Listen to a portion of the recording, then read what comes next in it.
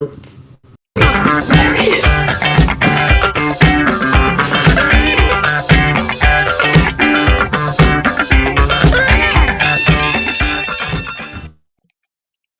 Well, hello everybody, and welcome to my Monday.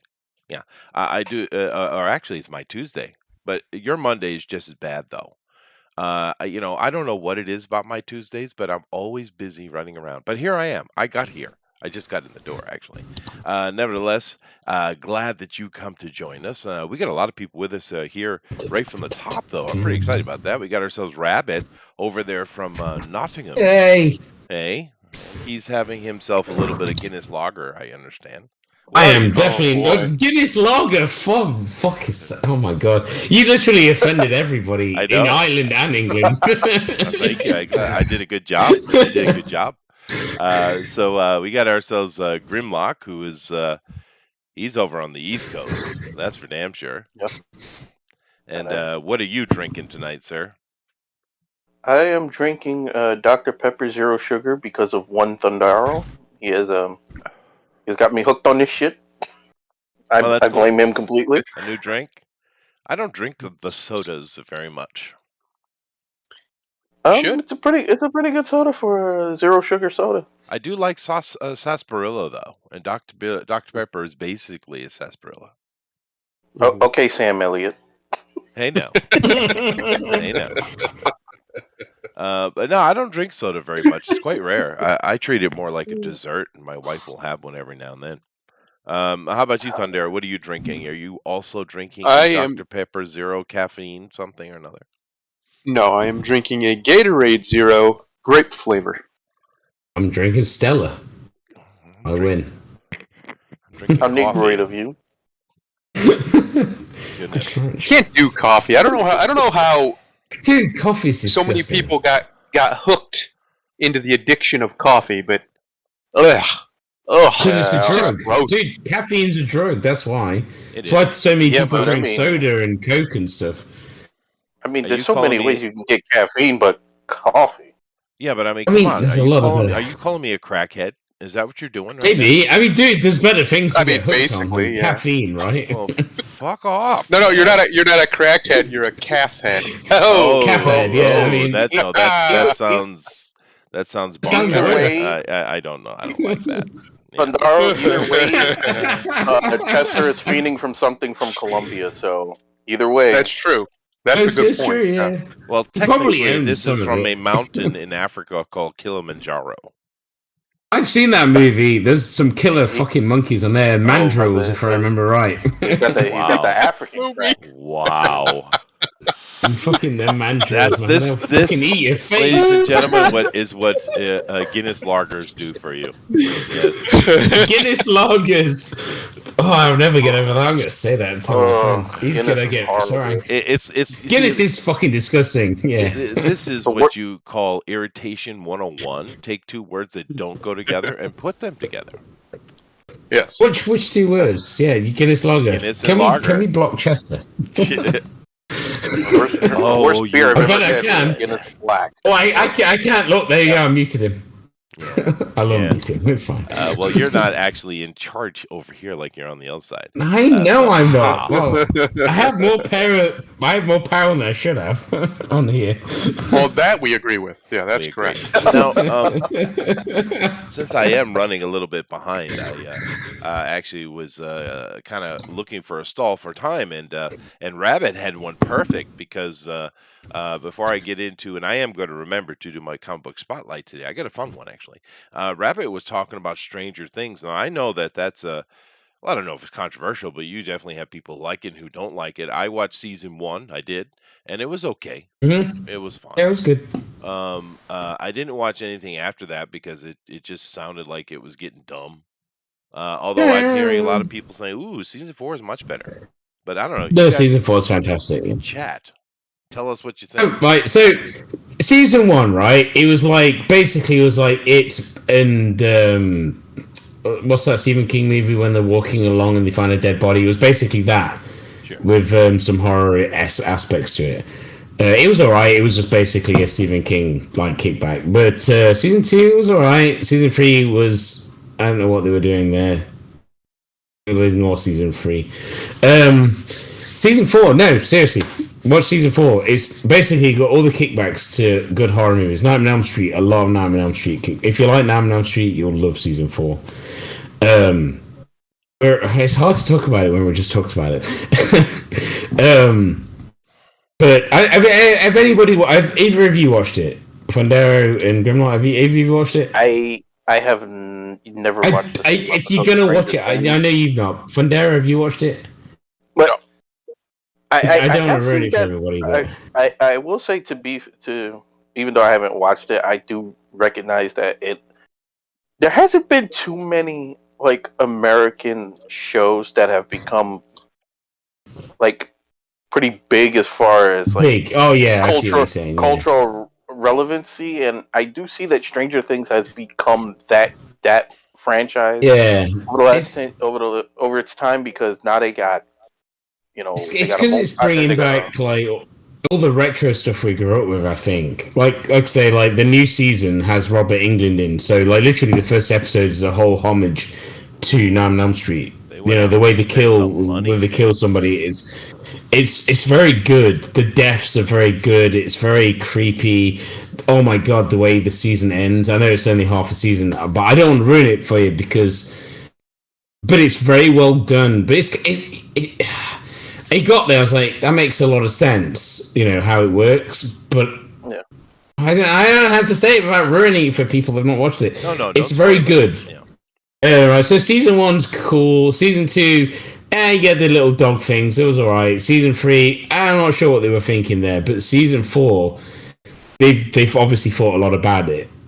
Obviously, because literally an hour and 20-minute episodes ends on an hour and 40-minute episode. And then we've got the second season. It's like movies. It's freaking fantastic. Really well thought out. Really well written. And they made up for a lot of what they were missing in the last couple of seasons, to be honest with you. And like I say, a lot of homage moments to a lot of different horror movies. It's gone to that era of the 80s, because obviously it's all 80s homage. The whole series is. The kids have gotten so damn ugly, dude. Dude, the kids have got older, right? You know what? I hated the kid Max when she first came into it, but I actually like her now. She's actually cool. I don't know. Is that the ginger girl? It's a ginger girl that came in. There's only one ginger girl in it. Not the superpower one. Okay. There's another one. The other one. Yeah, if you didn't see past season 1, you won't. She wasn't in it. All right. Yes, I don't know who she is. But yeah, they're just so ugly. But I saw them standing in a row in like a set photo, and I was like, my God, it's a fucking bar mitzvah. What I find weird, right, is right. So Millie, the one who plays Al, right? You see her in the TV series, she looks normal, right? You see her in real life, she's trying to look 40. I swear to God, it's weird. Yeah. It's weird. Yeah, well, that's the problem with getting kids. When they get older, you don't know what they're going to look like. I know. It's really the makeup. You're literally trying to. Yeah. You need to see us first. But no, it's good, right? David Harbour, he's still good. He's not in it a lot, but he's cool. The best characters is Winona Ryder and the bald guy. They're funny. The bald guy, the reporter. Yeah, yes. Am I the only one that's watched any of Stranger Things? Yeah, I saw season 1, dude. Yeah, I saw season 1. That guy's fucking hilarious. You seem to be a little bit alone there. We just left him dry. Just leave him hanging. I'm alone with the rest of the world. I mean, Jesus. Dude, I binged season 4, but I'm trying to, but I know fuck all about this show, so it's worth watching. It is, right? I know season 2 and 3 are a bit here and there, but it's worth watching it to where it's going. It really is. That's what I say. It's like watching Star Wars. You watch New Hope, Empire Strikes Back, and then thingy. Return of the Jedi wasn't great, but the other two are good. It's like that. I've probably just triggered everybody here now. But, here's what's strange to me about that show. When you think about it, so it's set in the 80s, right? Yeah. That means every one of those kids would be in their 40s or 50s right now. If they were alive today. Oh yeah, I see what you're saying. Okay. Yeah. See, Brett S knows what I'm talking about in the chat. Max has some real acting chops. He's right. Yeah. Sorry. Fuck you guys and watch it. I'm only here to piss Fundera off. That's true. That is your job. That is fair. But I don't see the. Have we talked about Kenobi yet? That's what I want to know. No. Chester, for some reason, a lot of people seem to want that job. It's interesting to me. What job? I have a lot of power over people, pissing me off. They seem to come around specifically. Where's the echo coming from? Well, the good thing is, the fun, it's deeper than that, Thundero.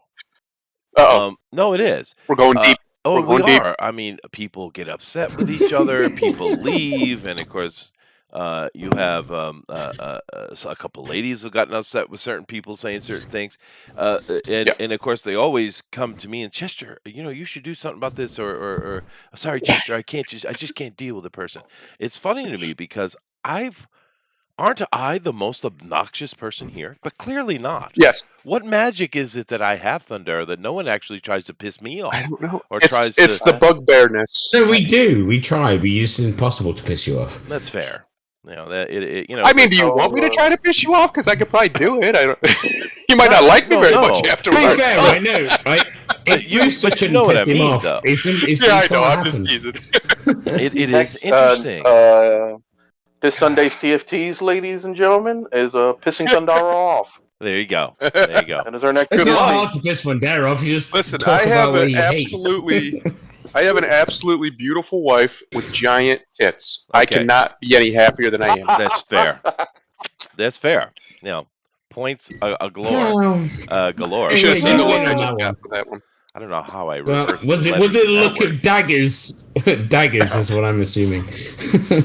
Daggers, and I'm going to kill you later. That is, What did I got up? See, Chester, this is how I know I'm old. I got up for a reason. Mm-hmm. Don't remember what it was. You don't know what reason it was. Yeah, that's fair. Fair. I do it all the time. Are you sure you're not drunk? What was I Oh, I'm drunk on something. It's called being old. Well, is that what I get to be drunk on when I'm old? Yeah, Instead of oldness, beer, that's true. just old. Well, Oh man, that sucks. Lady, This the is cheap. interesting thing with that is we do have a certain a rotation that comes. So we have people that will come back. We do have that, but there is a rotation of people and that's cool. That's fine. It certainly makes it interesting, but I'm not complaining. I kind of thought it was interesting because I don't know. People don't get mad at me for some reason. It's always about someone else. Oh well. Someone else is usually me. Yeah. You or I didn't know until after the fact how many people Booster had pissed off, and I was like, how does little old baby Booster piss you off? I mean, he's like, I don't either. I didn't get that either. He's never pissed me off. I've had plenty of people like, oh, thank God he's gone, and I'm like, really? Really? Booster? What the fuck? I mean, I get like some people that's been on the show. Some people are real dickheads sometimes. People, yeah. but... Of course, I still hopefully he'll come back because I think it's funny as hell. I like Booster. Dude, no, you don't know. He is coming back for his comic. We're doing it. There, he just said It's no. been scheduled Booster. in. Okay, I got it. Oh, no, Booster and Shabby. This is going to be. I don't know if you're welcome, Chester. I don't know if Chester's allowed on the show when we do it. I'm most certainly allowed. Walk right off. I'm looking forward to it, to be honest with you. I just Chester happened to and glance Booster over. back together again. I just happened to glance over at the Twitter machine, and apparently today the gas prices in Southern California were $8 a gallon. Holy! Oh man, dude, Wow. it's gone up again here today as well when we're out. Yeah, it's fucking stupid. Wow, dude! You will own nothing, and you will be And happy. you'll be happy. Remember And you those won't hours? travel unless walk somewhere. I guess. Well, Well, you don't own anything, so where do you need to go? Well, I here's, own lots of things. I own 10 guitars. I don't know what you're on about. I don't need gas to power them though. here's the interesting. We certainly can't power them with gasoline. But here's the interesting thing. I've been paying $6 a gallon for 20 years. Jesus. Jesus. No wonder the country's in stagflation over there for so long. $6 a Yeah, but gallon. everybody's got money though, Holy dude. cow. We may be in a stagnant growth, but it's at a position where we have no poor and everybody's middle class Right. and happy. So That's it's true. I'm happy. Don't change it, please. Don't fuck with it. But my point is, I've been paying $6 a gallon, and I don't even care at all. It's fine. But you guys were always so cheap, and then you've gone past us in such a fast time. Yep. I mean, my God, Yep. you just leaps and bounds, dude. It's America. I will just You're gonna do it, remind fucking do it. everybody that the current president of the United States said on national television He's geriatric. Yeah. to Sorry. the other guy, Mr. Trump, that he had the intention was to end the oil industry. Those were his words.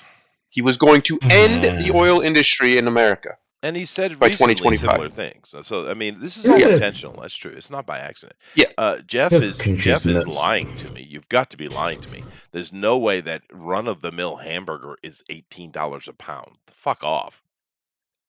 Yeah, hamburgers just minced. How can Yeah. it be? That Yeah, how makes no could it sense. be? That's not possible, Jeff. Is he joking? Oh, he says He's in probably California, buying I don't know. T-bones and mincing them up or something. I don't know. In California, I don't know, but I know here it's around $10 to $12 a pound. Well, dude, we've Really? hardly seen Jesus. any increase at all. I've not seen an it's- increase in it's stuff like that, no. I mean, maybe I've seen an because increase in gas, but that's it. they're very It's- little. I mean, though, like a 1 or 2% People, inflation. people have mentioned, we've heard about the prices going up on food and stuff, but where I go shopping, because they've got a butcher's and everything, the prices have been really low still. Because obviously it's the proper butchers. Yeah, but the fact is, Rabbit, the fact that America's inflation is outstepping everybody, that tells you That's something. It nuts. shows you how artificial it is. Because It also America makes would you be feel the sorry for all last the person. poor people.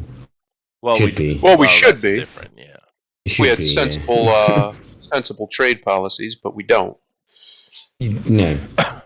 Yeah, it's more than We that. don't either, to be fair.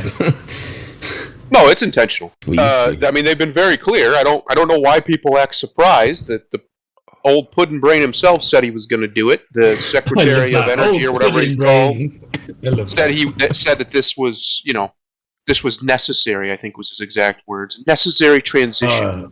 Yeah, your guy in power is as much of a fucking twat as our guy in power. I fucking hate politicians. It's intentional. Their plan is they want their serfs back. They literally said that. What the World Economic Forum does. They want their serfs back. You will own nothing, and you will be happy. Yeah. And the way to do it. See, the rest of the world they've pretty much already got all under their thumb, at least financially. America, the American working middle class, the common American, is the obstacle. Well, And they know that, common. and they're trying to crush us. Well, actually, you know what I think it looks like I'm seeing out of what, because I'm paying attention what the EU is saying as well, right? Yep. And of course, these damn communists in America. But you know what I think it Damn is? commies. Well, they are. But you know what it looks like to me? I'm going to become the new middle class. You already are middle class, aren't you? Upper class. I would be beyond middle class. But I was going to say you already have an island and a yacht. Well, no, I didn't buy the island. It was a couple million It's extra. something that I I might didn't have wanna done. It was spend. bestowed upon you. It's okay. We understand. But no, but I'm serious. I'm a pretty, I know we. No, I get what you're you saying. No, I get what you're saying. I get the humor, but in reality, I'm a pretty normal small business owner. I imagine I'm sitting right in the normal zone. There's certainly small businesses that make more money than I do, so I'm pretty normal in that regard, is what I mean.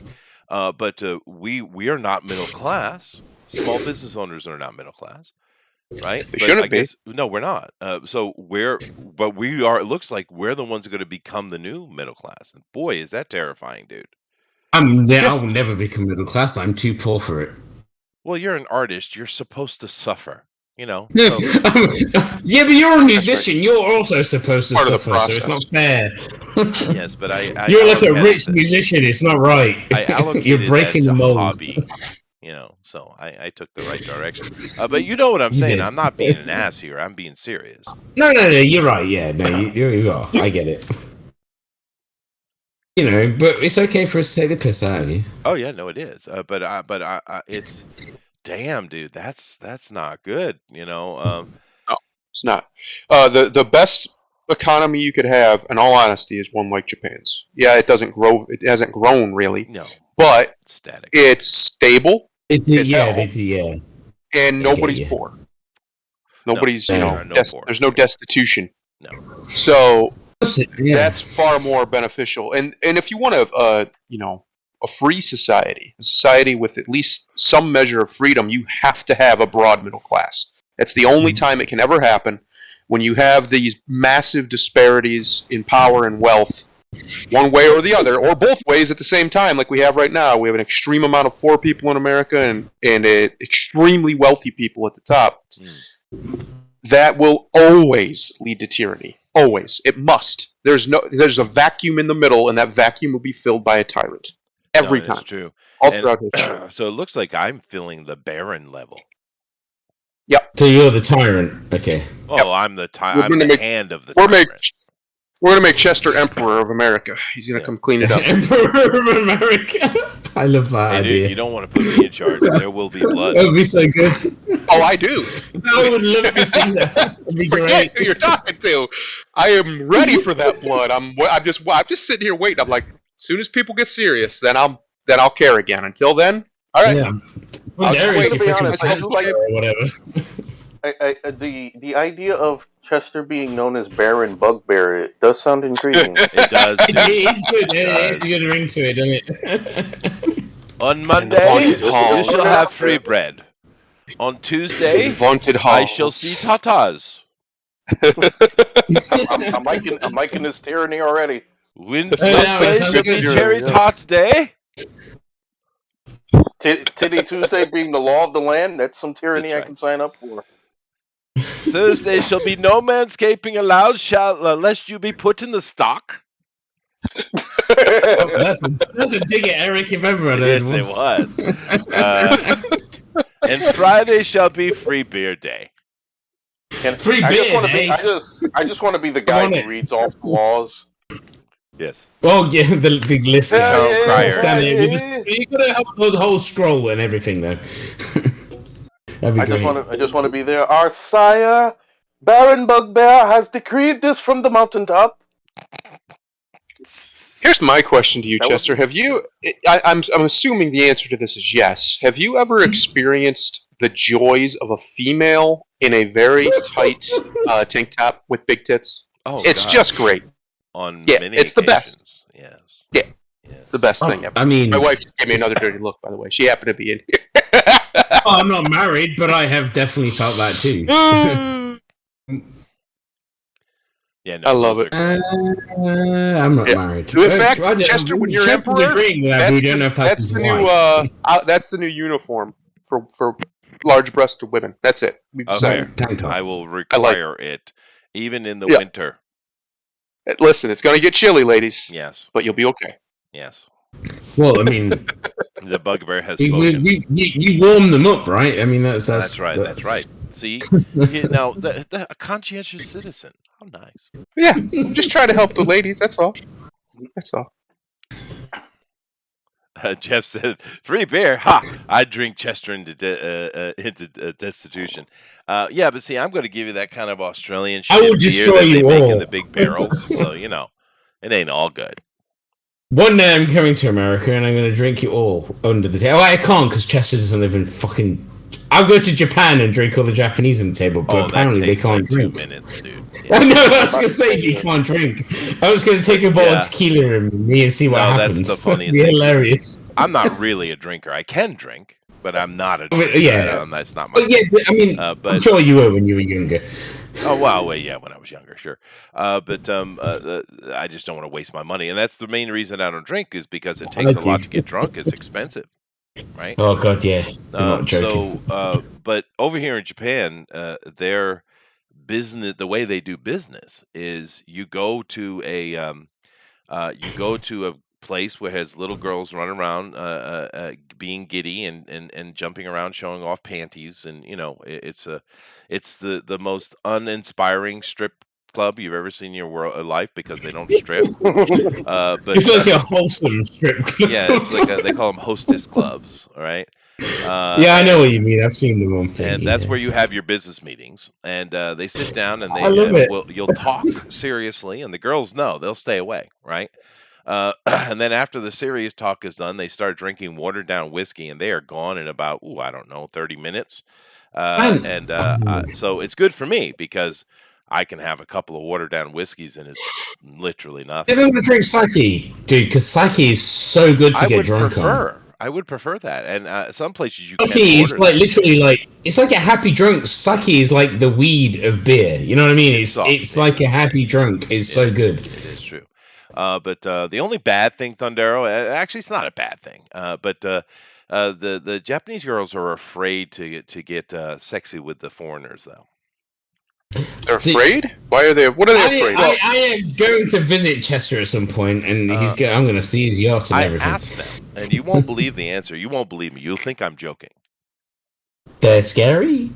No. We're talking about girls who, their system of prostitution here is quite different, Rabbit. You have to go and you have to, in essence, meet them at that place many times and get them to the place. Yeah, no, I get it. And they feel comfortable, and then they'll get into a prostitution-like dating relationship with you. It sounds like a relationship that's weird. Dating a prostitute. It's Japan, they don't know. But no, seriously, because I've talked to a few of those girls because I'm in a free position where they really don't want to mess with me, and I'm married anyway. So I don't give a shit. But no, seriously, Rabbit. I sat down, and I kind of just talked to a few of the girls at different places and asked them, why is that? And I shit you not. They're going on assumption, by the way. This is not something that they have validated. Yeah, okay. Okay. They in their head, they believe that Western man have such a big dick, it's painful. Well, we win. We've won Japan. Well, we've beaten Japan already. I mean, I'm not going to speak for all Western men, but I have experience in this matter. No, seriously. I was like, well, that's interesting because that's a preconception of theirs, right? Now they're probably right overall by a little bit, but Now it's funny because that's a stereotype you'd think would come from other places, not from there. That's weird. I thought it was weird too. However, I am an evil son of a bitch, Grimlock. Good. I am. Good. No, I am. Because I thought it would be funny to reconfirm it. He took his dick. Well, no, I let him feel it. Yeah. This stream's slowly going downhill more and more. I know. But I mean, that's why I said you guys wouldn't believe me. You think I'm joking. I'm not joking. That's what the girl said. Thunder, our boy Chester was out there giving out free dick samples like that women who be serving dicks at Costco. That's right. Like, would you like a piece? Of all the stereotypes in the world, for the old Western man, the old white man especially, we have two really good ones. One, we have good credit, and two, apparently to Asian women, we have just rapacious penises, just ginormous in scope, so big that they would split them like cordwood. It would say, Well, on a separate conversation of it, I love how you get these girls, and they'll get on about, I like me some big dick. I like big dick. They go on about the big dick. Well, the thing is, and then they get one, and then all they do is whine and bitch about it. No, I'm serious. They do. They're like, oh, I'm sore. I can't do it for a few days. Well, fuck off then. Yeah. I've heard that. I've heard that one a couple times, and it's like, well, then where's the other one? You got a spare? Yeah, that's we need a spare. But they're so full of shit, dude. It is. It's all bravado. It is what it is. Yeah. But it's weird because I can't compare. I have no idea what because we have jokes about the rice dicks, but we don't know. Do we? Well, we don't know. We don't really know. Oh my god, that was amazing! Oh, it was so good. The scary thing is that sounds like a title to a manga over there. That's the scary part. You don't know the rice dick. I could just see myself. picking up a manga. Talking to my mate at band practice saying I'm surprised the Volume 23. Here we go. This show went off the rails in a hurry, didn't That's it? good, Holy though. I'm cow. happy that. I'm it's good. Yeah. Although, the funny thing about it, because I don't have to go to those meetings as much these days. What meetings? It sounds like you need some. Well, government stuff. When I'm dealing with government or business and stuff, because my big interaction with the government was which oddly enough was actually the my production company, and I went and I'm done with that. I've sold that, and I made a pretty profit off it, so I'm pretty happy about it. But so I don't have to do that as much. I only have to go to those kind of meetings when it comes to like they sit there, right? Huh? Because I used to work for college and I used to go to the board meetings and stuff like that, and they are so boring, and they all suck. They all suck. All they care about is money, this, figures that. It's like, fuck off. Think about everything else. That's called really business, Rabbit. I know, but they suck. I hate them for it. I know. I'm the opposite. Oh no, I hate something. I meant to show it. Yeah. There we go. Sorry. But anyway, it's a different world over here. That's for sure. Versus Western One Punch Dong. I like it. What, Brett? Why? What happened to Brett's thing? I accidentally said hide instead of show because I clicked. Damn it, I clicked Rabbit. it quickly. Yeah, but I just read it out, didn't I? I said Eastern Rice Stick versus Western One Punch Dong. That's what he said. That's it. I read it out. I'm stealing it. It's stolen. I stole the joke. Because no one saw it. Yeah, that's true. See, there you go. There you go. From there, so it's well. I'm sorry, Brett. I didn't mean to hide it. It was my bad. I'm drunk and I pressed the wrong button. That's all right, dude. But the interesting thing on a same line but different vein. Grandma. Oh boy. Seriously. We talked about Ab and Preach and stuff like that on a couple occasions, and I'll go and watch some of that stuff. Kevin Samuels, things like that, to kind of get an insight into a culture that I'm not part of and I don't understand, right? But also to get a kind of look and understanding of the teens to 20-somethings in America. What are they doing? What's their conversation? So I'll go and look at things like that, and on occasion. And the interesting thing with that I've noticed is that the girls have become radically slutty. Or the opposite. Well, no. I mean, the boys aren't getting much. Just a small group, but the girls have become dude, I feel slutty. sorry for guys nowadays. Well, that's what all the channels are saying. So my question, because I'm not there, is this true or is this just, SNS, hype bullshit? I'm not young enough to tell you, I guess. There's more truth in it than I think most people would think there is. Huh. There's quite a lot of slutty chicks, but I mean, we're in England. I mean, that's just England. But it's basically 80% of the women are basically like pursuing 20%. That's pretty much like what they're saying, and what's that called? It starts with a P. Something principle or something like that.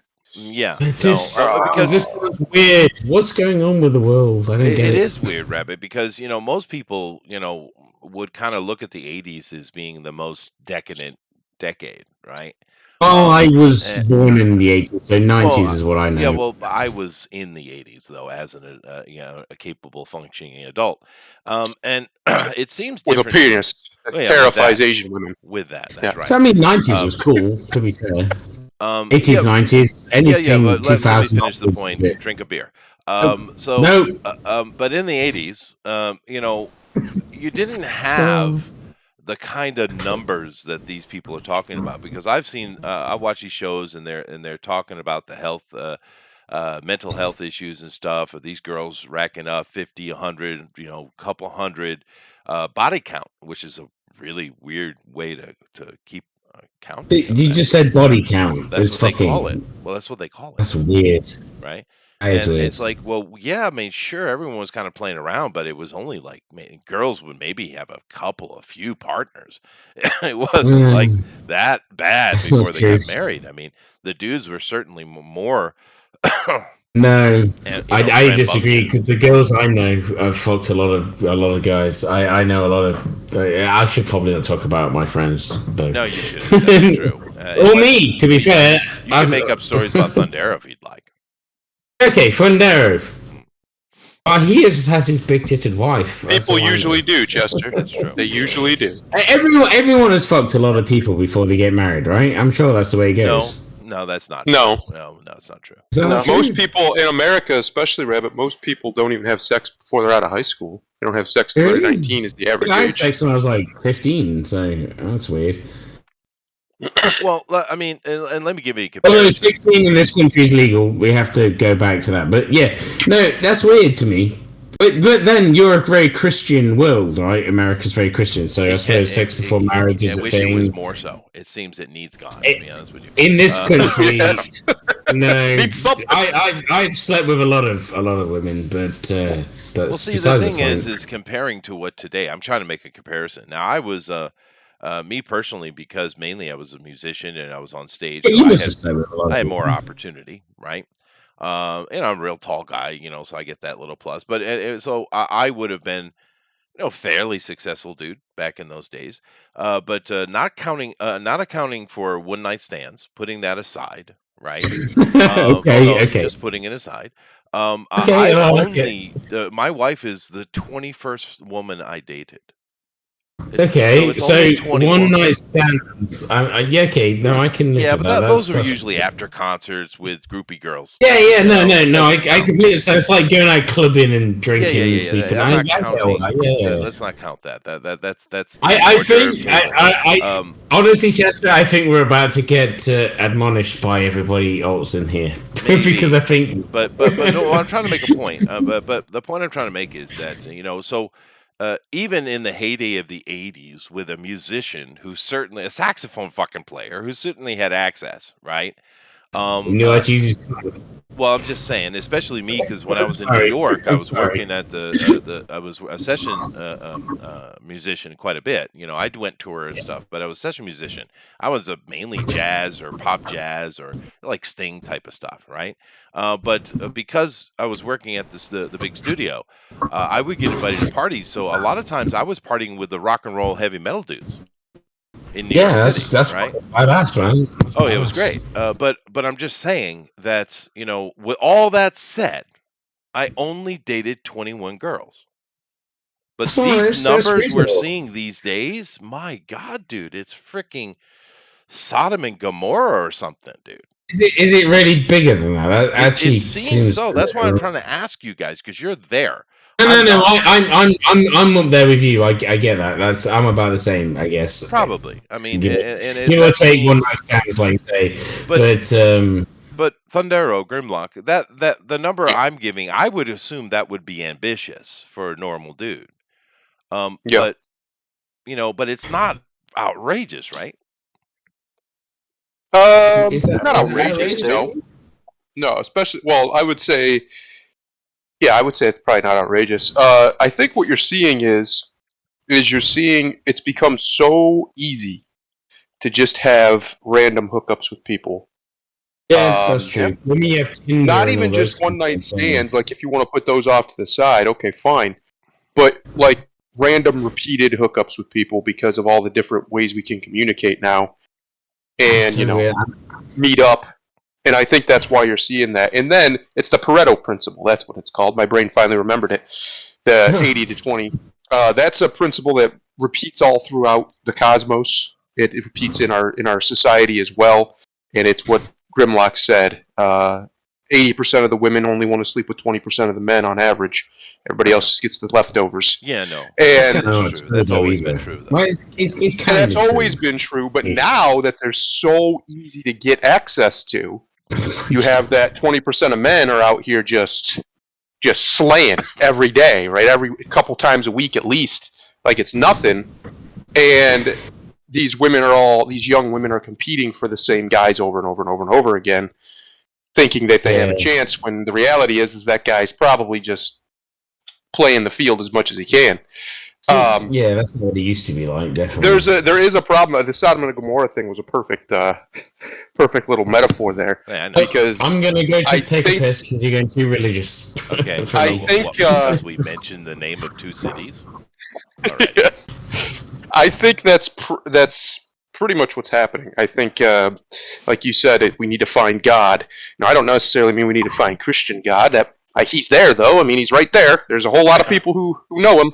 Well, but some sort of moral center that stops promiscuity, because promiscuity is devastating to a culture. Devastating. None have ever survived it. In fact, none. When it gets to this point, when sex becomes easy and free and cheap, that's when it falls apart. Now, there have been ones that have like ritualistic sex, right? They'll have holidays and stuff where that's okay, but then outside of that, it's very, very strict. Like the Romans. That would be, that would be better than just whenever you want, whoever you want, no consequence. Yeah, that's not healthy for a society. A lot of cultures have those things because they're so rigidly conforming that they'll have like a day, right? And that it is interesting that kind of becomes a cultural thing throughout the world. But Jeff gave us a little anecdote here about an experience his son had talking about a girl, I guess, and bi lady. It's just odd to me. It's because these modern kids are kind of making the 80s look modest.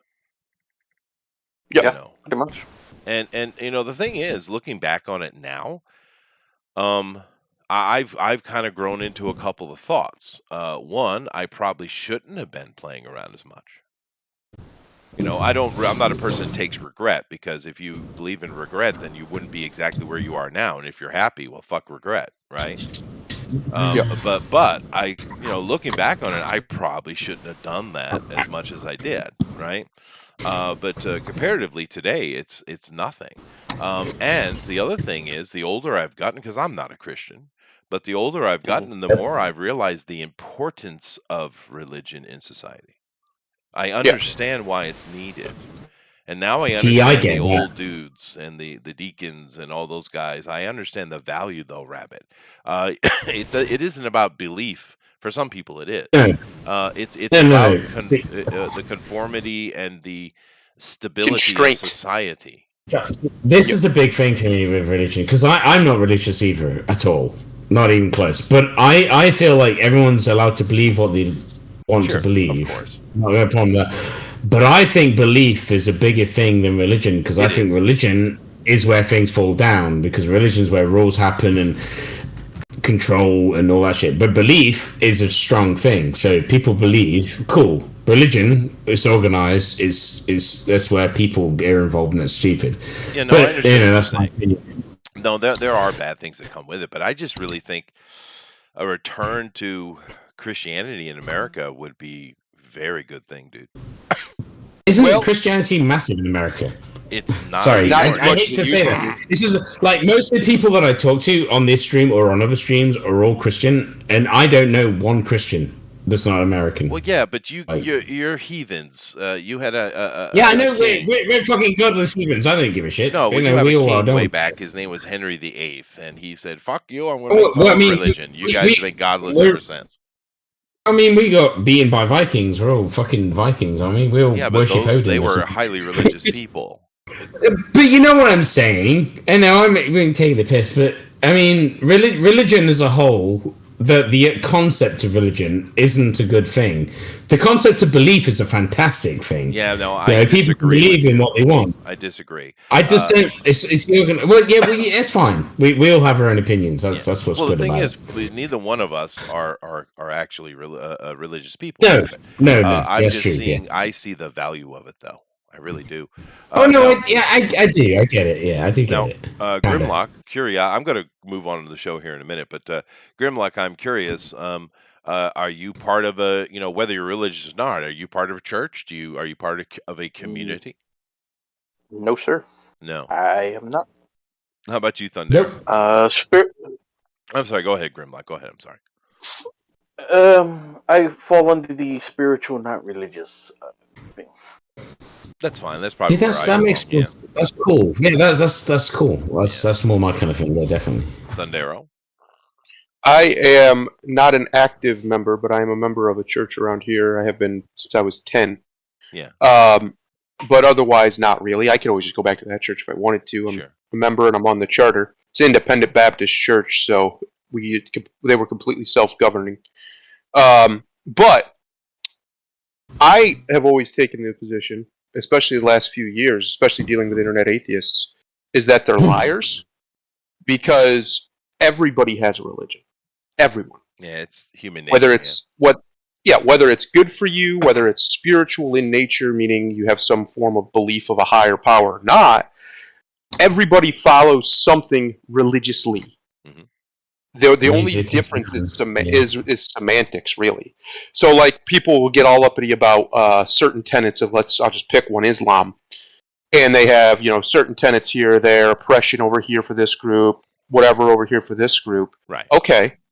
If you talk to somebody who actually knows your culture from their culture, they're going to pick yours apart too, because you have just as ridiculous tenets in their view as you do, as they do to you, and that is universal in humanity. Everywhere you go, now, Chester, you know this for a fact, especially living in Japan. People have something they believe that they cannot quantify. Everybody does. Sure. Everyone. There is no exception to that. Now, that thing can be very different, and some of those things can even be based largely in the material world. Sure. But the reality of it is, we all have a spirit in that way. Meaning, it's something that we know exists that we can't really explain. And I'll tell you the one that we all know. We all have experienced, everybody in here right now, love. You just don't get it. You just don't get it until you truly love somebody. Until you really, like, Chester, you have kids. You know what I'm talking about. It's just, it's now part of you. You could never explain it. Like, you could never put it in words, but you can do it. You can show it. You can express it. Sure. You're not wrong. Sort of stuff, I feel like that. That sort of stuff is deeper than the material world. And because of that, I don't believe atheists when they say they don't believe in God or the Spirit or divine. I think you're lying.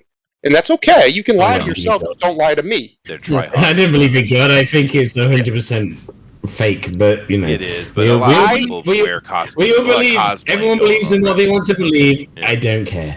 You can believe what you want. I've never had a problem with that. I have Christian friends, and born-again Christian friends. I have Muslim friends. I don't care. They can believe what they want. I believe what I want. My strongest belief is in music. I love music. Music there you go. Can destroy. Music is your god. Exactly, you go, yeah. Right? Music is my thing, right? But there you go. You're religious. That's your religion. But not in the sense where it comes down to, like, all those weirdos. They're like, oh, you don't believe in God, then you're a heathen and you're going to hell. Who gives a fuck? Well, yeah, according to their religion. Ooh, I'm going to hell. I don't care.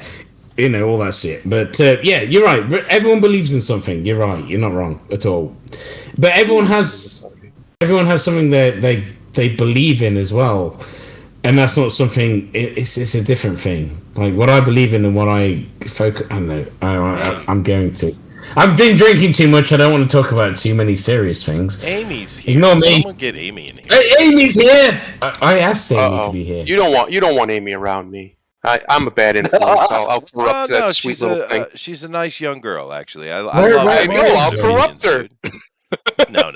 She's not that nice. She's not. Is she here? Yeah, I saw her there. Yeah. I've been trying to. She said she was on Edwin's stream, so I tried to coerce her over here. But anyway, I'm going to jump over, and I'm going to start with today's comic book spotlight. Oh my God! There's actually a reason for this stream. There is. Yeah. It's been hours, hasn't it? It has been. All right, guys, ready? I'm going to get into it here. Yep, so, Rabbit, you're going to have to mute yourself, and because this is more of a listening than speaking, Rabbit. Okay? I can do that. Can you? We'll give him a try. Okay, you pay attention. one good try. Here we go. All right, now you guys know with the comic book stuff, I like to talk about all kinds of different characters and not from one thing. I actually need to go over to Europe and start looking at some of their characters. Maybe I'll do a Judge Dredd here, or that's such an easy choice. Maybe I'll do a Valerian. I think I'll do a Valerian. That would be more interesting. But I do try to pick things that maybe you don't know a lot about. And therefore, today I have chosen one of those. And today we're going to be talking about GLA. And that stands for the Great Lakes Avengers. My Avengers. Yes. Yeah. The fuck is that? Now, well, you wouldn't know it. Most people don't know about it, but I actually think this is one you would like, Rabbit. And How did you say the Great Lakes Avengers? Well, the reason why is because the Great Lakes Avengers were created by a certain dude named John Byrne. Now, John Byrne is an absolute woke asshole. I'm not going to apologize for him for half a second, dude, because he is. He's constantly in this state. If you go to look at his Twitter, he's constantly, virtue signaling, constantly. And the dude's my age or older, right? I think he's older than me. But he's way woke. But I know that with a lot of people, they don't care if they're also good. Screw them. You're going to the depths of hell, and that's all the conversation you'll have. But with other people like DeConnick and Simone and even Bendis on occasion, and et cetera, et cetera. These guys are talented, though. They can do their job well. And John Byrne is a perfect example of this because, like I said, he's intolerable. I could not sit down with this guy without blooding his nose, I'm sure. No, seriously. But I do appreciate a lot of stuff he's done. And he's worked on a ton of stuff. Of course, John Byrne is a known comic book name, right? But what he did here with the Great Lakes Avengers, I appreciate. And I think it was a goof that became popular, and it just ran. And as far as I know, it still kind of pops up from time to time. But the Great Lakes Avengers idea was, let's make a comedy comic book. Let's make a parody spoof. Let's have some fun. And the idea was, well, we got the Avengers, which were basically in New York, right? Established in, with Tony Stark in New York. And then, of course, by that time, they had sent Hawkeye out to the West Coast and created the West Coast Avengers. The middle of the country is getting left behind. So why don't we create the Great Lakes Avengers? Was the impetus, and they decided to do it in a comedic vein. I absolutely adore this freaking comic book, and I know a lot of people do. Thundero likes it because it's actually funny. It's actually funny. Pretty good. Yeah. And it takes much more of an angle. I know this is going to sound odd, but it's almost as if it were The Boys, the way they kind of run with it. It's not as harsh as The Boys, but Right. it almost has that kind of feel. You know what I mean? The Garth Ennis book. Yeah. Yeah. I'd say that's fairly accurate because it's that type of. What's the word I'm looking? There's a term for it, and it's like it's serious but not serious but serious, right? It's like a repeating itself over. It goes back on, like British comedy does that a lot too. It'll be serious but not serious, and then serious again, and it's just kind of back and forth. That's true. Yeah. Well, and another thing, and I think another thing is the team feel, because a lot of teams like the Avengers, they don't really feel like a team. It feels like a spotlight, right? Right. But these guys, like with the Boys, they have their hideout, their hangout, right? Their base, and it feels real. And they feel like an actual family that's trying to get a job done. But it has that much more cohesive family feel. And of course, many people have tried to do that with the Avengers, with the X-Men, Fantastic Four. Fantastic Four should be the one that should feel most family-like, and I've never get a much of a family feeling off Fantastic Four. I enjoy it for other reasons, but that kind of homey, we got to work together. God, how are we going to pay this bill? Spider-Man pulls that off pretty well, especially early Spider-Man. But mostly you don't get that. The Boys did that really well, And Great Lakes Avengers does it really well. This is a family of people that have found themselves together. They struggle to find money to pay their bills and keep their rent paid, and at the same time trying to get the job done and be taken seriously by the greater world, et cetera, et cetera. Matter of fact, in their opening comic book, Hawkeye and Mockingbird, they hear that there's a group calling themselves the Great Lake Avengers, and of course, Avengers TM. Anybody? So Hawkeye and Mockingbird come in to kind of what's going on here, right? And at first they were like, "Are these guys villains?" And they ended up interacting with the guy who created the thing, the Immortal, Mr. Immortal. Yeah. And they beat him in the combat, of course. And he says, "Fine, you have won for today." And then he ran off the top of the building which they were fighting on and splatted and died on the street. And they were like, "What the?" Right? I love that. What the hell's going on, dude? Right, I don't know the comics, but I love the idea. I know you would. I know you would. Yeah. And I know. That's why I like the boys. And that's how exactly. And it has that kind of boys feel. It's not the same story. They're completely separate, but it has that kind of, especially the family. They really pull it off. These people need each other. And of course, the guy who put the team together and the, I guess he's technically supposed to be the leader, but actually Flatman would be the leader. But anyway. Wait. There's a guy called Flatman. Yeah, no, let me get to it. That can't be a real name. Now, Craig Hollis is the name of Mr. Immortal. And he's a good guy. He wants to be a hero. That's his intention. He's not a bad dude. But the problem with Mr. Immortal is the fact that he is immortal. You cannot kill him. He will come back to life no matter the damage done. Within a few hours, he'll be back. But other than the pure immortality he has, he's got nothing else. Nothing. Yeah. Matter of fact, if you cut an arm off or you disembowel him, he'll stay that way until he's dead, which is why he often kills himself so that he can come back whole. So you have this dude that is constantly dying. He's Kenny before Kenny. Matter of fact, it's definitely Kenny. It is Kenny, and I think the South Park guys stole it. And I think John Byrne should take him to court. I do. This guy is funny because he's try hard, he's earnest, but he's not really a leader. He's not, as much as he wants to be, and he's kind of useless because.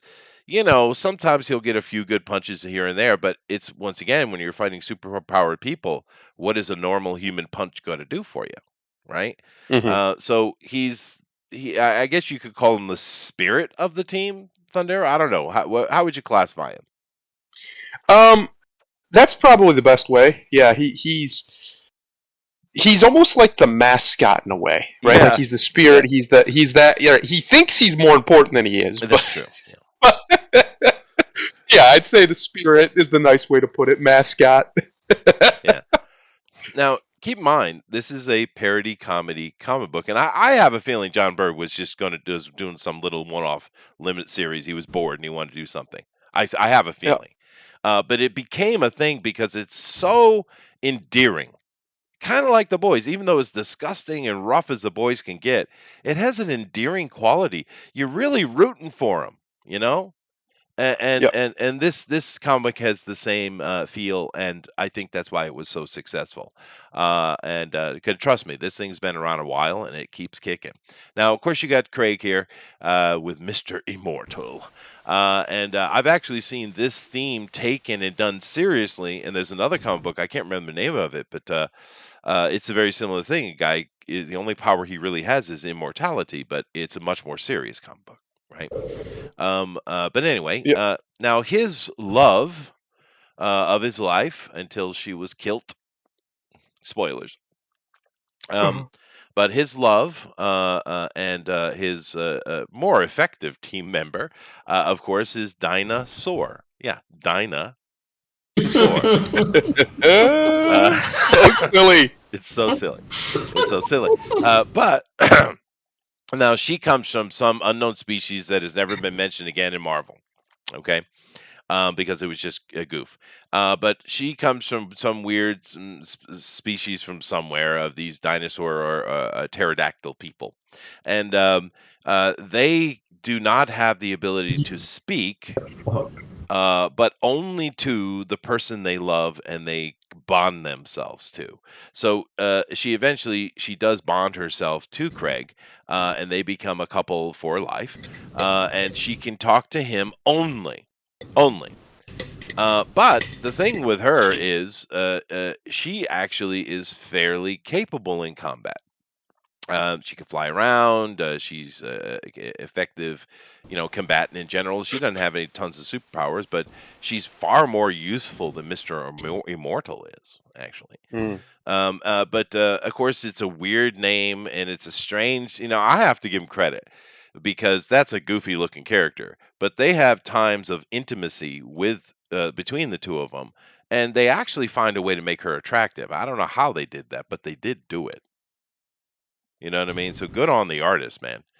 Because you see a picture I put here down. That's and it's weird, but it works kind of. They I don't know how they got that working, but they did. But anyway, she is definitely the heart. She's very nice lady, and she loves her Craig. So you have Dinosaur. The next Dinosaur. Brilliant. Well, it's a dinosaur. Yeah. Well, in this case, it's certainly pronounced Dinah. I know. It's supposed to be Dina, technically, but people don't pronounce things properly anymore. But the next member of the team, he is the most useful member of the team. In actuality, matter of fact, he's pretty cool. He's kind of almost too cool for the crew, to be honest with you, Thundero. But too cool. Yeah, he is. But his power is also all their powers are quite limiting. That's part of the comedy. His name is Doorman. Now, what the fuck? Sorry, I didn't expect that. Now, Damar Davis, his power is pretty simple. If he leans himself up against something, you can pass through his body and go through that object. You can phase through it. And they find all kind of interesting ways to use his ability. So he also has those kind of dark force matter ball things he'll attack with. So this guy actually, if you made a serious comic book with him, you could actually make a serious comic book with him. The only real bad thing with Doorman is he can't use his own ability himself. So you can pass him, but he can't. Yeah. So I have a question. Why is he like paper on the picture? That's not him. The guy in black is him.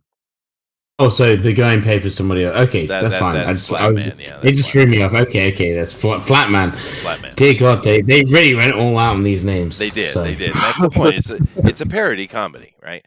Now, like I said, Doorman is a very useful member, and I think they put themselves in a little bit of a corner, Thundero, with this character because they have this weird power and they constantly finding interesting ways to use it, and it made him cooler than they probably wanted him to be, right? Yeah. Because I think a lot of that happens with portalers, right? Yeah. Because portaling powers are just the unless you put hard limits, like it has to go through him, basically. Yeah. It's pretty much overpowered the ability to do that. So it tends to make a character. It can either make him really unpopular or really popular, depending how you do it. It's true. And Damar Davis, he is a yet another of the yet never been seen before black characters, because it's only a recent phenomenon, and it's a recent phenomenon that keeps seeming to be the first time every time. I don't know. Yeah, and don't even get started on that. That's a rant and a half. But I'm just saying it was it didn't matter. It just he is a black dude. But that's the thing, though, right? No one cared back in the day. There's a million black superheroes, and nowadays, like. Sorry, I know I'm off railing here for a second, but Obi-Wan Kenobi was going about, it's the first black blah blah blah. No, we've seen this a million times. No. Sorry, it really winds me up. Because it's stupid. It is. So it just really pisses me off. But Damar, he does actually. He's quite useful. And they find all kind of interesting ways to use him. Although he's a fairly quieter member of the group, though. However, a real chatty member, and I would say the technical leader, actual leader of the group, is old Flatman here. Now the interesting thing about Flatman is when the actual Avengers and other groups come and will seriously speak to the GLA, they'll talk to him actually, not Mr. So this is a real character. He is. Yes, he is. He's a real It's not character. just a joke character. He looks stupid. Well, he is a joke character. He's both. But but I like it. yes, his name is only ever been given as Matt.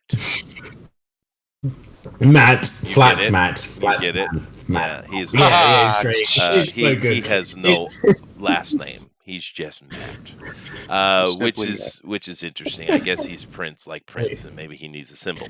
But Flatman is hilarious because his abilities actually are very similar to Reed Richards from Fantastic Four, and you can see that they're doing that intentionally with the coloring.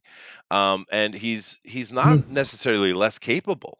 As a matter of fact, I think he leans more Plastic Man side as far as his stretching abilities than Reed Richards does.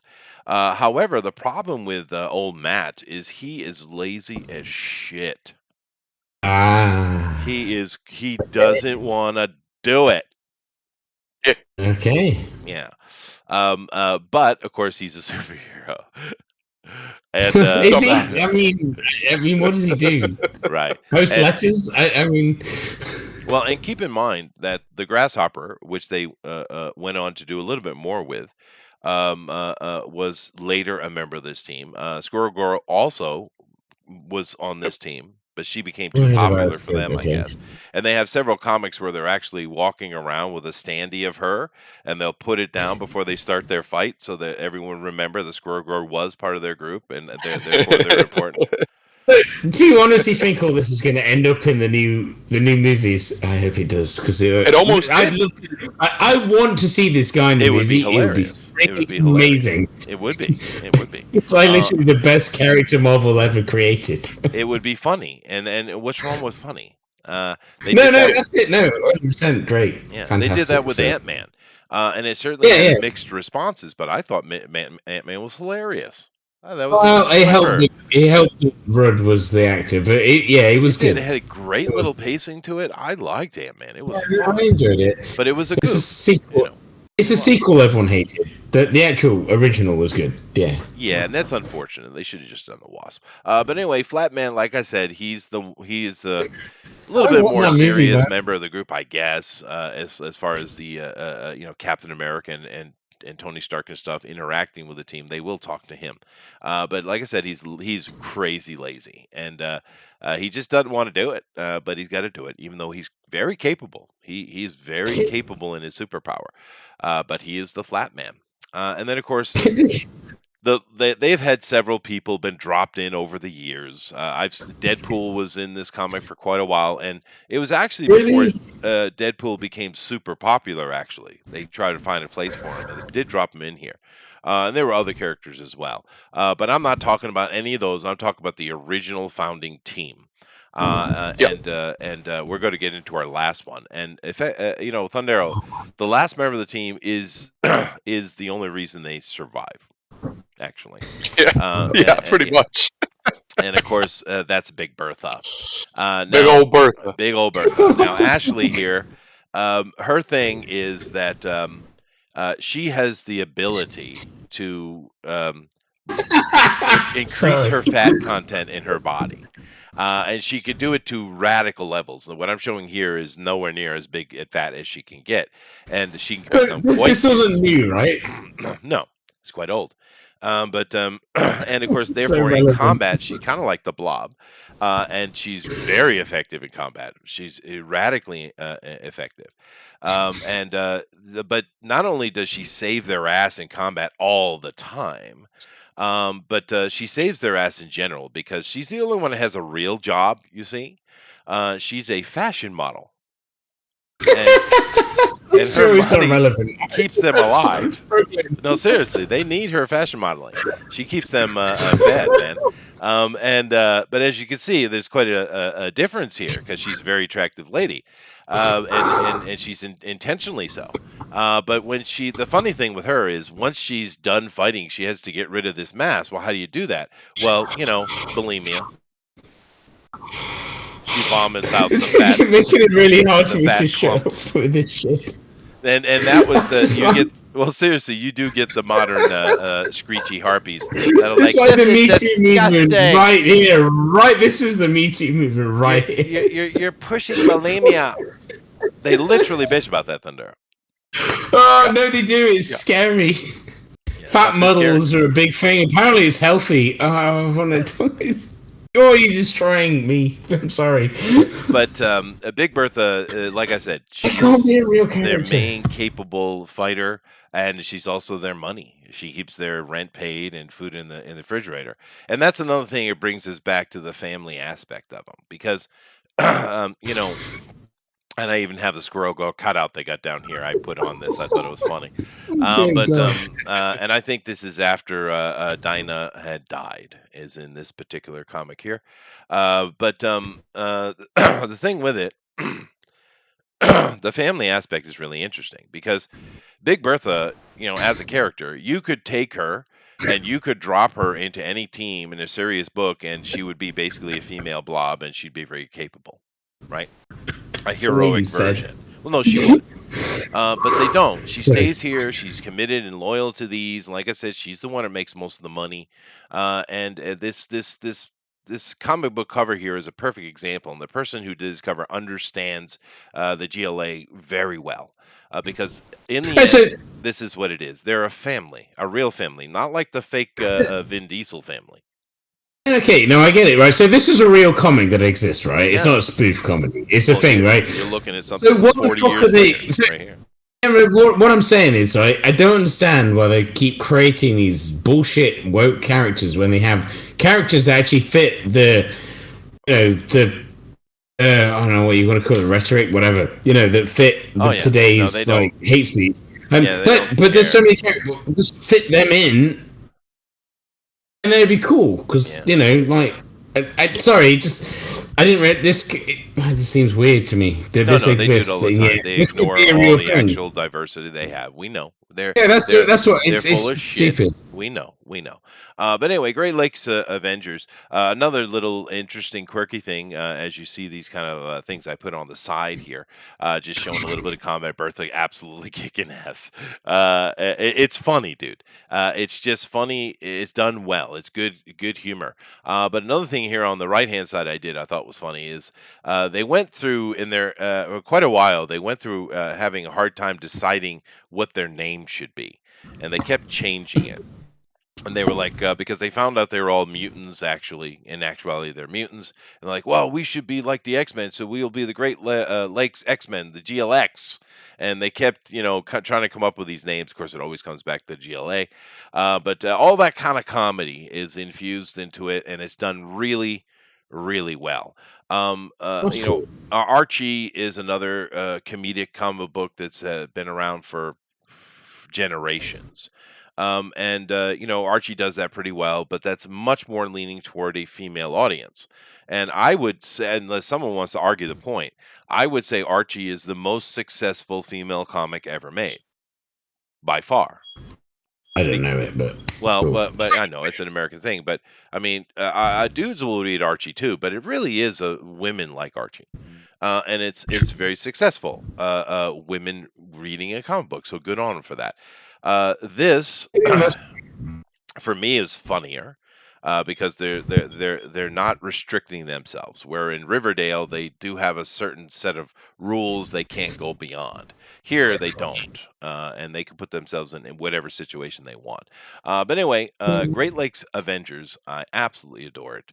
Thundera, would you like to give some love to it? Oh, it's really good. It's been a long time since I've read it. I read it when I was a younger man because, like Jester said, some of it's pretty old. Oh yeah. I was probably actually a teenager now that I think about it. But it's really good. I recommend it if you want to read a book that's just fun, right? That isn't taking itself too seriously. It does have some moments, but by and large, it's just fun. This is you're not going to go wrong here. And I highly recommend it. And I think we actually, because I've advocated for a return to the classic style, right? Like the 50s, 60s, the Silver Age style, maybe even further back in comics. Yeah. And I don't necessarily mean the storytelling. I mean, partly I do, but I mean the art style. Well, this book isn't really that art style, but I wouldn't mind if there was more like it. If they had competent people who could tell, because there's no reason why superhero stuff can't be just funny. Yeah. Why can't it just be funny? Yeah, like, this there's isn't no goofy. It does have its serious moments. Yeah. I really appreciate the fact that I've never heard this before, and it looks like, right, if someone to show me a picture of it, like, oh, that's just some work crap. But now you talk about it, so it actually sounds really cool. No, you know what I mean? I think you would love which makes me wonder, like, why the fuck aren't they making this? That's what I don't get. It's warm-hearted. It sounds really cool. Yeah. And it's done well, just like a good comedian. A really, really, really good comedian will have moments of sadness and shock in their show too. Yeah. Right. It makes me wonder why they focus on what they do when they could focus on things that actually make sense for trying to push their agenda. I can answer that question very easily. They're a bunch of entitled, vapid bitches that are only interested in getting a script. Yeah. No, seriously, this is important. They're only interested in getting a script so that they can get some TV show or Hollywood. That's all they're after. They don't care about comics. There's no love. Because here's the thing. Well, it's not just comics, it's everything. Well, that's true. But if you had someone who was very woke and truly believed in it, and they loved comic books, and there was love there, you know what? We'd read it and enjoy it. Well, yeah, that's true. Yeah, if they loved it, they would, because the passion would be there. You'd feel it. Yeah. You can feel it. And the thing, when they did the kind of comeback with it here, which you see this cover on it, because it's always been there. But when they did the comeback with it, with this here, you had, I forget who was put in charge of it, but real love, dude. There was love in this comic book, and that's one of the great things about it. But that's cool, the Great Lakes Avengers, dude. I love a look. It sounded like you had more to say, but Rabbit, he's Rabbit. I mean, that's pretty much it. It's a callback to a different time when there wasn't as much messaging left, right, and center, and I don't think you could make this today, at least not as good, because from both sides, everybody has agendas now, and everybody's so damn serious, and everybody takes it so seriously. I just don't think you could get away with it. Well, a proper writer could do it, but I don't think these companies would do it. I don't think these companies are competent enough to pull this off and not have it come off as cringy and ridiculous. They couldn't because of social media. Have you seen the TikTok stuff? Yes, I think if you like comics in general, just in general, not even superheroes, I think you'd enjoy this because it's like Chester said, it's really light insofar as it's not trying to be Dark Knight Returns or anything like that. It's just a comic book. And that when I say I'm being very bad. I'm not describing exactly what I mean. What I mean by a return to form is I mean a return to that kind of feel. When I pick up a comic book nowadays, half the time I'm like, what the hell what is this? This isn't a comic book. I don't know what it is, but it's not a comic book. Whereas if I pick up one of these, I'll immediately feel like I'm reading a comic book. Yeah. And that what's the word I'm looking for? That aesthetic, that feeling, that trope that was the American comic book has long since been killed. And I would really love for that to come back because it's something that was unique to America, and I think there's a massive market for it that is wildly underserved. Yeah. I think so. Yeah, I'm not American, but I agree because we still have English comics are still the same kind of. Yep. Your comics seem to have gone off the deep end. No, they have. They clearly have. It's not the thing is it's not the comics fans either. It's just the idiots in charge. It's not. Yeah, clearly manga is selling like crazy because you still have a market. But the 2008 is still good. We still make good comics. Actual portrayal of a family here. These people love each other, and they look out for each other, and then that's a cool thing. And I don't know if they could do it properly today, but they should. They could. I think it takes someone brave nowadays to do something different because, unfortunately, to say. You have to be brave to do something different. You shouldn't have to be. You should just do something you believe in. But everyone's too afraid to be like, oh, it's offensive, or it's not PC, or it's not woke, or something. You know what I mean? Right. I understand. 100%. It's not good. I don't like the way people. Comics weren't comics. So like animations weren't. Movies weren't movies. All of it. It's all incorporated into each other. It's all horrible. But comics seem to have got the worst of it nowadays. I feel like. And I don't read them. I have don't a question know. for you. I think board game world, the tabletop world. Is Oh, dude, yeah, the D&D stuff. That's gone really bad. I saw a lot of that stuff. What the hell are they thinking? Yeah. Seriously. I'm sorry. What was that you were trying to say, Thunder?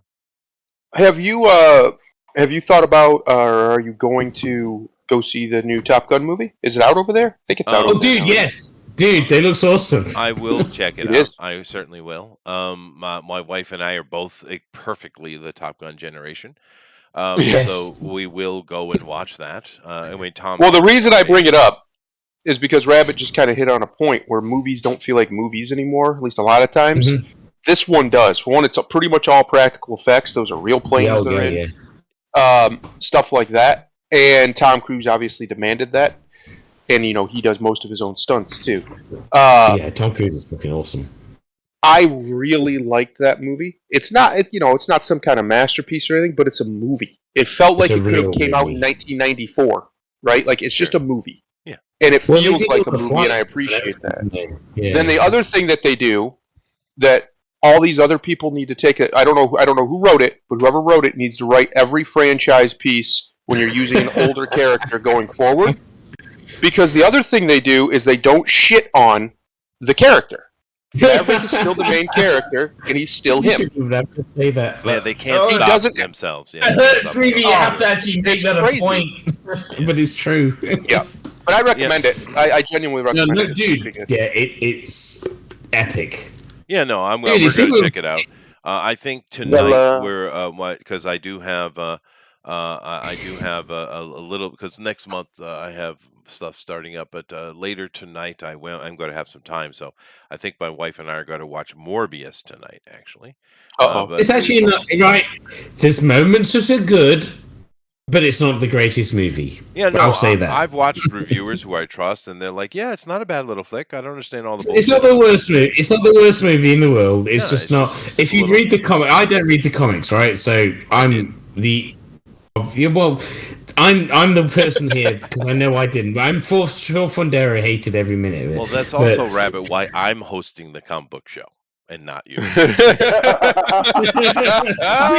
don't host it. I just come on every now and then because I feel drunk and I'm like, I'm bored. I'll try chatting to Chester. I don't. You were on your own when I came in. That's the only reason I'm here. And I do appreciate you, Rabbit. I do. Grimlock. Well, I was gonna get back to the GLA thing, because that was a comic that I missed out on back in the day, because I had my picks, and there was only at the time I only had so much money I could spend on comics. Yeah. But it's kind of sad to see that. Because it does look like a genuinely fun book, but here, the funny thing is the way that you laid out the presentation and description of the team. Considering what Disney / Marvel is trying to do with their Disney Plus, this team would be perfect for an actual Disney Plus show, and especially because they seem so intent on trying to do comedy with characters who really can't do it, but yet you have this team here that would be perfect for it. It'd be a great sitcom, dude. A great sitcom. And they just don't seem to understand what they have. And I've asked this question before, and I will ask it again. Just what the fuck did John Byrne do or say? Who did he piss off in the comic book industry that one of the most prolific writers in the business period isn't working anywhere? I know. Maybe that's why he virtue signals so hard every day. Maybe he's trying to get back in. I don't know. At his peak, he wrote some of the best. He was part of some of the best runs in the history of comics. Whether it was even his Superman stuff, like whether it was his X-Men, his Superman, his Fantastic Four for sure, and to see that like he's and this book, to see that he's not even involved in any capacity, it's just kind of weird to me. But Yeah, no, yeah, I don't know what happened with him, but because he certainly has the correct political message. But no, John Byrne was very prolific. He did a lot of stuff, and this book is a little gem. And I really think you should go read it. And you're right, Jeff. The Coney Island Diner you saw there in the last clip I was showing, it is a real thing. And of course, they were trying to get in on the Coney Island in New York with the wieners. They have mainly chili dogs, and they're not bad actually, Jeff. But the interesting thing about the Coney Island, because they're just parroting the New York stuff. But do you guys know what Coney Island means? Do you know what a coney is, Mr. British person? Isn't it a sausage of some kind? Wow. No. Coney's a rabbit. Thank you. In this country. Sorry. God. It took me a second to remember, but yeah, it's a rabbit. Jeez. I'm sorry. I'm fucking It's literally a British term. Pints. Dude, I've had 7 pints. You can fuck off. You can all fuck off. It's a rabbit. It is a pair of conies. A pair of conies. Yeah, Gollum says it in the fucking Lord of the Rings. That's yeah, right, obviously. It's also apparently a fish, according to Twitter. Is it a fish? I don't know. But it's definitely a rabbit. And when it is a rabbit, yeah. Yeah, when the immigrants came over from Europe, and they got over there, Coney Island, that area was just absolutely mad with rabbits. Dude, have you eaten rabbit stew, rabbit pie? It's good stuff. Rabbits on many occasions, and I love it. It's very nice, right? It is very good. It's very nice. Yes. I enjoy. It was just a stew. Anyone else? Fundero, Grimlock, rabbit ever? No. Considering where I currently live, no. I have still yet to have some rabbits. It's good eat. Question. Oh, rabbit? Yeah, I've had rabbit before. Yeah, it's nice, right? It's nice. It's good stuff. Hair's good as well. It's not quite nice, right? Well, it's different. Hassenpfeffer. I like my meat. But anyway, let's continue on here with our actual show stuff. But yeah, guys, go check out GLA, man. I think you'll. What's he on about? Sorry, right, so I'm looking at the chat. And She-Hulk is already getting flack for being a quote female-led show. It looks all right to me. I thought, right? Isn't she that character, right? Again. Yeah, immediately to the cope. I don't have a clue, right? I don't read comics, right? So for me, from someone who doesn't have a clue about any of this bullshit, CGI looks a bit but the character, right? From what I can see, it's a chick who's a lawyer who's a Hulk. Isn't that the whole point of it? Yep. Am I wrong? Now, it is, and I want to. It looks all right to me. This was put up here by Adrian, actually, and I popped it up because if you guys want us to talk about stuff, you have ideas, throw it down in there. I'll take a look at it, dude. And I do try to pick stuff out of there, and I picked this intentionally. But go ahead, Thunder, please. No, She-Hulk is already getting flack for being a female-led show. Am I? All right, now I'm a bit confused, and then I wasn't confused because I saw where it came from, and it's CBR, so that made it all. And then I understood, because CBR is complete shill media. However, it seems like misogyny has attacked the She-Hulk. Now here's the thing. No, here's the thing, though. This is another example of bullshit because I haven't heard anyone complaining about a female-led character at all. You know, actually, I'd love to see She-Hulk. What I've heard people complaining about is the CG is god awful. That's like her hand right there.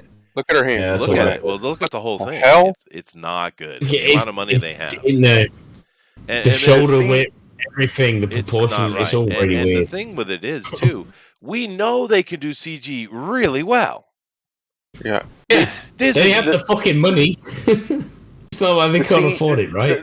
There's a ton of things wrong with that She-Hulk trailer, and being female-led is nowhere on that list. Yeah, the story seems okay, right? The CG is horrible. Yeah. For those who didn't watch the trailer, the dialogue is even worse. You think the CG is bad? Yeah, that fucking dialogue is fuck awful. Especially the line where Jennifer just shits on the Avengers. It's like, really? Well, you got to do that. Yeah, that's true. Men in general. That's stupid. But to show how stupid this is that they want to do this A-Force movie with the female group Avengers. So you're going to shit on the Avengers only to turn around and join it. Okay, that makes fuck more sense. Yeah, but yeah. I mean, that's because Dana Schwartz is writing this, and she's does anybody actually care about? Sorry, I didn't care about. Jamila and some of the casting too. Jamila Jamel as Titania. You fucking kidding me? Yeah. Does anyone care about the next iteration of Avengers? No, Phase 4 is shit. No. It's shit. Yeah. It just looked like a bag of crap. I mean, it ended.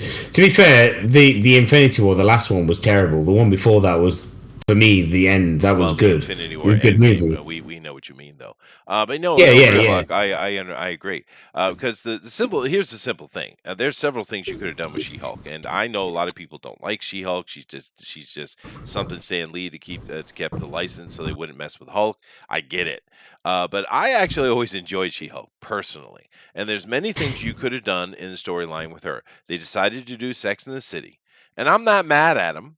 And that's fine. It's not something I'm interested in, but there's plenty of people who like that kind of stuff. So I'm not mad at that at all. You go ahead and do that, right? And actually, one of the things, Grimlock, I appreciate that Marvel over the years, Phase 4 has been different, but over the years, they tried to do different genre of superhero movies. They really did. And I think they did it well. That's debatable. Well, no. Yeah, I mean, I'm up there with that. I don't know about that. I don't agree, seem the same to me. You got Iron Man, which is straightforward superhero movie. Okay. Right, forget the first 3 movies, right? The first 3 original movies, because they were really good. After that, they started becoming a bit of a. They all kind of blended into each other. I get that, but you got the Captain America stuff, which is definitely noir, throwback type of stuff. The first movie was right. You got Ant-Man, which is really more of a almost like a sitcom type of comedy. It was all right. They've tried. They've made the attempt to put a little different glaze on things. I suppose. They've still not done Spider-Man. Yeah. But the point I'm trying to make, Rabbit, is for them doing a Sex in the City version with a superhero. I don't have any problem with that whatsoever. No. I think it's good. I would love it if they did Ally McBeal Incredible Hulk. That would have been better. I would have loved that. That would have been so funny. It doesn't look like they're going that direction. I know. The knocking on the Avengers and men and nonsense. I guess it's appropriate for Sex in the City, but I mean, it puts still people the fucking the way they did the Hulk in it, because he's still that bullshit Hulk, right? No one cares about. No one cares about it. We want to see Hulk with fucking swords and fucking taking over the world. Oh, you want the evil world? Hulk? Yeah, that'd be cool. That's cool. Are you pissed at him yet? No, I've tuned him out a long time ago. Okay. Yay!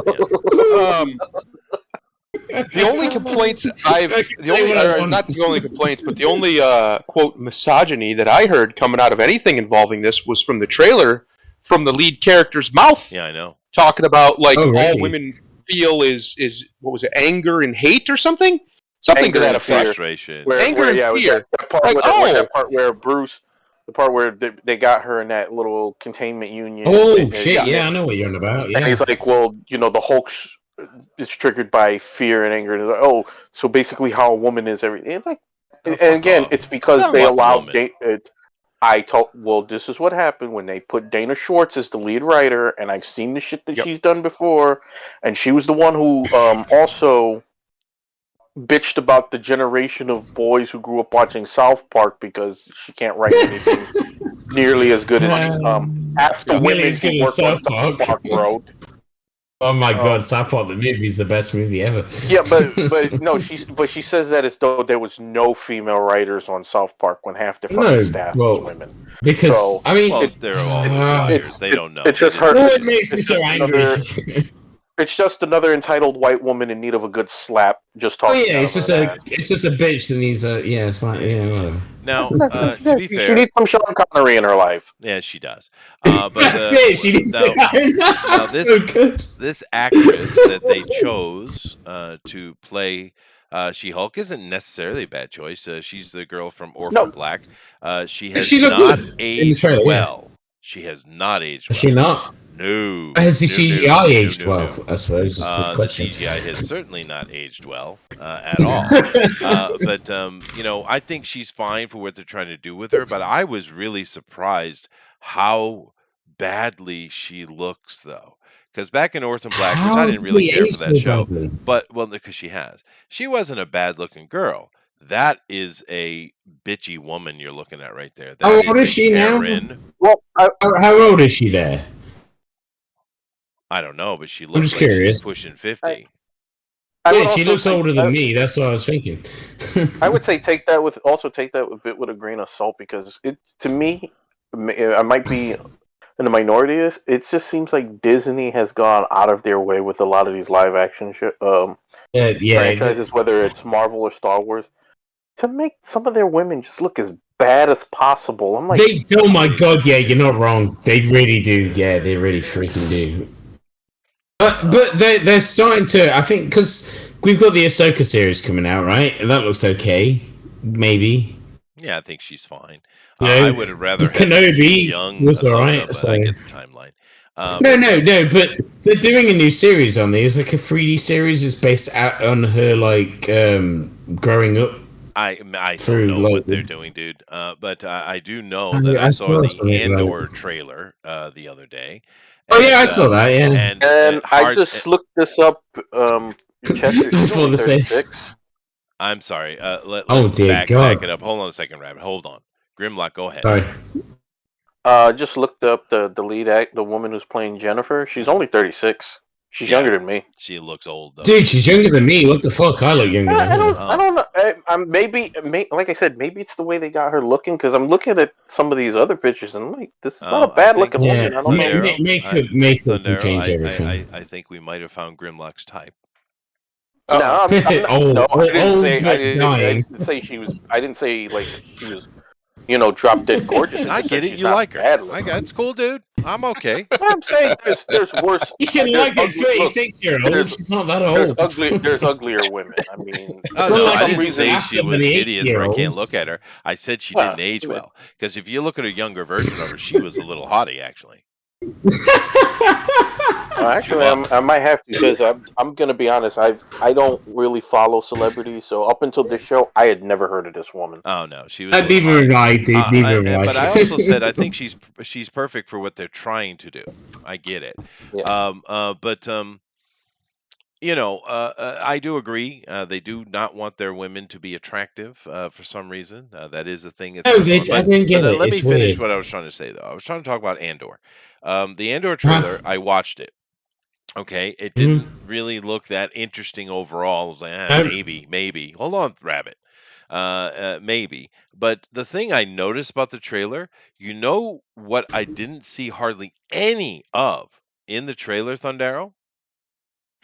Andor. So the show about Andor, there's no Andor.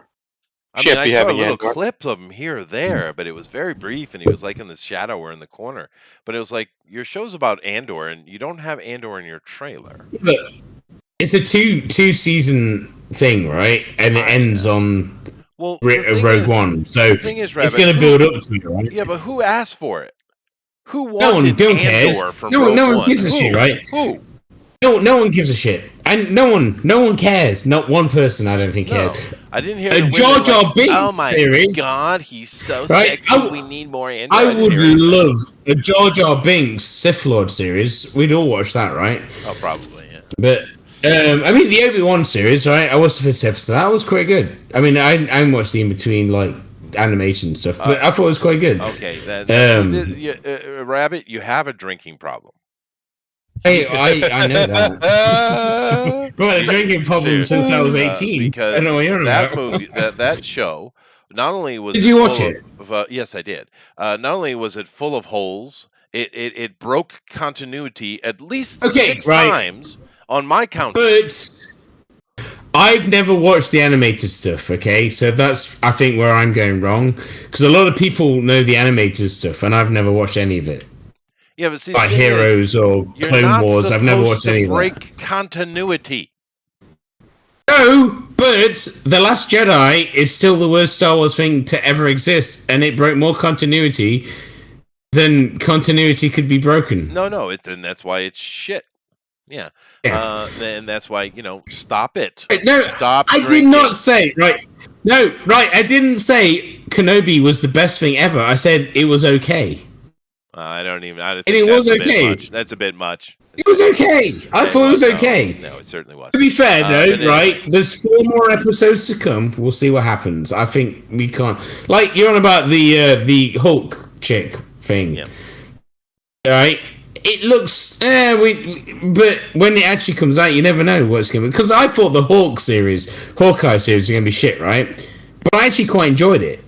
It did was have quite some good fun. stuff in it, but once again, I mean, you don't know, was do put you? to the side. Kate Bishop Yeah, he was. couldn't sell a damn comic book, but all of a sudden she's the new No. Hawkeye. But No, however, right, but I'm he made the currently series, rabbit.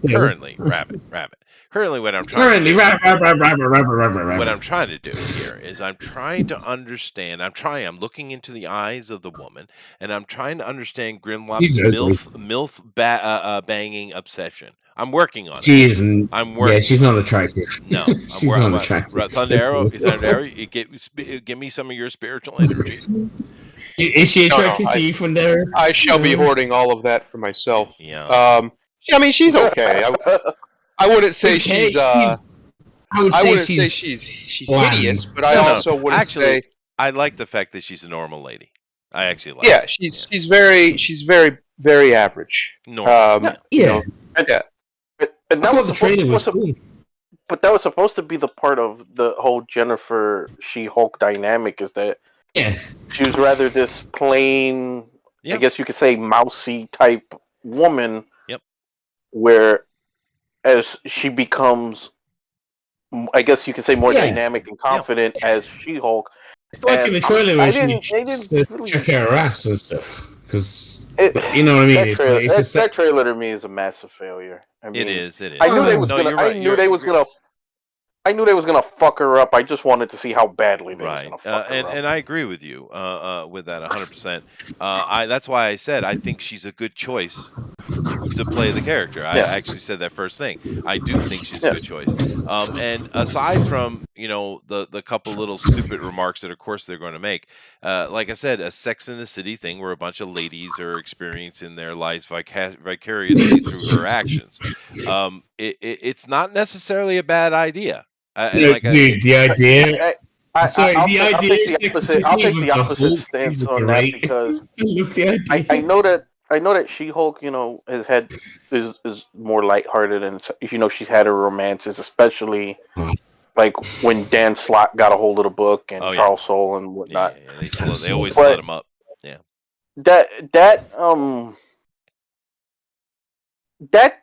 I mean, I know a lot of women like Sex in the City, but it's one of those things. Do you need to see that a second time? Like, you can have some elements in that, but you don't need to see that a second time. Is because you could do a little bit of that, but She-Hulk was never backed down from a fight either. So I don't want to see.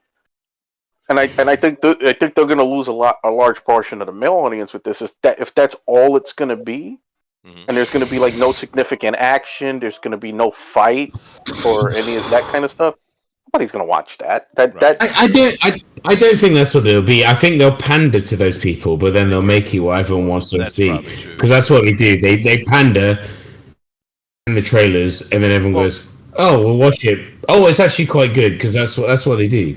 Yeah, but one thing I would say that I have a feeling off of, I think you get a little bit of combat, but I think it is mainly going to be Sex in the City.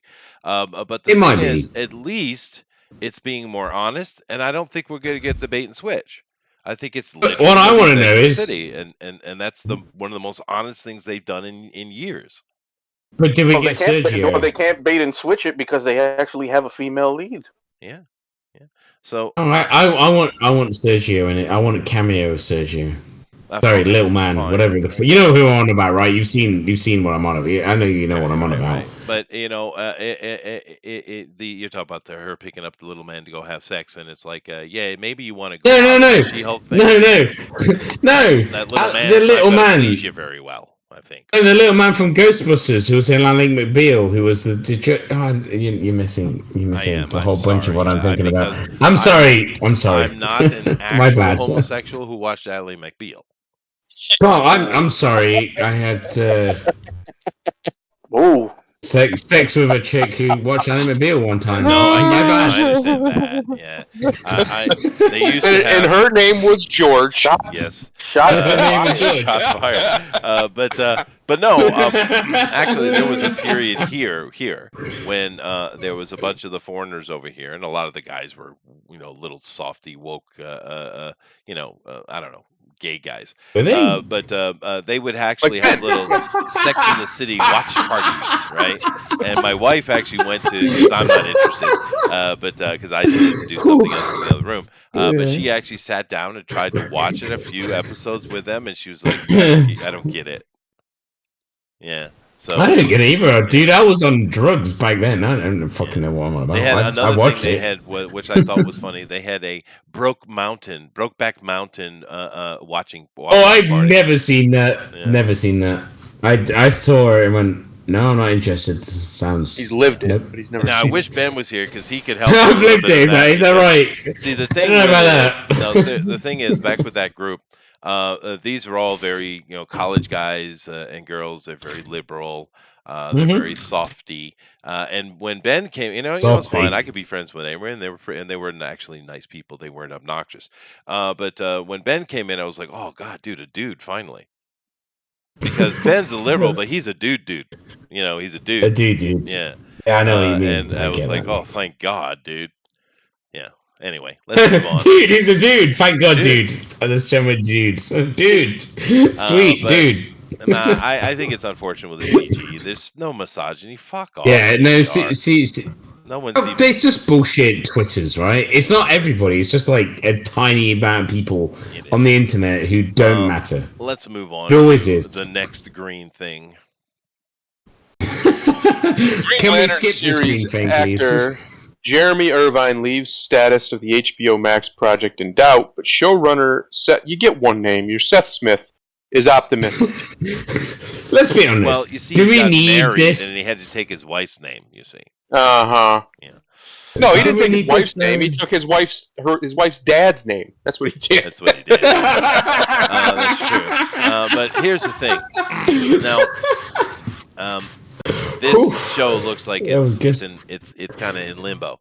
However, it looks like shit. Well, we don't know what it looks like. Now, I know that in the animated stuff we get from DC, which is always really good. There was a couple of them, but there was one in particular, a Green Lantern animated series that was really banging. That was really good with Jon Stewart. You could have a really fun series. I think the Green Lantern Corps is perfectly set up for a series, actually.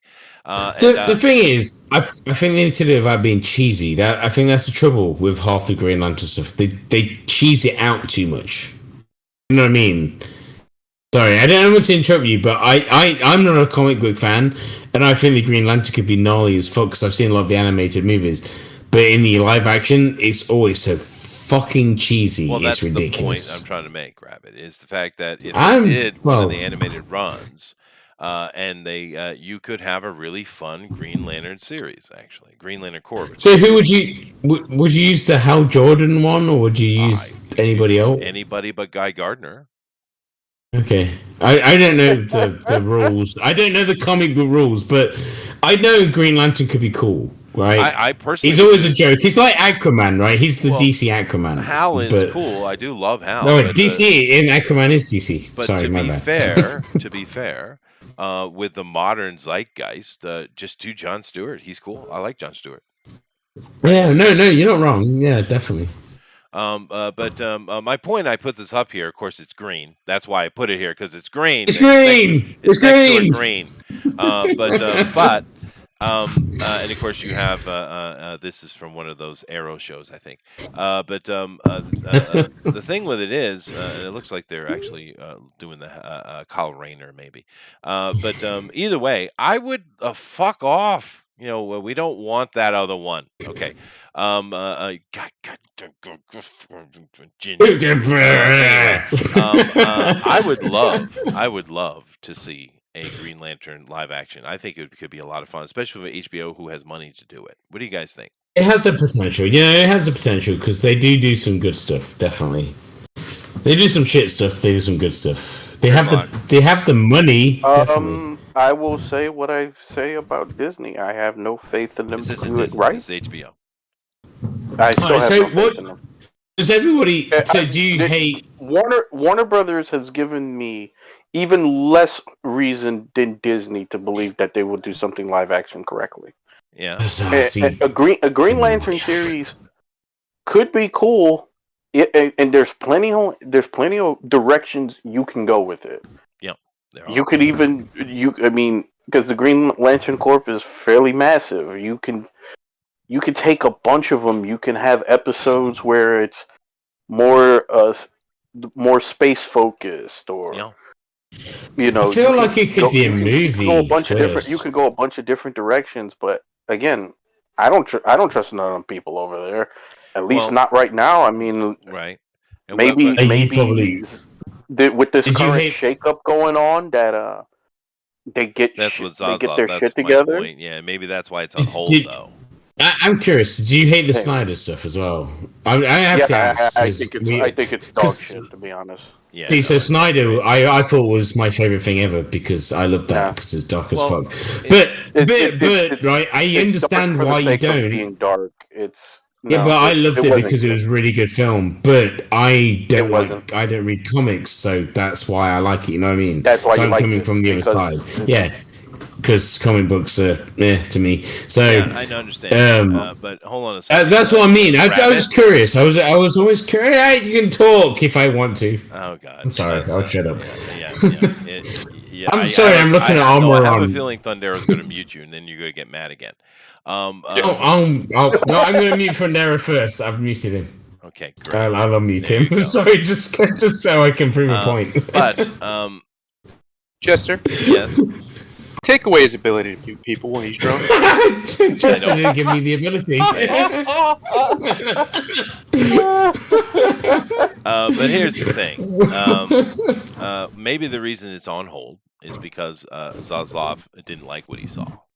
And just to kind of answer the question, I don't think that DC has done anything quite well as far as their attempt to meet what Disney's been doing with Marvel. The only two things that have come out that were good was Joker and the Batman. That's it. Yeah. Mm-hmm. The rest of it crap. We were very good. Joker was an accident because it was good film though. Had Warner Brothers actually got involved in that would have went to shit really fast. Yeah, you're not wrong.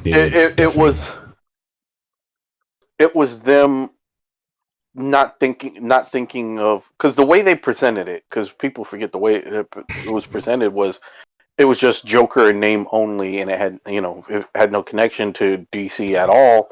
Yeah. So for a lot of people, they was like, well, forget that, and it allowed the creative team on that movie to make the movie that they wanted.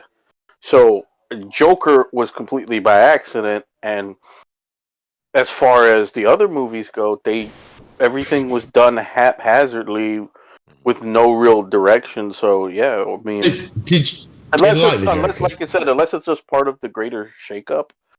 Yeah. It could be. Yeah. I feel like because and right now, because that you have this merger, and usually with mergers, there's that period where they're reassessing everything and looking at where they could because one thing that people forget in mergers, they're seeing it is that usually heads roll, and a lot of it is because they're just like, well, we can do without you, and not even necessarily a bad or a good thing. It's just like, we can do without you. Right. No, that's true. I have a question then. So, is everyone interested for the new Flash movie then? No. I'm curious because we're talking about that, right? Because they're on about bringing. I saw something about. I don't know if it's real, but the whole Ben Affleck coming back to do the Crisis on Infinite Earth thing. Yeah, I'm not interested in any of Snyder shit because his whole concept is stupid. I like Snyder because he's great, but I know you hate it because. Unless they get rid of Ezra Miller, there's no. God, that guy can. Ezra Miller is a. Oh my god, he sucks. That movie is dead on arrival. He was an unlikable. No, I think so. Yeah. Unlikable little cunt before, and with all the shit that he's doing now, there's no good reason. No, they should. Oh, I love it when Americans say cunt. Sorry. No, you're right. He is a twat, and all he does is seem to be a dick all the time. He doesn't. He's not a nice guy, is he? He's not a likable person. And a dick. Boy, he is freaking hermaphroditic. I guess he was right. He's fucked. We know he's fucked. Well, here's the thing. I'm going to go put some hot water on because I want to have some more coffee. I'm going to throw a question out there to Thundero. I'm going to meet myself before Thundero is in charge. So Thundero. Fuck you, Chester. Thundero, here's my question before I go make my coffee. Darkest Day. What about it? What if they did that run, dude? I think they need a lot of establishment first. I've advocated for a long time that Green Lantern would be a perfect buddy cop series. Hale would have to be the lead of it. I know people like to pretend that Hale isn't the most important, but he is. So he would have to be the central character. The other ones could obviously be a part of it and be main characters as well. But I think you could almost do something like a Green Lantern version of like NCIS or something like that, right? Where they're like a super specialty, because they are a super specialty investigative / policing force on a universal scale. And you could do some really cool stuff, especially if you have Hale as like the older leader of the group who, is just Hale Jordan. And you could have all of them in there, even everybody's favorite guy. You could have all of them in there. Good TV series. Yeah, you could do something really cool with that. And then eventually you could work into Darkest Day. But first you'd have to do a lot of establishment, and I think you would also, the other thing you would need is Sinestro would have to be done perfectly to get to Darkest Day properly. Then that would be very tricky. Now the guy that they had, the Sinestro they had in the movie was great. He was the only part of that movie that was great. The rest of it was like, But if they could have let him run with that, I think he would have killed really that. Good. Yeah, I agree. Yeah, no, and the thing is, if they did like the rebirth touches, focusing on the Green Lantern Corps, and introduce all kind of other characters and little other side stuff, and they did a full-on, several shows, kind of doing and having it all come to a head in a movie with Darkest Day. Yeah. My God, dude, that would be awesome. That would be awesome. Be sweet. Yeah, be sweet. I have a question. So, do you think they'll ever do Constantine again? Yes. Probably. Because the animated stuff, there's been new ones. I watched the new one stuff. It's always really good. The Keanu Reeves, I love Keanu Reeves, but he's not Constantine. That movie was. I love that movie. I would love. No, right. I'm not saying it's a bad film, and I love. But what I'm saying is, I don't know the comics like you guys, but I know the animated movies, and that's not Constantine. You know what I mean? I know from the animated movies, like where was the demon guy Etrigan, and where was all that stuff? But there could be a really cool movie, and they've not made it yet. It could be so freaking good, and it's a dark movie as well. It's not like a kids movie. Honestly, I'd rather see Dark Justice League, but unfortunately, J.J. Abrams has been put in charge, and for some reason, he's J.J. Abrams should be killed. That's fair. I'm sorry, I hate him so much. Something we didn't mention yesterday when we were talking a little bit about that. Because J.J. Abrams, aside from the fact that he can't tell a story and stuff, he seems to be pretty. Anything. No, hold on. He seems to be a pretty professional dude. So the fact that he's not actually delivering on the Dark Justice League tells me he's playing a game, and I wonder if he's trying to push back against Zaslav or There's got to be something more to it because No, you know what JJ he's is doing? not He's reading the comic, so he knows what he's making because he doesn't do anything he's not. original. I'm trying to be serious. Oh, He I hate him. Sorry. He doesn't read. I am too. I That's hate the not what guy. I'm talking about. He is actually I'm very sorry. Okay. professional, though. He is actually very professional, and he's been doing this. Name something good he did then. It's not about good, Rabbit. It's about I'm sorry. efficiency I of hate him. management. It's so bad. So therefore, seeing as he is a very capable manager, this must be intentional. You know what I mean? Yeah. Yeah, maybe. I would say so. I don't know what his game is or what he's trying to do, but he's going to lose. Abrams is the luster has fallen way off of that. He's not who he was 10 years ago. The Star Wars abortion probably killed most of his clout. Let's be honest. Yep. The fact that they had absolutely he was given the most successful. I need everybody to understand. Not just a franchise, not just a really successful one. The absolute king of movie franchises was handed to this man on a silver platter do something with, and he had no plan. He had no plan. There was no plan. There was no roadmap. There was no Bible. There was no nothing. He was just making nonsense. You know what? He was basically makes me angry because fan fiction. There's literally a massive thing, a massive catalog of Star Wars lore. It pisses me off. I'm sorry, I get really angry about Star Wars because there's so much they could have done. Part of that was Disney, though. I know. Kathleen Kennedy, Disney, but Adrian has come in. Yes. Not even with the shows. Yes. Everything. They wanted to throw out everything so that they could have their own stamp on it. The comics and everything. Yeah, so, sure. JJ might have been forced in a lot of that, too. Not have much of a game plan because he couldn't go on the old lore as much, probably. That being said, the biggest JJ fans I know have turned against that. That's true. No, I think JJ himself, I think he did have a plan, and he got derailed by Kathleen Kennedy. I think he did have a plan, but they just derailed him. I just think of JJ. I just think of JJ Abrams of making like the nicest looking movies that you'll watch once and never care to watch again. Right. Ooh, my butter's boiling.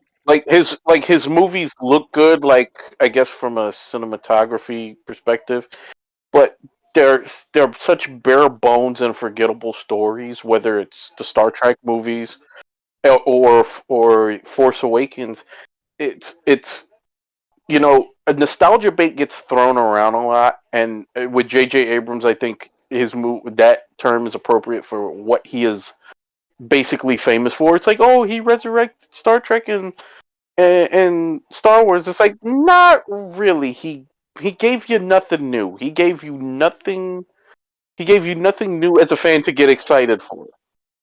Pretty much.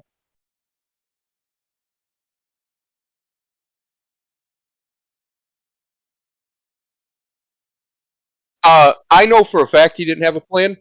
The reason I know for a fact he didn't have a plan is because every single one of the stars of the movie said he had no plan for their character. Oh, well, all right. Him specifically. There you go. Because they kept asking like Ray, whatever her name is, and they kept asking the black guy. I can't remember these guys' names; they're irrelevant. Boyega. They kept asking him, what was the plan? They've asked him afterwards, what was the plan for your character? How much did they change it? And they all say, if there was one, I was never told, because they didn't have a plan. Well, the sad thing with Daisy Ridley is she's chosen because she's supposed to be a gender-swapped Luke, but they were afraid. They didn't want to go full bore like they would today. So they chose a girl who looks like a boy, and they strapped her tits down, which is what they did. Yeah. And the poor girl, I mean, she's just an actress trying to make her way. I have no problem with Daisy Ridley whatsoever. But then after she tried to get extra work, she was in the Murder on the Orient Express and stuff like that. But the problem is, she really doesn't look good in a dress, dude. She's just too boyish. She looks like a man. Yeah, and she doesn't have crazy killer chops, as far as an actress goes. Oh, here's the thing about JJ. Go ahead, Adrian. Yeah, I've seen it. That's a good movie. I like that movie. I So the other thing about JJ, right, that everybody tends to forget nowadays is when I turned on him was when Lost ended. Oh yeah, sure. We all did. Lost Northland. was horrible. Yeah. And One of the best, but one of the best shows, and they had no actual real game plan with that either. Yeah. Or they did, and everybody figured it out within the second or third episode, and they had to lie for how many years? From like 2004 to 2010. well, yeah, you're having some mic issues. You're dropping in and out, Adrian. But I know what he's No, trying to say. he's come. That was what, Mr. Robot, because I never saw that show either. No, I'm saying Adrian is roboting in and out. No, I know. I was asking what the show was. Oh, we're talking about Lost. Lost. Lost, yeah. Oh, well, And no, and that's another thing. They had clever ideas, but they didn't have a story. Just like Alias, it started off pretty good, and but it didn't end well. Anything Yep. he's involved with, he can't end things. He's a great cinematographer. He really is good at that. And when he's doing someone else's script, he's better than when he's the one that's in charge of the storytelling. That is definitely true. But all of that aside, we're talking about Green Lantern, and I don't know what Zaslav has done. This has clearly been put on hold, but it doesn't sound like it's been straight out canceled, though. So either Zaslav is waiting to see where he can put it, or he wants some tweaks to it, or what have you. But I think if they reoriented themselves and they went with a rebirth run, and particularly ending with the Darkest Day, they could have something on their hands there. Because I'll be honest, over the years of DC, the rebirth run was the best thing they've ever done. Yep. By far. Right? The New 52 start the like the first year of it wasn't bad at all, but it fell off the rails hard. Hard, right? But that rebirth Mhm. stuff was good, dude. It was good. It was good storytelling. It was good comic book stuff. And of course, this also means if they go that right, that Ethan's going to make a lot of money. Oh well. Yep. Yeah, you're right about Rebirth. Rebirth really started strong, and then I Yeah. suppose Brian Michael Bendis came in and destroyed it all. He did. He did. But think about the last little bit we were getting of that run. It was the Super Sons, right? Something Art Yeah. was working on, and it was a mega popular. And Bendis came in and canceled that immediately. And it's like, what are you doing? That's the hottest comic you got. Yeah, it was the hottest comic, and he Yeah. killed it completely. Not to mention he ruined Superman, Well, but they and you had a pretty It's good true. Superman run too going on. Well, yeah, no, he canceled. He did it because his intention, he wanted to have a gay Superman. That's the reason he canceled it, Yeah. because they had a plan, right? Because Bendis, he's going to subvert your expectations, because Bendis is the J.J. Abrams of comic books. But anyway, One The of the only way worst Bendis could subvert my expectations if that faggot actually wrote a good comic. oh, fair. Yeah, one of the worst Legion runs ever Yeah, no, that's created. true. Yeah, yeah. Anyway, let's move on here because I have more in this theme. More green. Oh, joy. Loki director Kate Herron responds to Russell T. Davies' criticism of series' feeble bisexuality reveal. Quote, I hope we at least open the door for more stories to come. End quote. Yeah, maybe no. I couldn't get too deep into Loki because fuck you. But so I don't know exactly what they're talking. Did they have these two hook up, or is she a transgender? Is she No, actually? Loki's bi. Of course he is. Of course he is. Well, his character actually makes more sense than any of them, really. If you want to Yeah. look mythologically, he was kind of, like that. So, if you're going to make any character gay, Loki's the one to do it with. That's for sure. But the fact that they want more of it, because that's what that headline is telling you.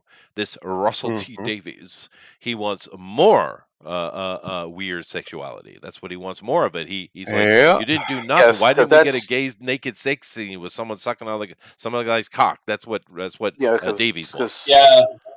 because that's Well, what that's all 90%. those. That's what 90% of an audience watching a comic-based series wants to see: some dick sucking.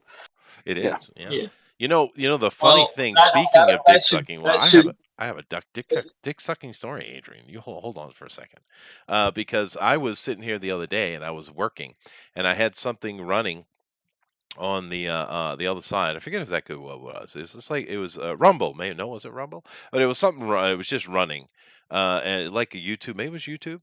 But I think it was YouTube. Yeah, it was YouTube. And you know how it would just go to new videos, right? And I was just Mhm. sitting here writing, and I would just kind of leave stuff because it usually sticks with the same theme. And I was listening to I forget what I was listening to, but I was barely paying attention. I was just working, and I come over and I heard moaning, so I kind of moved my eyes over to see what was on. You know what they had on YouTube? A blurred out version of Emmanuel, and I was What? like, huh? And I don't understand how it went from the topic I was on to Emmanuel anyway. But that's where the dick sucking comes in, Adrian, because they had a blurred out That's scene of that. YouTube's wonderful corrupting algorithm, right? Yeah. Yeah. I'm sorry. Go ahead, Adrian. I just wanted to mention that I hadn't thought of Emmanuel in literal decades. Oh, Uh, Oh, thank well, God. what I, Oh, yeah. fuck. Go ahead, Adrian. Go ahead. I'm sorry. Oh, I don't even know what I was going to say now. I have I to think do about apologize. It's my fault. That is my fault. Yeah. I'll it. I take had a full point, but I responsibility. don't Yeah, know. I know you had a point. I'm sorry. I couldn't resist it because I don't know how that got onto YouTube anyway, even blurred out. I mean, it Oh, is not I know real. what it It's is. not real pornography, but I mean, it's Emmanuel, but you know. I was going to say to all those people who think Russell T Davies is coming in to save Doctor Who, this should explain it right there. What's Nope. going to You're happen? right, dude. You're right. I don't. There isn't much to say with this one. I basically put it up here because no Loki, no, and Green. hmm Yeah. Moving on to Moving on. Green. Moon Knight director reveals series originally had no plans to introduce gender-swapped Scarlet Scarab. That who she's supposed to be? Lies, liars. They're lying. It's a lie. And you So, lied to me too, so Thundero. I'm according hurt, to by the them, way. What did wait I a lie minute. about? You told me that the lady doesn't save the day. She does. No, I didn't. I said she doesn't become Moon Knight. No, but she saves the day. She definitely does that. Of Yeah. course she does. It's a Why didn't they Marvel call thing. this Scarlet Scarab? Why was it called Moon Knight? Because you see, they need to cuck him. They need Chester somewhere deep down in their cackles, in the bowels of their soul. They need to do this. Yeah. I don't know why. I think it's some deep-seated emotional trauma that they haven't dealt with, but they need to cuck him. They do. Necessary. And they treated Moon Knight so badly, dude. So badly, man. I mean, they've treated Thor worse. Well, I'll be honest, but they really mistreated Moon Knight, and it's I know I'm rare that I'm he's my favorite hero, but they mistreated that character, dude, and it's a real freaking shame. And once again, if you want to tell the Red Scarab story and you want to gender swap him, then do that, dude. The Scarab, sorry. Then just do that, right? I mean, if that's what you want to do and you want to have that's your run, then do so. I just don't understand why it's like with the Wasp and Ant-Man and the Wasp. It's like, well, just do the Wasp. What's the problem, dude? Just do it. Why do they have to veil everything behind something else? It's just do what you want to do, man. Sorry, that's my rant. Go ahead, Adrian. Oh, I think Rabbit was talking actually.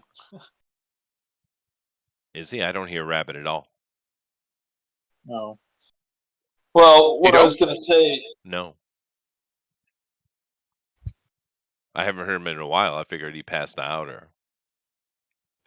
So what I was going to say with the Scarlet Scarab aspect.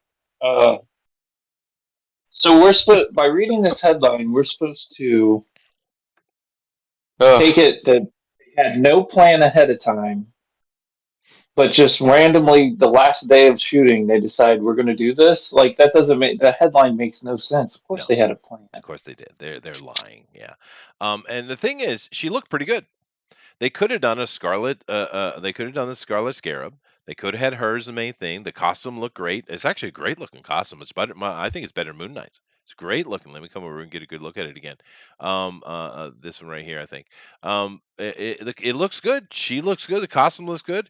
If they had just done the Scarlet Scarab, and of course you'd have people they swatched, they gender swapped, fine, but they used this character and they did her thing, and you could have had a Moon Knight cameo, sure. It could have been fine, right? But no, the switch and bait, the bait and switch. But they know that character's not as well known as Moon Knight. No, but that gives them more freedom, right? They don't want that's freedom. not the point. They don't. Yeah, they want to corrupt. Exactly. Yeah, unfortunately, yeah. But I didn't have I just put it up here because I'm on a green thing. I don't know if you've noticed. But I can barely talk about Moon Knight because my God, that pissed me off, dude. It's like, oh Jesus, it's not hard. It's not hard. It's easy. It's Moon Knight. God damn it.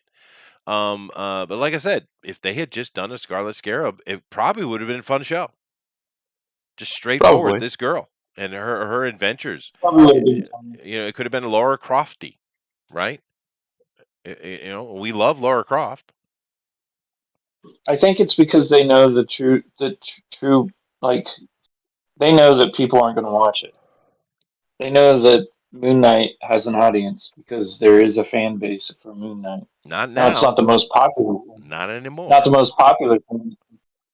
No, you're right. Well, you can say that, but I actually know a lot of people that like that show. So that show I don't know. Sucked, and those people you should stop knowing them. Okay. When I say no, I know who they are. Yeah. No, help you out. I get it. I agree. I've not watched it. I have no interest in watching it from everything that these people told me. But there is a group of people that like the show quite a bit. It's just like the same idiots that like a lot of these shows that are not good. Right. These are called deviants, Adrian. You need God in your life. I think most of them are actually just don't really know what real good entertainment is. Yeah, that's true. And they don't know about the comic book. And fair enough. So what would they know? But I'm just saying, me personally, you should have just went with this girl. I think I probably would have enjoyed that. Because I don't have a problem with the girl herself. I mean, and especially if you have her own thing, you didn't have to have her constantly trying to put down and demean Mark Spector, because that's all she's there for. She's just there to make him look like an idiot and make him look like a fool. If you cut that out completely, then she's just going to be herself, and it could have been fun. But anyway, I'm moving on from it. But you see a theme? Do we see a theme? Okay. Very green. Very green. Yes. Like Ireland. Yes. Respawn announces Star Wars Jedi Survivor, confirms return of Cal Kestis for 2023. I'm very leery about this. Dude, I saw the trailer. It looks good. I saw the trailer too, and it looks like they're getting ready to replace him. Do you think? Do you think though? I kind of have a feeling that Fallen Order, really did well. People liked it. It got good reviews, good word of mouth, and it looked to me that we're just getting a follow-up. It's a sequel. I hope. Yeah. I mean, you could be right, but and I understand the reluctance. Trust me. But if this is an actual follow-up, if Respawn is like, hey, that game did well, let's do another one, just like they did with Knights of the Old Republic, remember? Then they might have a hit on their hands here if that's what they do. If they just straight up say, hey, we made good money with that, people really liked it, let's continue it. If that's what Respawn is doing and they're allowed to do it, man. And if you look at the official press release here from EA, Survivor will follow the red-headed Jedi. See, One of the ever-growing number of who, under Disney's direction of the series, escaped the supposed genocidal Order 66. Yeah, they've been working on that for a while, haven't they? As he fights to stay one step ahead of the Emperor's constant pursuits as he begins to feel the weight of being one of the last remaining Jedi in the galaxy. So it sounds like they are just making a sequel. You could be right. You never know. They do bait and switch quite a bit, Thundero. But if this is what it looks like, boy, when's the last time we saw a video game, a AAA video game company make a good decision? Yeah. No, I mean, I'm going to play it. I played the first one. First one's really good. It has a decent story. The ending to it's solid. But we have to remember this is EA, and EA is all aboard the woke train. It's true. Hard. Yep. So I'd be very surprised if they don't have intentions of replacing Cal by the end of the game. Maybe Somehow, by the end of it. Yeah. Maybe he gets 66 out of existence, and that whoever that was in that back the tank looked like a woman. Yeah. Just replaces him. Well, it's probably a transgender. Let's be honest. Yes. But maybe that could happen by the end. It could. You're right. But it looks like at least the good first chunk of the game is at minimum going to be Cal, and that's a brilliant move. And they should be making moves based on economics, because the Fallen Order did really, really well. It made money. People Yep. loved it. I've heard very little negative about it, and the negative I've heard is from journos who basically, it's too hard. Fuck off. They're not gamers. And it's really not even that hard. Yeah, it's not. It is a little challenging, especially if you're not used to like Souls-like games. It is Souls-like. But though. It is Souls-like. Once you, I mean, most of the regular enemies are just fodder, especially once you get some of the force powers and stuff. There's a few that'll stay tough pretty much the whole game, depending on the difficulty and stuff. But no, it's not like Demon Souls or anything. It's just Souls-like. Yeah, these journos are. I don't even know how they function in the real world, because some of the things they have trouble with in these video games boggles the mind. Boggles it. How can you be a gamer and have trouble with the controls of Doom? I know. Dude. It's Doom. It's so bad. It's always been Doom. They're not demons. I mean, it's just Doom. Like there wasn't some grand masterpiece of control they came up with. It was just Doom. And this game is another example. It's just a Souls-like melee game, and obviously you have force powers. But it's not like anywhere near as challenging as a Souls game. It's not that brutal. Mm-hmm. Yeah, and he might fall to Darth Vader, because it looks like Darth Vader is in this. You can see here, and here. So then he is going to fall, and the other girl comes out. Spoilers. So, spoilers. It's got Inquisitor in there as well. I thought it looked great, and I just hope that they're actually doing what they say they're doing, because that's smart business. Nevertheless, let's move on from that. But if you haven't played the original, go do so. It's a pretty solid game. Here's the thing that I think is also interesting. If the rumors that EA is looking for a buyer is true, then I don't think they're going to fuck this up too much, because they need to make their portfolio look as good as possible going into any kind of solo merger. That's fair. And to be honest, right now, of all their studios, Respawn right now has been if nothing else, the most consistent in terms of putting out good games over the last decade, because their sports studios have been middling at best, and I'm being generous with that. And to me, I don't think they've put out some good games, like some of their smaller franchises, but none of their big franchises outside of Fallen Order and has been a hit. Anything that's been outside of Respawn, rather, has been a hit.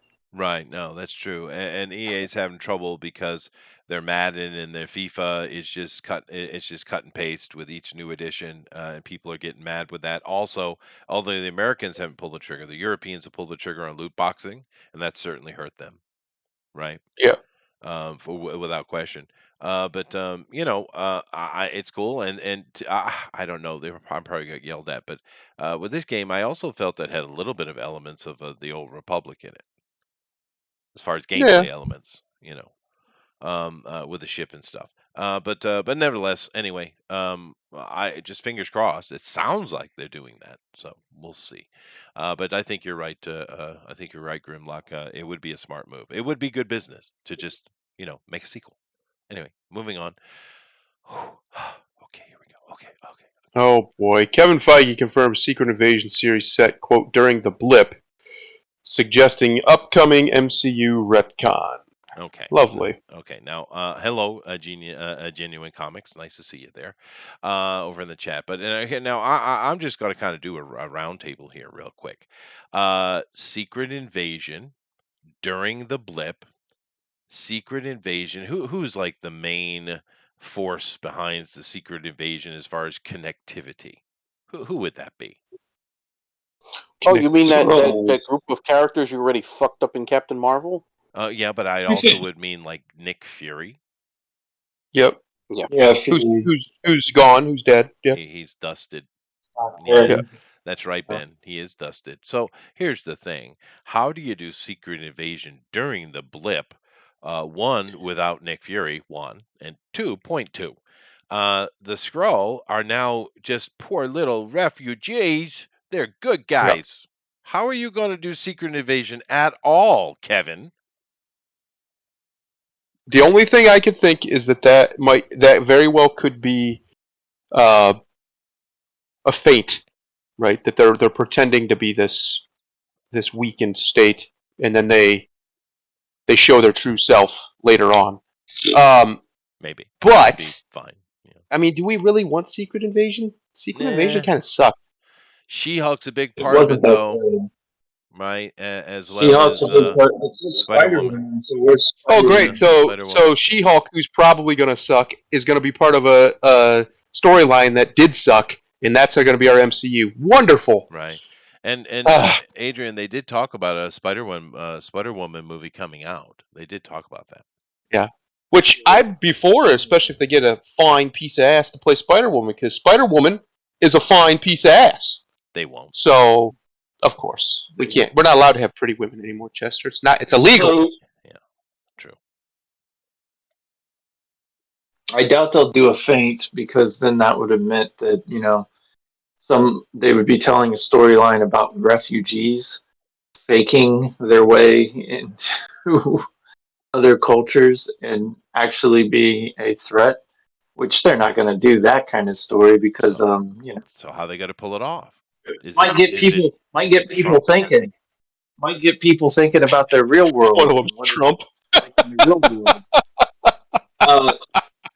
Yeah, I don't know how they're going to pull it off. Now, I do know, like, wasn't there some story where part of those people were, like, some of the Skrulls were like these religious zealots, and they were the bad guys more so than all the Skrulls. Like, some of them weren't. Oh, they give themselves I it's knew there was some kind of allegory to religion and how bad it is in that story. Well, but to be honest though, they screwed up the continuity completely anyway. You have Wanda Maximoff is able to take out anyone in the fucking Marvel universe with simply a thought. Black Bolt, who's that? Reed Richards, spaghetti. Doctor Strange, oh god, nothing.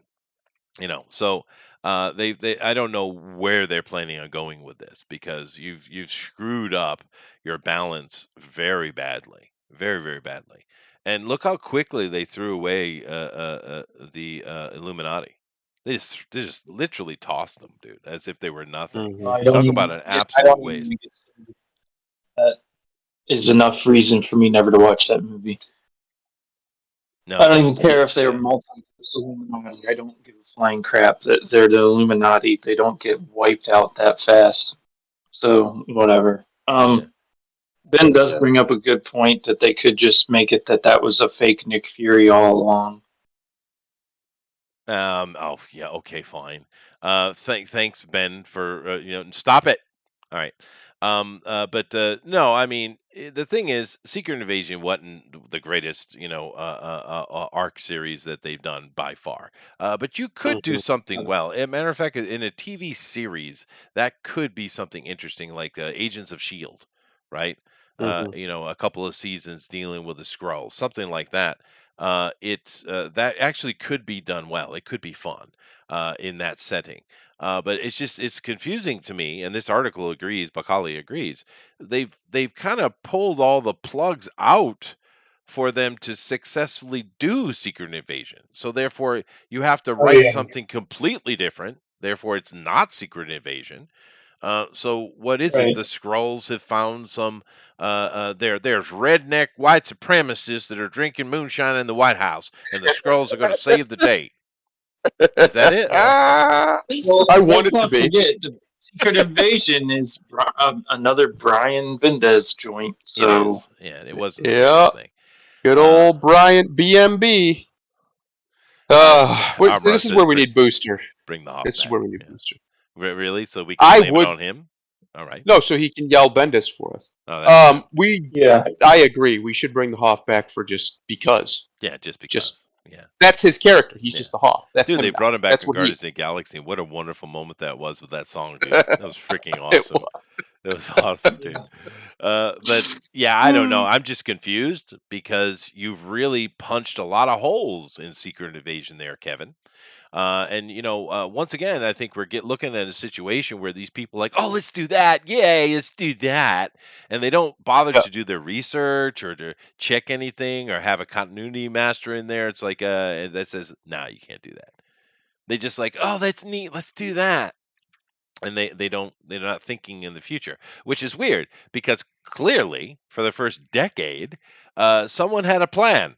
Someone, probably Kevin. Or someone an underling had a plan. They had a plan. They were going to go from here to here, and they did that. Now, clearly, they adjusted the plan along the line, and Thundera made a good example of that yesterday with Thanos. But they did have a plan, but they seem to have lost plans recently. I don't know, dude. Yeah. Well, I don't know. They lost the plan before the plan was executed. Oh, God. Ben says January 6th wasn't really Republicans. It was Skrulls. Well, he's half right. It was the FBI. Yeah. No, I don't know what the plan is. I don't think there is one. Not really. I think they have a very fluid, like a very, what's the word I'm looking for? Bullet points plan going forward. I don't think it's anywhere near as solid as it was going in. Probably because Feige wanted to do this for a very, very long time. So he probably had planned it for a very, very long time. And once they acquired Marvel, because remember, the MCU started before Disney had Marvel. They quickly just kind of let it all fall into place. And as movies kept being successful, they just kept going with it. Yeah. But I think the Thanos thing, it was pretty clear they made changes to Thanos. I agree. Somewhere around the second Avengers movie, they changed the Thanos plan, I would say, which is fine. It still turned out mostly okay, or actually great in some respects. Yeah. But I just don't see, what is the overarching plan here? We know long form, eventually they're going to have to get to Kang, right? I mean, that's pretty obvious. They're setting him up. Are they, though? I don't think they're just throwing him away in Loki's series. Yeah, I think they've changed their mind, Adrian. Yeah. But the point is if they're not going to Kang when they're doing all this timey-wimey stuff, where are they going? Because Scarlet Witch has now apparently killed herself. Apparently. The only other big threat that they've kind of established would be Dormammu, and he only had one little scene at the end of the first Doctor Strange movie. Yeah. So where are they going here? Secret Invasion is not a good enough story, nor is it a threatening enough premise. Right. To come after Thanos. This is the problem they're going to have. To be honest, that's the problem they're going to have, though. They kind of shot their shot. There's not much bigger they can do than Thanos, and now they have to bring it down. And so far, they haven't been able to wind it down successfully because every time they've had a chance with movies where it would make sense, they always re-up the stakes back to world threat bullshit. Right. Because they just can't bring it down and just let it be its own thing, and they're stuck. So where do they go? Yeah, no, you're right, Ben Galactus. Why aren't you in here, Ben? But Galactus would be a run if they could do it well. But honestly, what I've said before, and what They I have think Fantastic Four. They have to have Fantastic they Four have, to do to bring the Galactus. Fantastic Four in. That gives them an opportunity, Yes. right? Yeah, that's true. But here's the thing, though, Adrian. What I have said, and I really think they should put all of this Avenger connected stuff on the table. Let it rest and Yeah. bring in the X-Men and shift Yeah. gears 100% into the X-Men, do their own version, their own style of the X-Men, and run with that for a while, and then make a good solid plan for the overall universe and come back to it. That's what I really think they should do. Just table it, let it sit, and just switch gears 100% into the X-Men, because I mean, when you look at Marvel comic books, you have basically your Marvel Knights storylines, you have the Avengers something or another, and you have X-Men. And they're really their own separate worlds, and you can kind of put everything into those. And Fantastic Four, I'm throwing in the Avengers group, right? And that's fine. They're very separate things. So shift Yeah. into the X-Men and do that for a while, and give us your take, an interesting take. I would love to see them do it more of a much more horrific take, a horror-based take on it. It would be interesting. Yeah, They that could be haven't really cool. done that, right? But Well, I think there's a couple of reasons of that, because one, they don't have a plan, and I think that the plan that they currently have, with all this, whatever you want to call it, the woke social justice bullshit that they're planning, they're already seeing diminishing returns. right, because the storytelling's Because bad. Right now.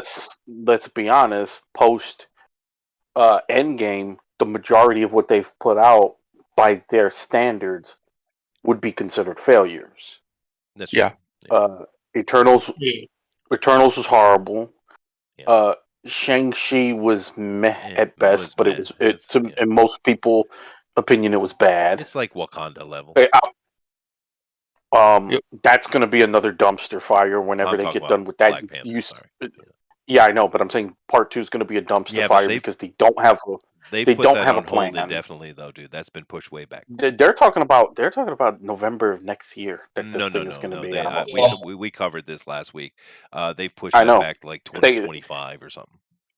Well, as I said, they can really just recast fucking T'Challa. It's just, I think that's recast probably why they pushed it back. It's because they're just going to recast him eventually. Yeah, and they're the just thing trying to is, give him distance. we've seen wait, because of this woke stuff, we've seen a lot of really good black actors come up, and there are some good ones who could replace them. I'm sorry, Grimlock. well, yeah, I mean, but even still, their plans for their replacement Avengers team, that's not going to fucking work. No, because Falcon and Winter Soldier, I don't not was it Winter Soldier and yeah, Falcon, that was shit. Yeah, no, it was. It hasn't been good. I wish people would stop with that with the X-Men. That was more the comparisons to the civil rights movement and fucking X-Men was more coincidence than any fucking thing. I wish people would really over time you could say yes, but that is one of the weakest arguments I see with people when they say that shit. Yeah, but I think what you're doing with that is you're misplacing Stan Lee's X-Men with Claremont's X-Men. Claremont's X-Men went a different direction, but Stan Lee's original X-Men was meant to represent that initially. Yeah. That's fine, but for one, most people who say social justice, they can't even define what the fuck that is. Well, the other problem you're going to have is the X-Men, as popular as they are, the original interpretation of the X-Men was not popular, not comparatively, especially compared to Claremont's run. That's true. Yeah. So if they're going to do X-Men, they're going to either shoot themselves in the foot and try to do the original stuff, which I personally would like, because I like the original X-Men, but I don't think it would catch. Maybe it would, but I don't think it would catch.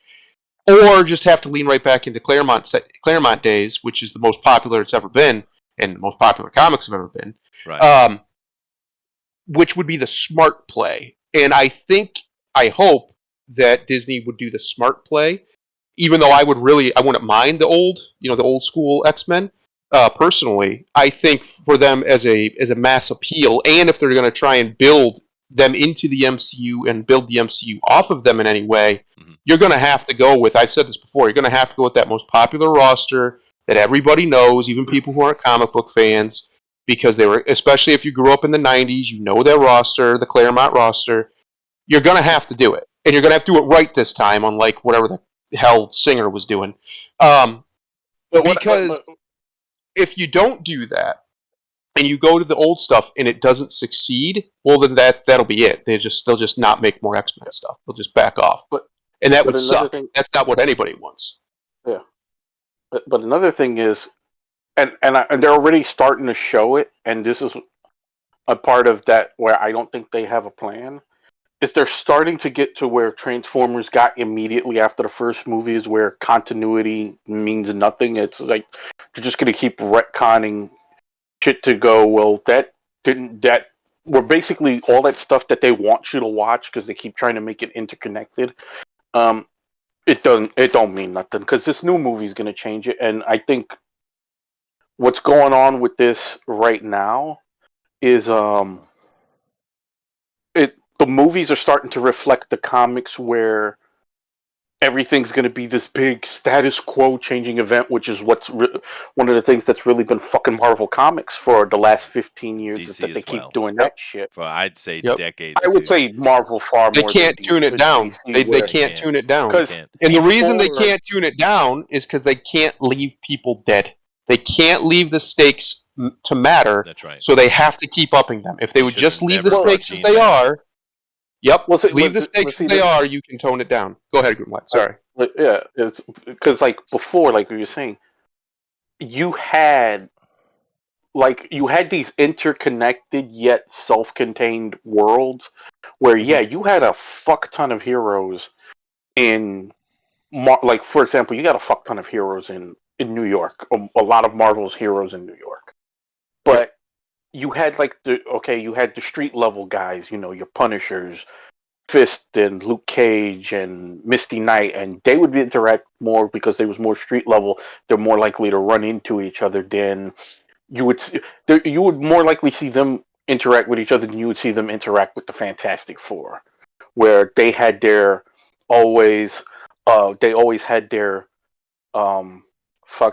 they had their cosmic universe where they interacted with New York, but not so much. They were still their own thing. Then X-Men, even Ghost Rider, in the same state, you rarely saw him interact with. Yeah, no, you're right. With those other characters, every now and then, and it would be a big deal when those characters did interact. But now, everything is this world-changing status quo event. It's eventually you're going to run yourself into a loop, which they've already had. I think they already have. Where it means nothing, and it's not even so much of leaving certain things dead. It's that they keep thinking that this will attract a bigger audience, this bigger net. It's been diminishing returns for years with that, and it's already starting in the MCU. They really do need to dial it back. They didn't have to do that. They made a mistake. They've shot themselves in the foot, but with their bad writing and their silly politics. Because here's the thing. Ben defined social justice. Well, no. Here's the thing, though. I'm going to agree with him because when it comes to the X-Men, it was created, and don't have it backwards, Joshua. I have it exactly right forward. Stan Lee's creation of the X-Men was precisely in response to the Civil Rights Movement. Precisely. He said it many times. And, Stan Lee often would talk about social issues and things that were going on and would reflect them. He just reflected them in a very common sense way. And a lot of times he kind of put it out there and lets you decide, show don't tell type of thing. Yeah, allegory and show don't tell. Right. It's not on the nose. Oh, if you're a Republican, you worship Satan and drink baby blood shit that they do now. Yeah, it is. And because again, a lot of Republicans actually believe in social justice. It's a stupid fucking term, and somebody defines it, I'll stop mocking it. Yeah, fair enough. No, I understand your take on it, but I mean, Ben's not wrong though. But let me say something. It is Stan's fucking soapbox. You bet damn right it was. But let me put something forward. I disagree with everybody here. and I'm going to tell you what I think would be cool. Even himself. No, not myself. I never disagree with myself.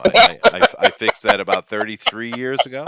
But no, here's the thing. Because Ben's saying, no, let the X-Men breathe and rest, put them on the table. I get that. I do get that. And you could go more the Marvel Knights route and do kind of intermediate stuff here for so many years, and it kind of looks like that's what they're doing, and then get back to something else. However, this is my suggestion. Because what Thundera was saying is that he was talking about all the Claremont stuff, and he's not wrong. Yeah. But Fox did that. Not only did they do that, they also went back to the original the original X-Men with First Class and stuff like that. So they kind of did all that, and that's fine. And I think it was fine. There was nothing wrong with those movies per se. However, there was a little movie at the end that finally got dropped out after years called New Mutants. Now, I don't think that movie was a 100% success. I think they should have leaned into the horror. It sounds like they were doing that, and they made some changes, and that was Disney's doing. I think they should have leaned harder into the horror. But overall, I didn't mind that at all. I thought there's something there. And I personally think what they should do is go the New Mutants route. Of course, they'd have to recast for Disney's version, but go the New Mutants route and run that thing where you got a bunch of young kids that they don't know who to trust, they don't know what to do. You have Mr. Sinister, of course, is the implications in that movie, is the one really trying to collect them, and it makes sense. You could do the whole Mr. Sinister thing, which they haven't introduced him at all, right? That's the first time they introduced him. I personally think they should go with a more kind of horror themed or that kind of leaning with New Mutants and make a run with the mutants in that direction. Maybe even fall into the Marauders before you bring in the actual X-Men, right? And do that whole run. Keep it darker, keep it more edgy, keep it more grounded. Do that run for 5 years, 6 years. Put out a bunch of really interesting stuff, and then you can come back in and start doing your Avengers stuff. I know you guys are going to disagree, but that New Mutant movie, it wasn't done properly, but it had potential, dude. There was good potential in that movie. Yeah. No, I would actually prefer if I would prefer they don't. I actually agree with Ben a little bit. I prefer they don't bring X-Men in because there's literally no way to make it make sense now. The only chance they had to make it make sense would have been a reverse House of M with Wanda. Now the only way they're going to do that. Why didn't they do that? I have no idea. They set it up perfectly. And now the only way you're going to be able to do it is multi-universal nonsense. And that sucks. That sucks big old fat cock. I don't want multiverse X-Men to be the X-Men. I want the X-Men. Yeah. And I would rather they just stay away from it and leave it alone. Maybe they can come up with some reason why it makes sense in a few years. But right now, what they have established right now, there is literally no... It's just like the Eternals. Where the hell they been? Yeah, no. Where the hell have they been? I think we should all just ignore that happen because that was very badly done. Yes. Whereas the Doctor Strange movie, I don't know why they didn't do the House of M thing, but at least they acknowledged that she's a monstrous villain. At least they did that. Yep. Yep. They're just the mistakes they're making are weird. The message aside. I think personally that if they're going to do X-Men, it shouldn't even be tied to the Avengers at all. It shouldn't be tied to that world. Yeah. Be entirely separated. That's what I meant. Just go in a completely different direction. I will agree with you, Chester.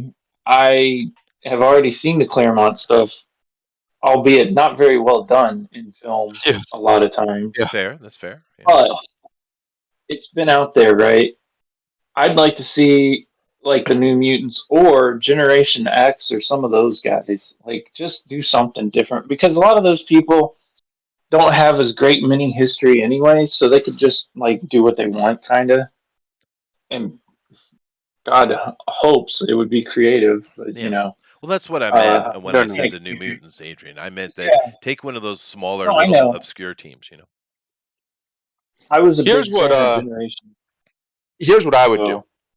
If I was forced to do this, I would I don't know, I would forget about the origin, why they're not there. We'll just get past that. They're there now, right? They'll have to come up with some reason why it makes sense later, but they're there now. Somebody's there. At least mutants as a concept is there. I would actually, personally, if I had the stroke, the character I'd start with is Storm. I would start with her story. I would have it somehow tie into Black Panther just because they're both in Africa, but I wouldn't have them. No. Listen. I knew you were going to say that. Hush.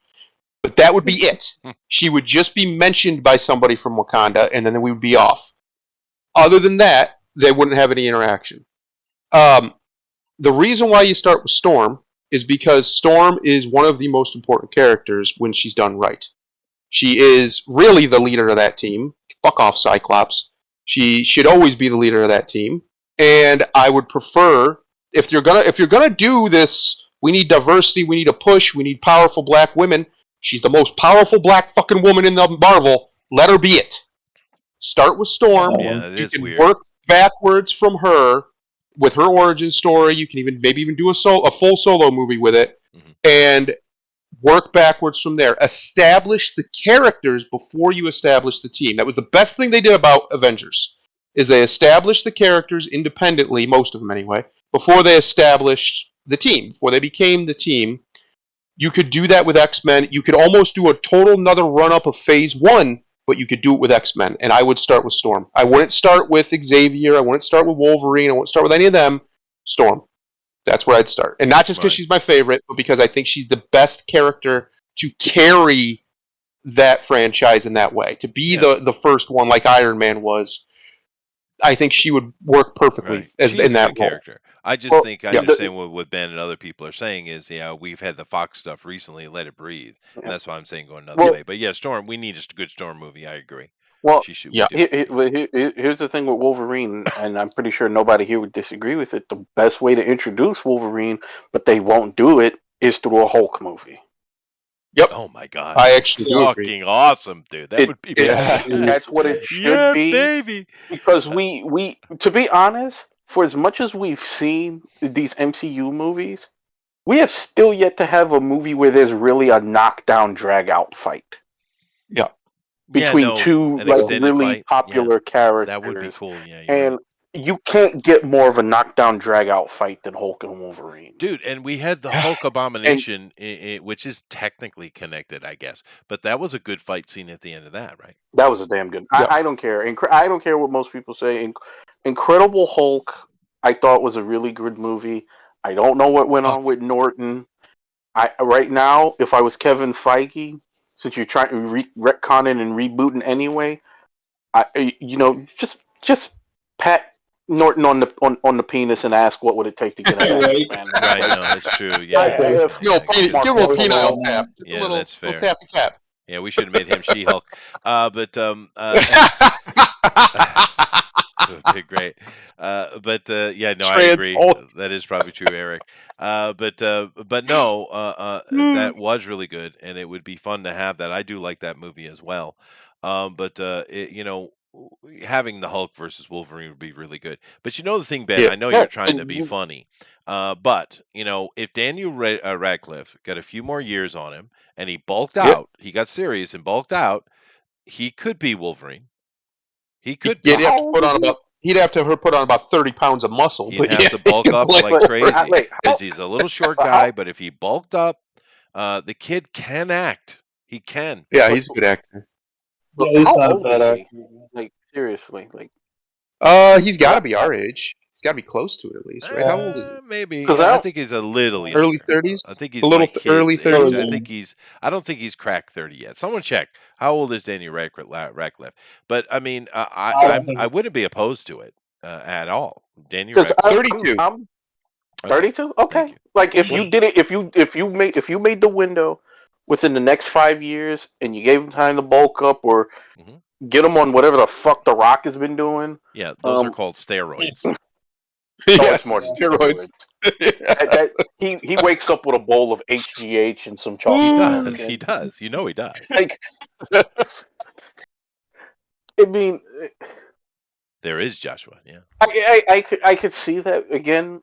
My whole thing is, if you're gonna do this, please get this where you can play this long-term game. If you don't want to pay the big name actors anymore, get some young kids, tie them up into a contract for 10 years or whatever. Sure. It'll be, to give them the opportunity of a lifetime. Let them fucking do it. And I'm pretty sure all right, let's just say you got Radcliffe to play Wolverine. There's your star power. Yeah, no. You're worried about if you look in the chat, I found when I searched his age, he's 32, by the way. Yeah.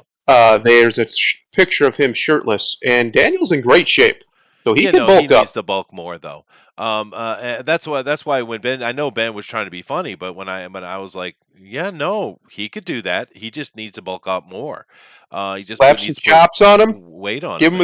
Give him a damn cigar. Sick of him not having a cigar. Yeah. And there we go. No, seriously, let's take a look at it here. Let me bring it up. I mean, if you look at Daniel here, and he just needs to put a little bit of weight on. Daniel could pull it off. And the thing with these kids, these Potter kids, these Harry Potter kids, they have not been able to find their next thing. None of them. Yeah. Emma has put out a bunch of crap. She had a couple little things that got a little attention, but she hadn't done anything really interesting. And I don't really care of their personal life and her moaning. I don't care about that. I'm talking about their movie opportunities. She hasn't really done anything. Ron, whoever that actress that actor's name is, he was kind of an actress, wasn't he? But he just gave up. Right. Daniel's been trying. He's trying, but he hadn't found anything either. So if this guy got real serious and he bulked himself out and he got real serious, dude, he easily could be Wolverine. Look at him. Yeah, he could pull it off. Hell yeah. He's got the right amount of chest hair too. He does, and I like the kid. I'd love to see him get some more success, man. Yep, me too. I've always liked Daniel Radcliffe. He was great Harry Potter. That was the best casting I've maybe ever seen. It was unbelievable, and I wouldn't hate it. He might not want to do it. I mean, if they throw enough money at him, I'm sure he would. But I think he's been trying to stay away from. That's true. Well, and he's been trying to stay away from franchise stuff, from what I understand, because of the Harry Potter. So, you're throwing up money. Go talk to Hugh. Sit down. Don't let him gay you up. Now you gotta watch out for Hugh. No, let him gay you up if he's going to put muscles on you. Yeah. Listen, whatever it takes to get you bulked out, okay? And come back and be a badass, because Hugh Jackman was a great Wolverine. He was great. And he doesn't fit the pattern at all. Whereas Daniel here is a really short little guy. And that's perfect. Perfect. And looking at his body he's got here, it's fine. He just needs to bulk up. And Hollywood knows how to do that. They know how to do that. He's got a good frame actually for being a little guy. He could bulk out real good. Yeah. Just go to talk to the guy that had Alexander Skarsgård and got him bulked up. Go talk to that guy. Yes. Yeah.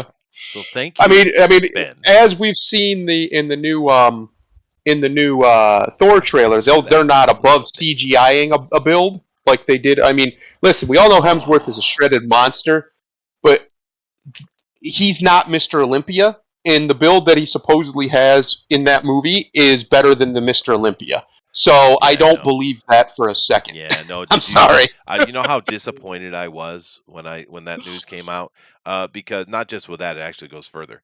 Because I actually, I'm not interested in Love and Thunder at all. Screw that. Their hate of Thor is pissed me off. Plain and simple. Yeah. I'm not interested. Yeah. If you want to do your goofy little, lady road trip, because that's what it looks like, then do that. Stop it. Leave Thor out of it, you fuckers. But aside that, I gave an actual compliment to Natalie Portman, because I don't think she's a very good actress, but I was like, hey, she went got in shape. And it's CG, dude. Those arms are that's CG. What I did. I was like, oh, fuck, man. That's where we're at now. These movies have become they're literally just animated movies. They become animated movies with like real life, what's the word I'm looking for? Real life perspective, meaning they use real looking people. Photorealistic. That's what they are. They're photorealistic animated films to the point now where they're literally just CGing people's physiques. That's where we've come to. Yeah. It's ridiculous. And Hemsworth is already. We know he's shredded. We've seen the pictures that he's posted himself. He's a beast. He is. But they still couldn't help themselves. They had to add. Yeah, no, they had to accentuate it. But the good thing is here soon. Actually, Ben, why don't you say this in the chat? I'm going to guess within 10 years. Within 10 years, I don't think they're going to need actors anyway. Yeah. Yeah. Might not. Because I think they're going to pass the Uncanny Valley in 10 years. Have you seen Unreal Engine 5? Have you seen that shit? Yeah, it's ridiculous. It's pretty much the Uncanny Valley right there. Holy crap! And because Ben's our computer guy, he knows, he's really good with that stuff. Ben, what do you think? When are we going to pass the Uncanny Valley? I say 10 years, and then they're not going to need actors, and we don't have to listen to these stupid celebrities anymore, and we can give credit to the real people, the voice actors, right? Bring them in, and then you wouldn't have to worry about any of this. Yeah. It's funny. I didn't even notice that when I watched the trailer because I don't tend to stare at men's bodies. It's just not my jam. But I watch a couple bodybuilder guys on YouTube that these make YouTube videos, and multiple of them have said, well, not only is he definitely on some form of juice, there's no way. That is a CG body. It would take him literally a decade to build the body like that. Yeah, no. You don't just put on muscle. Like people have this idea that you just do steroids, you put on 20 pounds of muscle. No. It takes years to put on that much muscle. Your first year that you really lift, you'll put on some pounds, but after that, your body metabolizes it, and it's really hard to do. And most people can't actually do it because they have a genetic maximum. That's what the steroids are for. So there's no way he got that much bigger in 2 years. It's just not possible. And that's what they said. That's not my words. These are professional bodybuilders who have physiques like that, right? Like the gods. And they're saying there's no way he's in that kind of shape. There's just no way. That's what they're saying. No, I understand that. And of course they're CGing it. And Ben says we're already there. I don't know. I just watched the Lady Hulk video. That wasn't good. But Thundero, he's been putting muscle on for 10 years already since the first Avengers. Of course, he hasn't. No, he hasn't. No, he hasn't. He has. No, he hasn't. Go watch 2016 Ghostbusters. Go watch 2016 Ghostbusters. He lost 25 pounds to make that movie. You cannot do that and then put on 10, 15, 20, 30, 40 more pounds of muscle this quickly. Steroids. No, it's not, dude. Steroids are not a magic pill. No, they're not. No, it takes hard work in conjunction with it. It doesn't matter, bro. He's had other movies even since then where he's gotten lower. But it's not possible to put on this much. We get to see Chris Hemsworth's ass, though. We get to see it. Oh God! If it's even him, it's probably a body double. Probably a body double. No. You know why I'm going to disagree with you? I'm going to disagree with you because of his calves, right? So he's got. If those are his calves, it could be a body double. For one, it's from behind, and for two, it could be CGI. Could be. I get what both of you are saying. I get what both of you are saying, but let's not disrespect Chris Hemsworth because that dude is a beast, and he's busting his ass to get it. Him and Henry Cavill too, and many of these guys. I don't want in no way to disrespect that hard work because we all know how much work that takes, dude. That ain't no joke. I'm not. By the way, this isn't my opinion. This is professional bodybuilders' opinion. People who do this for a living, even ones who do it with steroids, because you can do that, have said there's no way. There's no way he put on that much. They've never seen juice like that. They'd love to get their hands on it, but there's no way he did that in 6 years. There's no way he did that in 6 years. Yeah, that's what they said. That's their opinion, not mine. Well, okay. But Adrian, are you sexed up by the shirtless Daniel Radcliffe? No, I got all that taken care of earlier tonight. Oh, you did? What's his name? By the way, I am not joking about Daniel Radcliffe. I support that 1,000%. So do I. Yeah. Look at it. Look at this picture, dude. He could I have looked at a picture. Huh? Yes. That's my point. I mean, he matches. He's developed a deeper, gravelly voice as he's gotten into his 30s, right? He's like you said, the appropriate amount of hair. He can grow a nice thick beard. He's muscled, like you said. He just has to put a little, a little bit more muscle on. Yeah. He's got to bulk a little, but not too much, right? You know, he's short. Like, we'll get a short Wolverine Thank possibly God, for the yeah. first time ever. And right? I've heard You him know? do a very good American accent. Yeah. I have. But no, I'm 100% on board, Ben. I think this is a move, and like I said, I really wish, because I know that Emma Watson and Daniel can be a little bit noisy in their nonsense. I know that, but put that aside. I really would love to see those kids have to get their second shot, have their success. I really would. And you know, Emma, she's done more than Daniel has, and it just hasn't worked for her. You know, maybe she'll find something, but the problem is she's not taking care of herself, dude. She's really not. She looks like hell. She's not No, she's clearly hit a mentally. wall Well, she's mentally not in a good place, dude. If you listen to her talk, I mean, somewhere. Yeah, she something needs some kind of way off. revival. But Daniel here, he's trying, man. I really would love to see him get a new IP, man. I really would. What's Well, I kind of think crazy with Daniel is he's one of the child star success stories because so far, unless I've just not seen it, he hasn't had like the crazy nonsense lives that a lot of these child stars have when they get older. Yeah. And that's good for him. I'm very happy for him. But I would love. I actually, the more I think about it, I think he'd be fantastic. He would be. if they Yeah. if they cast him to do it. I think he'd be great. Well, what I appreciate yeah, about he'd Daniel be is good. he's good. No, go ahead. You're good.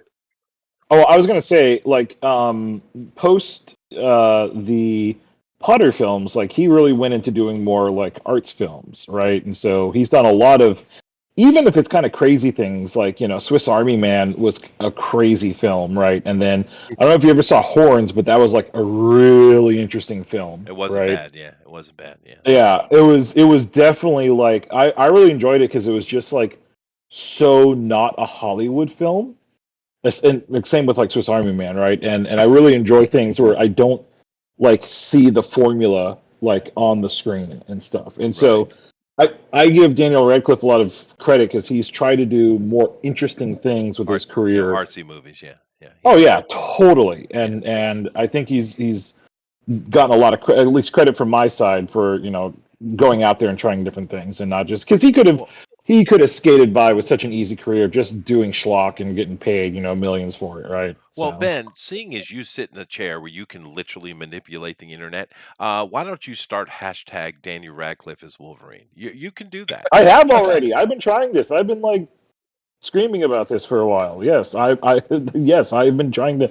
I mean, so much so, like Daniel Radcliffe, he's had to address this on like interviews. Oh, good. Where he's like, yeah, because I didn't even think about it too. You mentioned it, but when I started thinking, I was like, that's not a bad idea. Then of course they throw this picture up, dude. I want me a Daniel Radcliffe Wolverine because I think he'd do good, and I'd love to see him get a new IP. But once again, we have no clue what frickin' Marvel is doing, and the problem is, and here's the thing, and I think you could agree with this, Ben. It feels like they're treading water right now. I mean, sure, the Doctor Strange movie looks fun. It's got some dumbass shit in it, but it looks overall fun, and there's nothing wrong with that. But it just seems like they're treading water as if they don't know what to do. Am I getting the wrong feeling off of it? But because that's what I feel.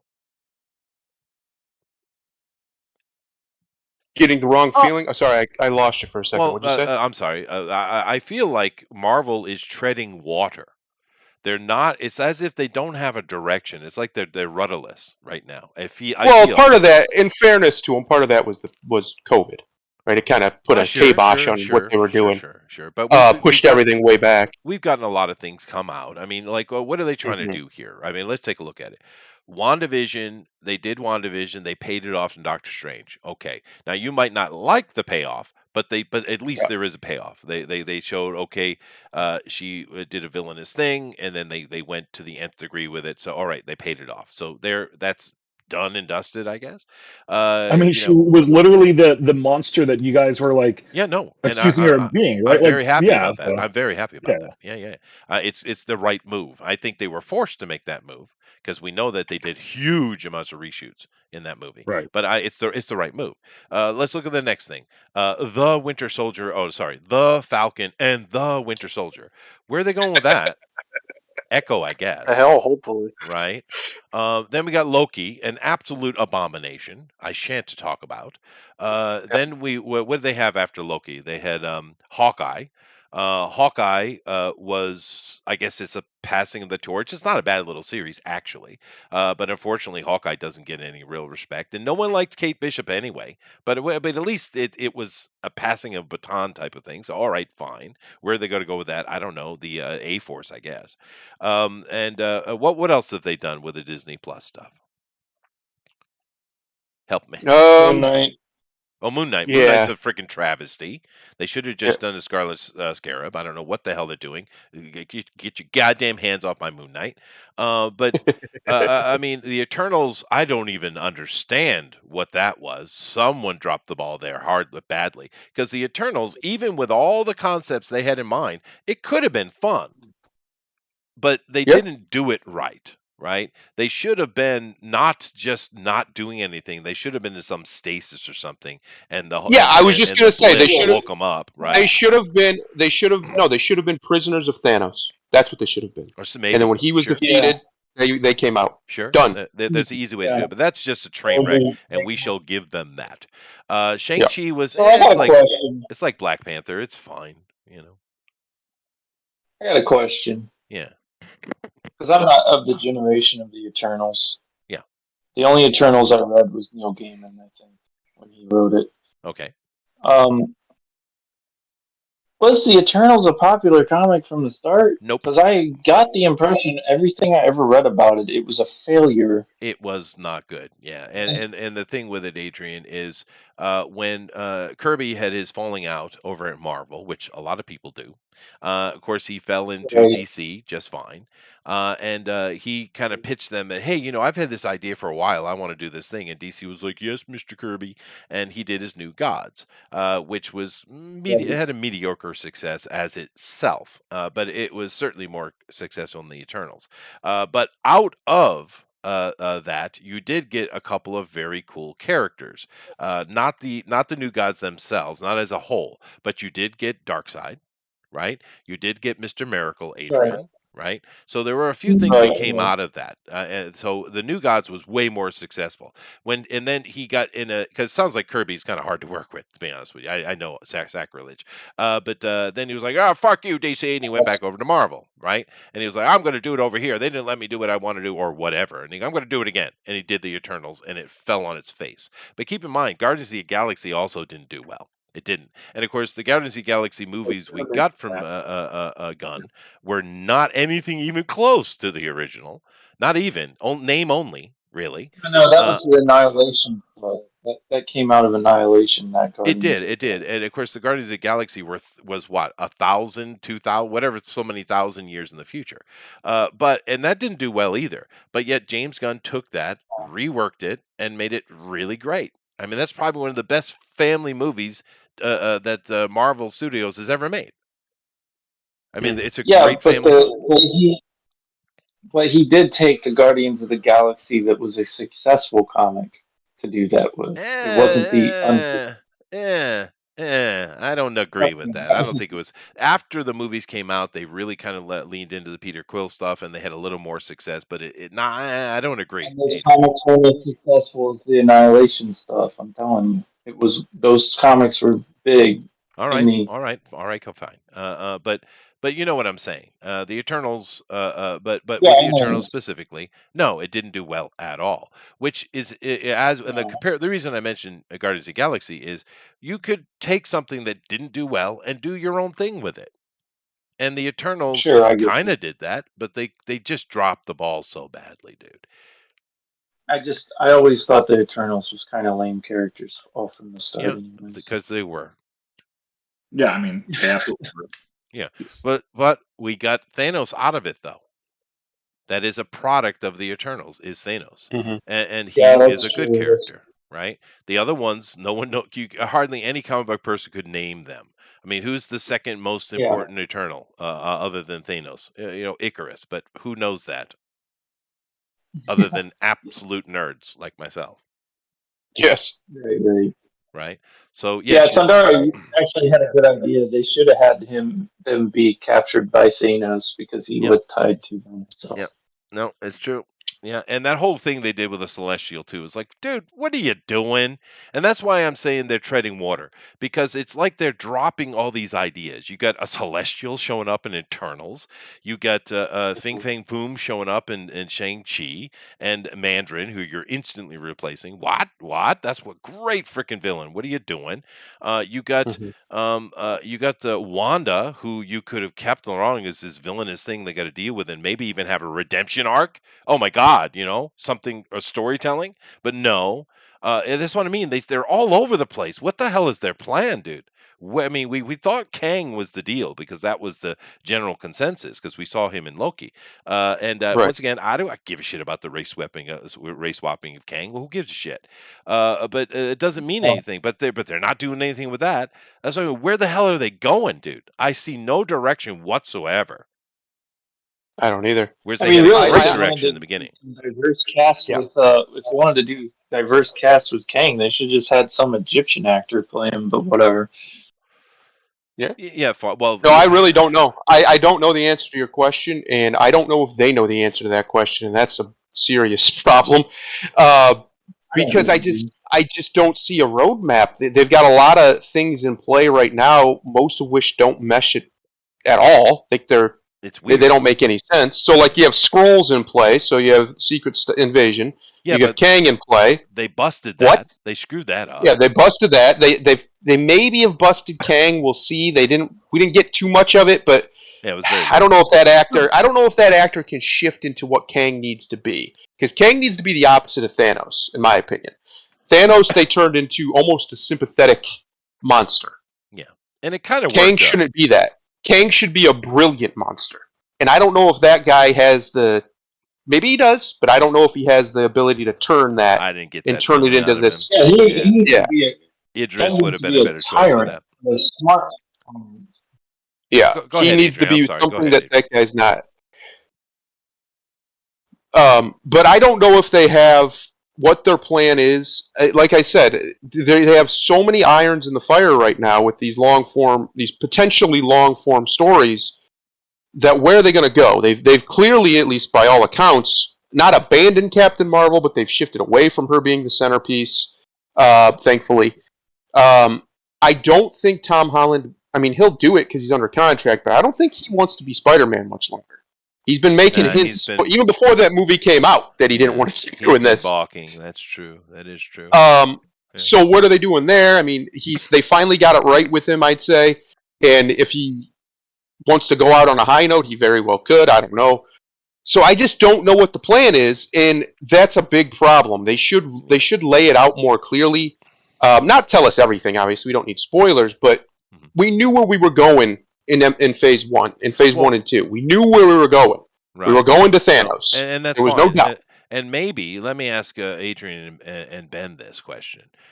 Maybe they, where I said they need, we all kind of agree, take a breath on something. Maybe they are treading water literally, intentionally. Could be. What do you think about that, Adrian? Possible. Yeah, that's possible. I mean, Elrod did bring up a good point. We're getting to the point in the MCU where if you haven't watched like 5 or 6 movies prior to the movie that you want to go see, you might be very well that's lost on what's going on. You're right. Yeah. Had a coworker that went and saw the Doctor Strange movie, but had not seen WandaVision. Yeah. Because he's not that big of a fan of some of this stuff, and he was like, "What is going on?" Like he didn't. The last thing he had saw of Wanda was probably Endgame, right, or Infinity War. One of those. Yeah, it's the danger. So he was completely lost. Yeah. While without people had to tell him what was going on. And it's this, Adrian. It's the same problem in comic books, right? People are like, well, you got this crisis or whatever going on, and it's like I don't know what's happening because I got to read all these different books, and of course they're doing that trying to make money, but it confuses people and it puts them off. You're right. And in the first one, they didn't do that. You had this little kind of threat in the background. This Thanos guy is coming, and you'd have little connections here or there. But you could have watched any of those Marvel movies and not watch another one. and they stand just fine. And Right. the Doctor Strange movie is a perfect example of them required reading, and that's can be troublesome. It's true. Ben, do you think that maybe they literally are just treading water right now? Well, they've got a couple problems, right? A, they lost Robert Downey Jr., and he was pretty much considered the linchpin of like the entire MCU, True. right? They also lost Chris Evans, and he was another linchpin of the entire MCU, right? And so, what they're coming to find out is that, unlike the comics, where you can just have, like, the characters tend to be a bit ageless, right? In the comics, like Spider-Man is what now, 40 in the comics, despite being around for like 60 years or something, Yeah. right? He'd be 80. Something like that. Yeah. Right. So, whereas you have an actor who is probably not going to want to play the character for 10 years, right? Because that's what RDJ did. And so the original core team that they built this on, a lot of them are like, we want to move on to other stuff. We're getting too old for this. And so I think what they're having trouble is trying to find the new center of the MCU. The closest they really have is Doctor Strange and Spider-Man, right? I think those are probably the two most solid linchpin characters that they have. And we saw that with the success of the Spider-Man movie, right? You know, those two interacted, and that was really successful. It was a lot of fun. I really enjoyed the Doctor Strange movie. But trying to find more linchpin characters has been difficult. Like, Don Cheadle could do it as War Machine, but again, he wants out because he's too old to be doing this anymore. True. Right? And he is. Yeah. He sucks his roads anyway. Yeah. And you know, the first guy was better. He was better. You're right. First I guy do was like better. Don Cheadle in certain things, though. But he you know, was too scrawny for that role. Rhodes is supposed to be a tough and tumble kind of guy. right. Don Cheadle looks like he's the kind of guy who writes strongly worded letters to the editor. Right, he's better in Boogie Nights. He's a good actor and everything. You're right. He should And in Miles Davis, he's better at that kind of stuff. But and I get that 100% on the point. But the problem is the stuff that they're trying to bring in to sell and make these new linchpin characters, they're just not working out really well for them, right? Like the whole like the Riri Williams example of Ironheart. The idea of Tony passing on the Iron Man thing to someone else is a good idea. There's nothing wrong with that at all. But the problem they did with passing it on to a young, brilliant black girl isn't a problem either. There's nothing wrong with that at all. No. The problem was the way they wrote her was she was a nasty, mean, villainous character. That's not a hero, right? And they keep doing but a lot of, but she's also a of the less than ideas- character. Man, Most isn't the problem. It's usually the execution of the ideas and how they execute them. Those are the problems. Yes, that's the execution's the problem. Yeah, that's right. Yeah, because actually, a sexy young black girl as Iron Man could be fun, dude. It could be a lot of fun. When I first saw the Riri Williams stuff, I was like, okay, she was cute. She's and they didn't underage her either, 'cause she was like a college kid, right? So that was good. Because because comic books can run into those problems where they'll have a very young character and they draw them because it's the nature of artists. They tend to draw them prettier and sexier than they really should when this character is only young. But they didn't do that with her. She was a college kid. Because when I first saw it, I was like, okay, I thought it could be interesting, but boy, was she just an unlikable thing. And this is the problem they're having. Like they got the Miss Marvel thing coming in with this series, and we're talking about the Kamala girl. And once again, that comic started out really good, and it got sideways because I don't know exactly where they screwed up, but they did because it started off a lot of fun. It's kind of like Faith with the Valiant comic books. She was a cool little character in there, and then they went and focused on her and made it very political. And it was like, well, why? Faith is a fangirl. What are you doing with Faith, right? I won't even talk about Kate Bishop because Kate Bishop is just boring. They didn't. I'm looking at Harbinger #1 right now on my comic book shelf. It's awesome, dude. Harbinger is great. Yeah. Probably one of my most expensive comics that I own. So. Or really? Yeah, I mean, I don't have like anything crazy in the thousands of dollars, but I think Harbinger #1 is still worth a couple hundred. Are you digging at me? No. Why would I be Silence digging? speaks volumes. Anyway, But no, I go read the Valiant stuff. There's some really good stuff. They got sideways with Faith, although they're trying to right that ship. But but I'm just making examples of female characters who can be really cool. And the Miss Marvel, the Kamala Khan character, when she first came out, it was a fun. She was a fangirl too. It was a fun character. yeah, it was a pretty good book. It Yeah. was a pretty good book. Actually. But then they turned her into a villain because Captain Marvel's a freaking villain, and she's absolutely obsessed with Captain Marvel, and she went along with, and they literally turned having Captain Marvel imprisoning people, and it's like, what are you doing? She's supposed to. You're trying to make her the icon of Marvel Comics, and you're making her a villain. She's literally a tyrant, and you've dragged freaking Kamala Khan along with that. What are you doing, dude? And this new show, once again, is not for me. It's a teeny girl show, and that's fine. Girl finding herself, coming of age, and all that kind of stuff. There's nothing wrong with that. It doesn't have to be for me. So I hope that it's successful for the young girls, and they don't screw it up, right? Because It does look like they're going back to the fangirl from the they previews. do. And that's Yeah. and that's a good thing. That's my point.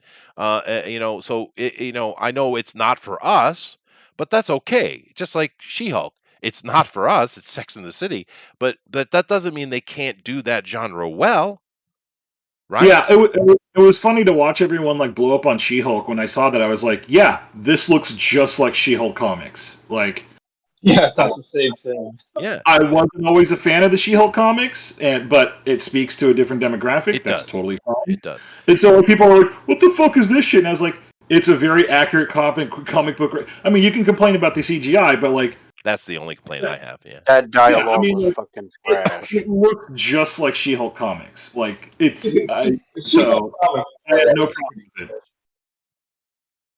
Yeah, but Grimlock, it sounds like the only comment that really, really bothered you was her bashing on the Avengers. The The dialogue right. throughout that trailer period was pretty bad. The CGI. But again, it's Dana Schwartz, and I expect nothing less from her because she doesn't know how to fucking write. But I'm trying to be balanced, in my opinion here, but. It just, I don't, I think you're probably right, Ben. They're either intentionally doing this or they just don't know where to go because they can't find that new Iron Man, right? And nothing has clicked. And the problem is, the Miss Marvel thing, it might be successful with the teenage girls, the junior high school girls, and awesome. I hope it is. But that's not going to be your linchpin, and certainly not her. No. The No. Riri Williams thing is just going to piss people off because they're going to follow the storyline and she's just nasty. That's not going to be your linchpin. No, hold on. I wouldn't hold your breath. Go ahead. Oh, I was going to say, I wouldn't hold your breath on Miss Marvel. Yeah, but the thing is, Adrian, maybe I shouldn't, but I understand 100% that's not for me. I get that. They don't care. I don't agree. I think they do care. Because you guys have to, and I understand the overall angst and feeling because everything is under attack. I get it. I do. We are in the middle of a cultural war. We are. I understand that. I'm not going to disregard it either. But you have to kind of separate things out. When you're looking at any show, just name anything. You have the overall executives. You have a boss that's in charge, in this case, Kevin Feige. But you also have the crew that's working on it, right? The writers, the directors, the camera people, the gaffs, whatever they call them, right? All those people, 100 people maybe on a show or maybe more for a movie, certainly. All those people, you can't assume that all people are like, yeah, let's fuck these white supremacists, fuck them, yeah. You can't assume that, dude. You can't. There's got to be love going on. They're like, yeah, we're going to make this cool thing. Yeah, all right, everybody. Yay. We have rap parties. We have this. There's excitement. The executives might be dicks. Kevin Feige's a fuck. I agree. But when you come down to the smaller creative aspect of it, there's got to be love and excitement going on there. There has to be, dude. For the grips and all of those people, yeah, but the writers the writers and executives is mostly what's sinking that. And no, they only pretend to give a fuck after the show sinks, and then they throw out that same ass line. Oh, we really tried to make a good show, blah blah blah. Like if you tried, you would have done it. You didn't. Yeah, but are you replacing enthusiasm with incompetence, though? Or misplacing? Well, again, it depends on who you're talking about. Like if you're talking about the people, like the people who worked on the show, like the camera guys and the crews and all of that, fine. Script writers, but the writers, no, I'm putting them in a whole separate fluffers, category because they're the ones who do the most fucking up. Yeah. Hold on. Let me reiterate what I was saying here. I work with teenagers. The only teenagers that talk about the MCU are boys. Sure. I don't know any girls that I work with, and I work with a lot of girls because they're cashiers and so forth. Yeah. And I talk to all the kids at my job. I bet you they talk about Chris Hemsworth's butt. Not as much as you would bet. Probably. They don't they're care. at the age where they've mostly moved to manga. Yeah. Yeah, there are some that have done that, but it's a very outcast group of people that are that way. I understand what you're saying, Adrian. Yeah. And from my experience with my own girls and the girls that I know from around them in their circle, I tried to get them into the superhero girls stuff from DC and some of the other stuff that's very kid friendly. They don't care. I'll tell you what my girls care about is Pokemon. That's what they care about, and that's what their circle of friends care about. Sure. No, that is true. I think this demographic of chasing girls, there will be some, but it's not going to be this amazing demographic that they think. Maybe not. But do you fault them for trying, though?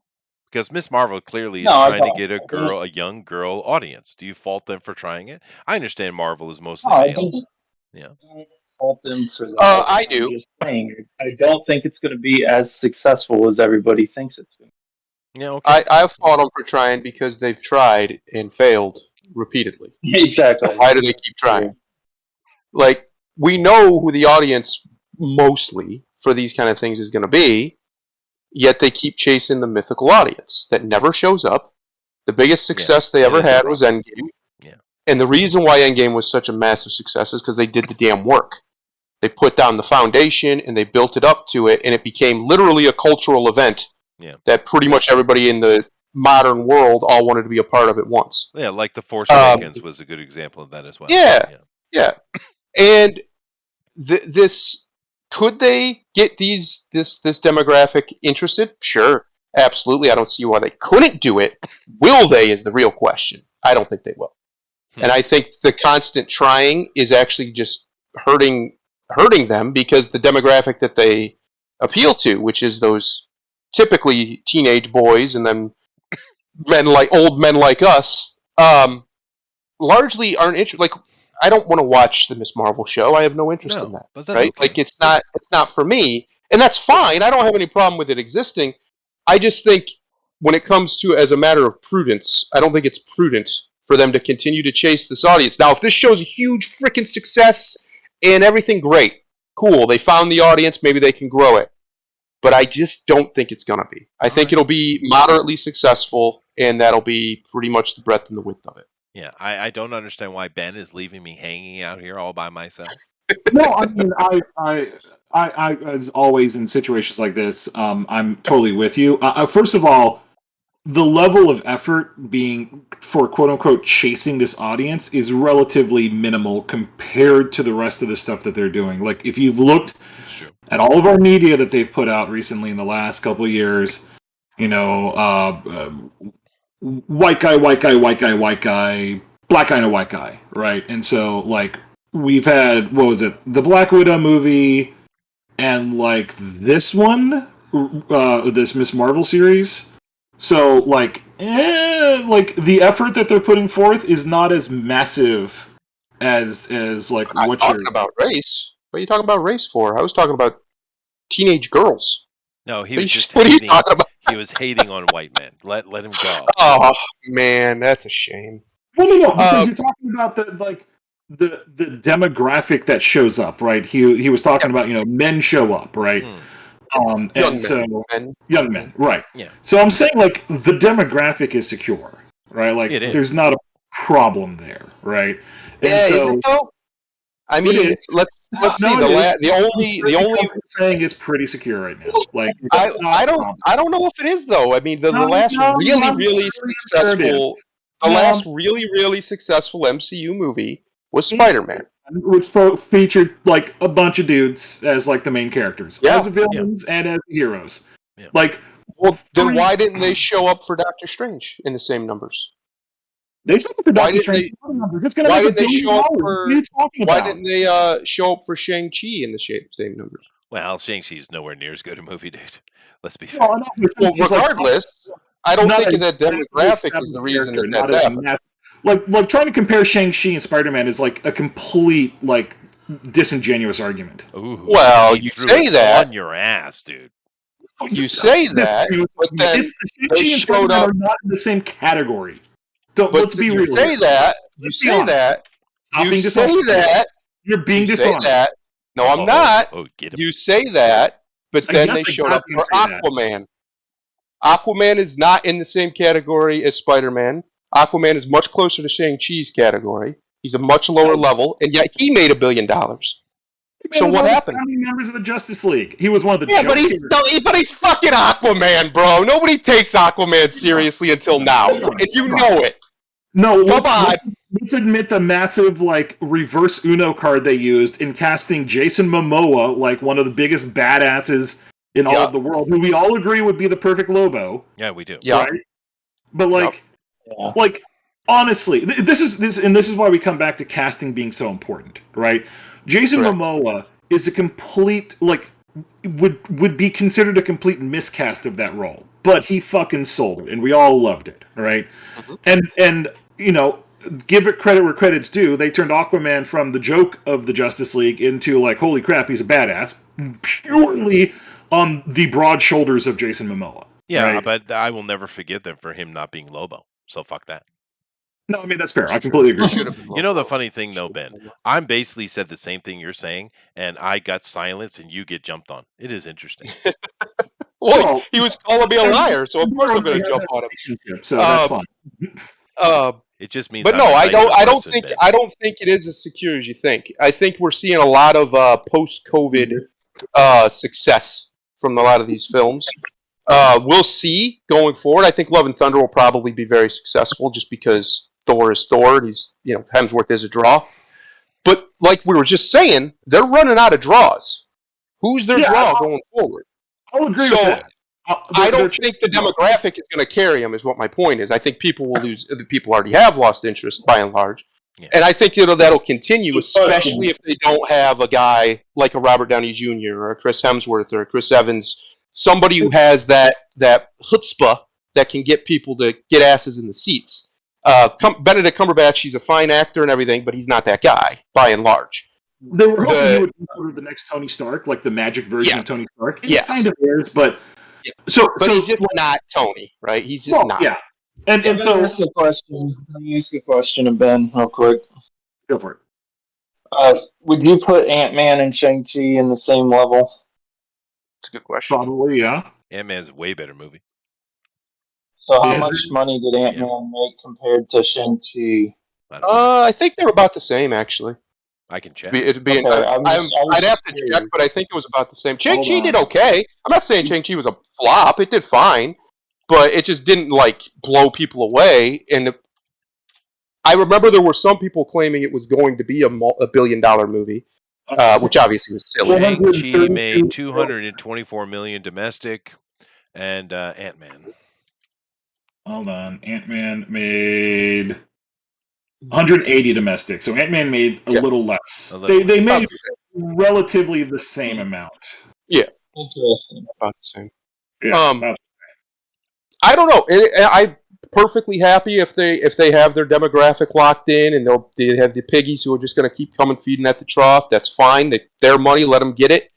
I just don't think it's as locked in as people think it is. I do think as long as they meander, as long as they don't have a direction, they're going to lose people. The reason the MCU was successful is because they did such a good job of telling this long story with Thanos. They did. That's one of the main reasons it was successful. Yeah. And if they don't have that, they're just going to have attrition. Right.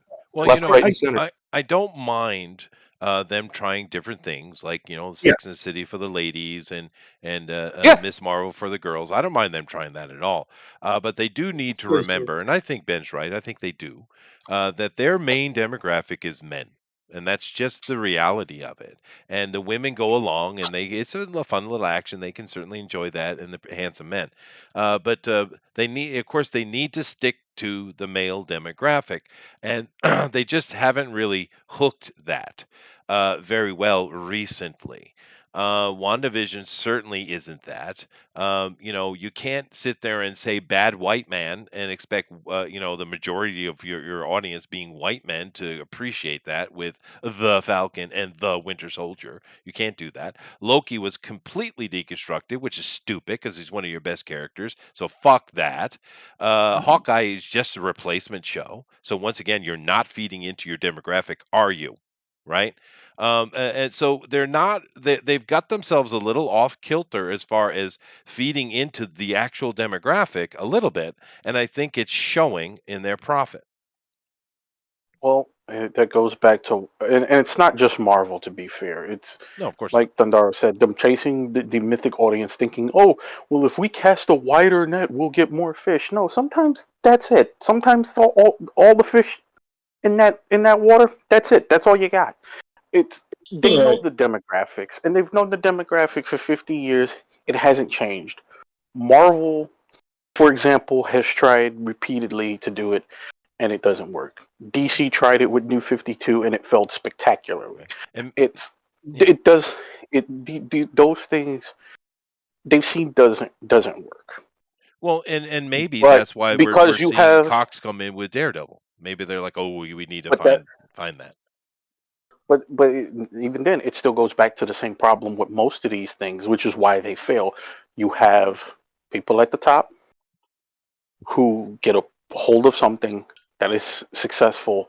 They don't know why it's successful. They don't understand why it's successful. They just see that it makes money. Out of touch executive. Yeah, that does seem to be a point. Yeah. And they think that they can take it any. They think that they could take it any old way and make it successful. Like it's a different genre, but I'll throw this one. Take the big four of American metal: Metallica, Megadeth, Slayer, and Anthrax.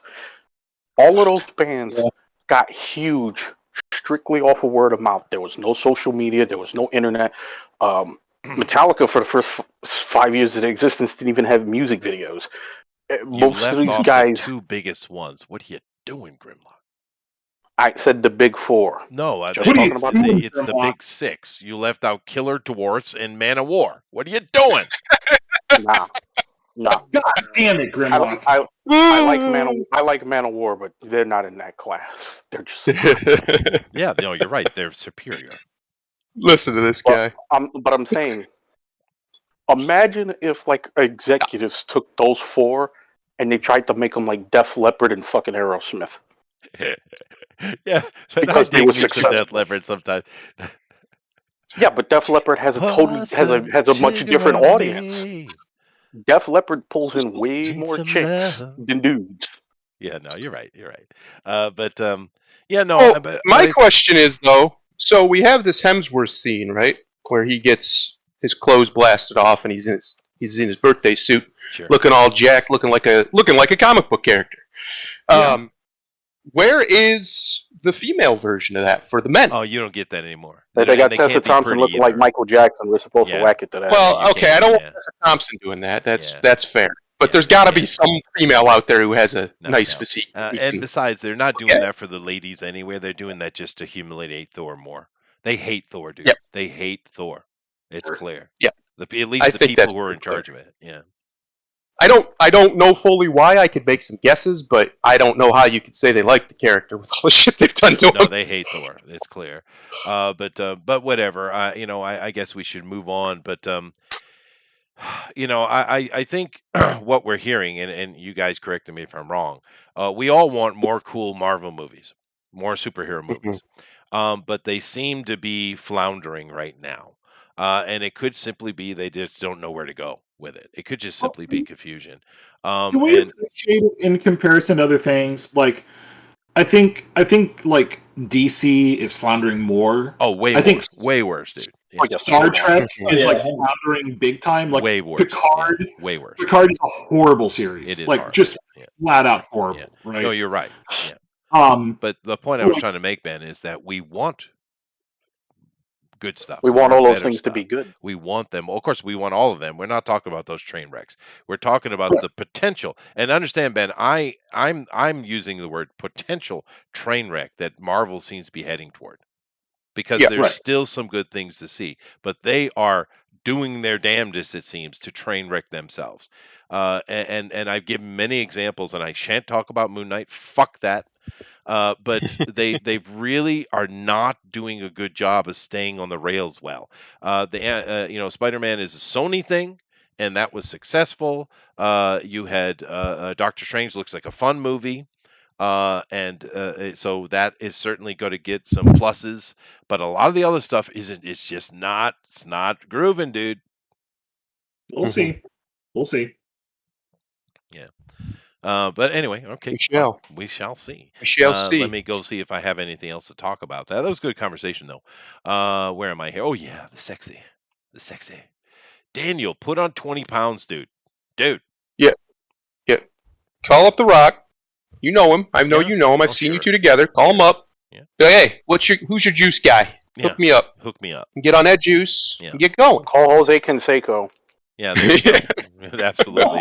Good reference there. Good job. Jose gets shit on out of nowhere, huh? And no one. Where's the McGuire in that? No. Mark gets a pass, does he? But No, all right. Canseco was the Godfather. Steroids without bringing up baseball, I guess. Right, Yeah. it's true, though. It's true, right? But anyway, let's go on to this here. Batman Fortress writer Gary Whitta defends Batman fleeing from Antifa and Black Lives Matter style rioters. Okay, let me lay this out for you, and you guys give your opinion. In this comic book, there's a Black Lives Matter riot going on. They're doing what the Black Lives Matter does, is burn and kill. But it's going on. But no, and of course the person put it in the comic for social commentary. Okay, fine. But Batman sees it and he says to himself, I've got more important things to do, because he is doing something more important, and he moves on. Now, I don't understand the controversy of that, but because, of course, if Batman was in something that was far more dangerous and far more threatening to the overall public, he would let the police to do their job. Of course he would. So I don't understand the controversy at all, other than maybe why did the person put it in there, that social commentary in there in the first place. But the yelling and screaming about this, because I've seen several articles, I just chose Trent's, is about, why Batman wouldn't have done that. Batman would have gone down and kicked all those writers' ass. Would he? Really? No, he would not. No, he would not. What are you talking about? I think I can explain it for you. It's not so much people are focused on the fact that Batman just kind of let that go when he was doing something else, like you said. That's fine. I don't have any problem with that. It's the line that he used, that he said these companies have, or these businesses or whatever, have insurance. I'm not here to save their bottom line or something like that. Their did profit they put margins. that in there? Oh, okay, that's that's I think what triggered the people who are upset about it. And I'm not upset about it anymore, because these comic books I don't care about them that way. But I think that's what pushed people over the edge is that particular line, because that was a line that was floating around on like leftoid Twitter and things. Well, they got insurance. What does it matter if we burn down their fucking shit? Because it's not yours. That's what it matters. I don't need any more argument than that. You don't get to burn down people's shit just because you're mad. Insurance doesn't work the way they think it does. No. It doesn't. Yeah, there you go. That's right. There's the line. These places all have insurance. Not my job to protect their profit margins. And it's like, I don't think Batman would say that. Batman probably would let it go if he's busy with something else. Yeah, he would. Yeah. But he wouldn't say something like that. Yeah. There is a line they shouldn't have put in. But everything else about it is exactly what Batman would do. That's what he would do. Well, that's that's what comics do really well right now is put the writers line what they would say in that situation instead of the over character. the actual thing. Yeah.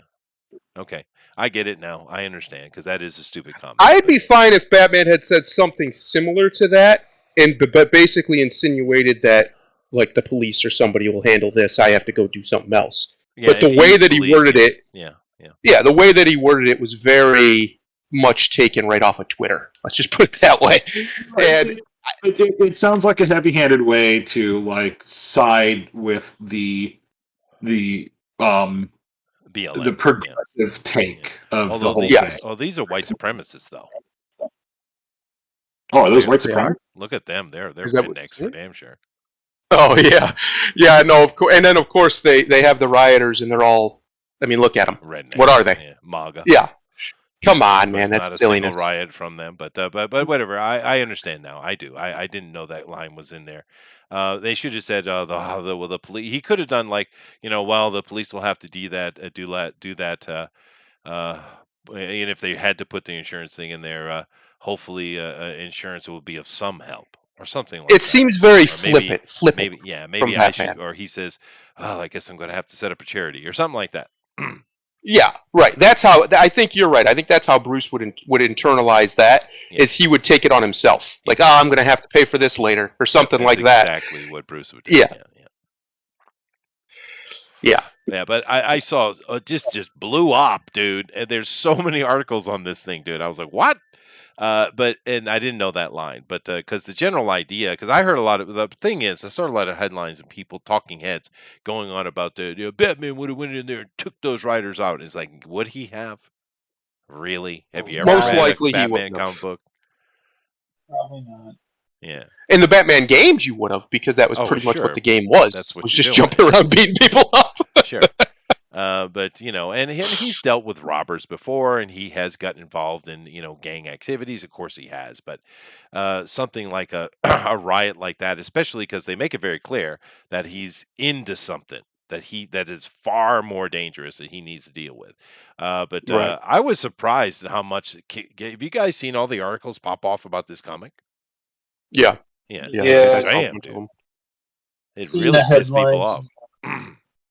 Don't care. Batman's one of those Paragon-like figures that people are very, very, very sensitive about. Yeah, I guess. So when things deviate, even if it's not political things just deviate, people get real mad. Yeah. That's true. However, though, which character, which DC or Marvel, it doesn't matter, which character, superhero or vigilante type character would stop and get involved in a riot, though? A riot like that? Yeah. Where they're just breaking and smashing and grabbing is what it looked like to me. Yeah. Stealing stuff. That's what they do. They steal. Yeah. Comedian. Yes. Good answer, Ben. That is a good answer. Yeah. Comedian would be all up in there. That would be a bad day. That would be a bad day. Vigilante, maybe. The actual character, Vigilante. Yeah. There are some. Daredevil, maybe. Wildcat. Maybe Daredevil. Wildcat. Yeah, Wildcat for sure. Yeah, dude, that's a cool. I'd love to see me some Wildcat. You guys remember Blue and Gray? Yes. The animated series. What a great fun, and that was a little bit tongue in cheek too. I love the Wildcat in that. The portrayal of the older mentor Wildcat. Mm-hmm. That was cool, dude. I enjoyed that a lot. Yeah, Wildcat's kind of one of those characters who just gets left. He just gets forgotten. It's a shame. I like Wildcat. They could do something cool with him. Yeah, Matt. What if you did like? I'm sorry. Go ahead, Adrian. I was going to say Justice League Unlimited had a really good episode centered around Wildcat. Mm-hmm. Oh yeah, they did. Yeah. Well, I forget that they had done some little thing around him, but imagine if they did a series, kind of going back to my GLA stuff I was talking about in the beginning, where you had Wildcat. He's an older hero, has been around for a while, and he creates his Wildcat Rangers or Renegades or whatever he wants to call them. And he gets some younger, it's a way to introduce younger characters as well. And he kind of trains them up, and he goes out street level dealing with that kind of stuff, gangs, riots, thieves. That could be a fun, heartwarming, even comedic series. It'd be great, actually, especially with his attitude. Chester, you're singing my tune, man. I've been saying they need to go smaller scale with this stuff. They could even with some of these characters, they could go into totally different styles of filmmaking. Not even necessarily different genres like horror or whatever. You could do that too, but just different styles of filmmaking. Why do they all have to look? I mean, that's one of the reasons why I like the Batman. It has its own style, and it keeps that style. It doesn't lose it. It's orange. Wildcat, you could do some really cool things with Wildcat, depending on when you set him. I mean, because he's been around a while, you could set him all over the place, and you could do some interesting stuff with him.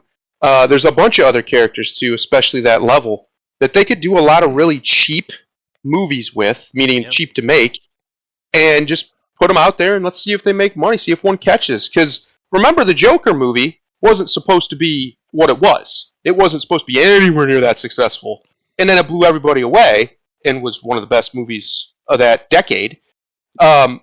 And you can do that kind of stuff. And DC should have learned this lesson, hopefully they have, that you can do these kind of like self-contained little movie stories with these, obviously Joker's not obscure, but with other characters who are more obscure that'll probably do okay if it's a good film. Well, James Gunn's Peacemaker over on HBO Max is a good example. Yep. Right? Elrod's a good point. Now, I don't know, maybe I'm just too, I don't know, but I felt that too much of Gunn's perverse deviance came out. It just was a little bit too disgusting in certain points that I didn't. Yeah, I couldn't watch it. He should have backed that up a little bit, right? But it's a good example. You could do a Hellcat type of thing in that same way, right? Suicide Squad thing, But without Amanda Waller and her daughter. Okay. Good old Amanda. There's a villain she's one of the only villains they've done consistent in the movies. She's bad. Amanda. They do a great job with Amanda. They do, yeah. But anyway, so stupid. Just stupid. Stop being stupid. All right. Yeah, don't be dumb. But I put this up here mainly because of the outcry. I mean, it really blew up. But anyway, let's move on here. Is that no? That's not the one I wanted. That's right. I was making a decision on something I chose not to. Okay. There you go. We're gonna leave it on the Batman. But on the man himself. On the man himself. But and this brings up another problem I'd like to, kind of end on today, if you don't mind. I think we have a good crew here to talk about it. We have definitely good opinions, different opinions. Is the, once again, I acknowledge that we are actually in a culture war. I get it. I do get it. Right. And I'm outside of it because I'm over here in Japan and we do not have that. Right. The Japanese are quite unified in their fuck off West attitude. Right. But however, I do acknowledge it. But one of the things I have noticed, and we do that a little bit here, I try to keep it more tongue in cheek because it's just kind of fun for me. But I do see a lot of overreaction from all sides, just way overreaction.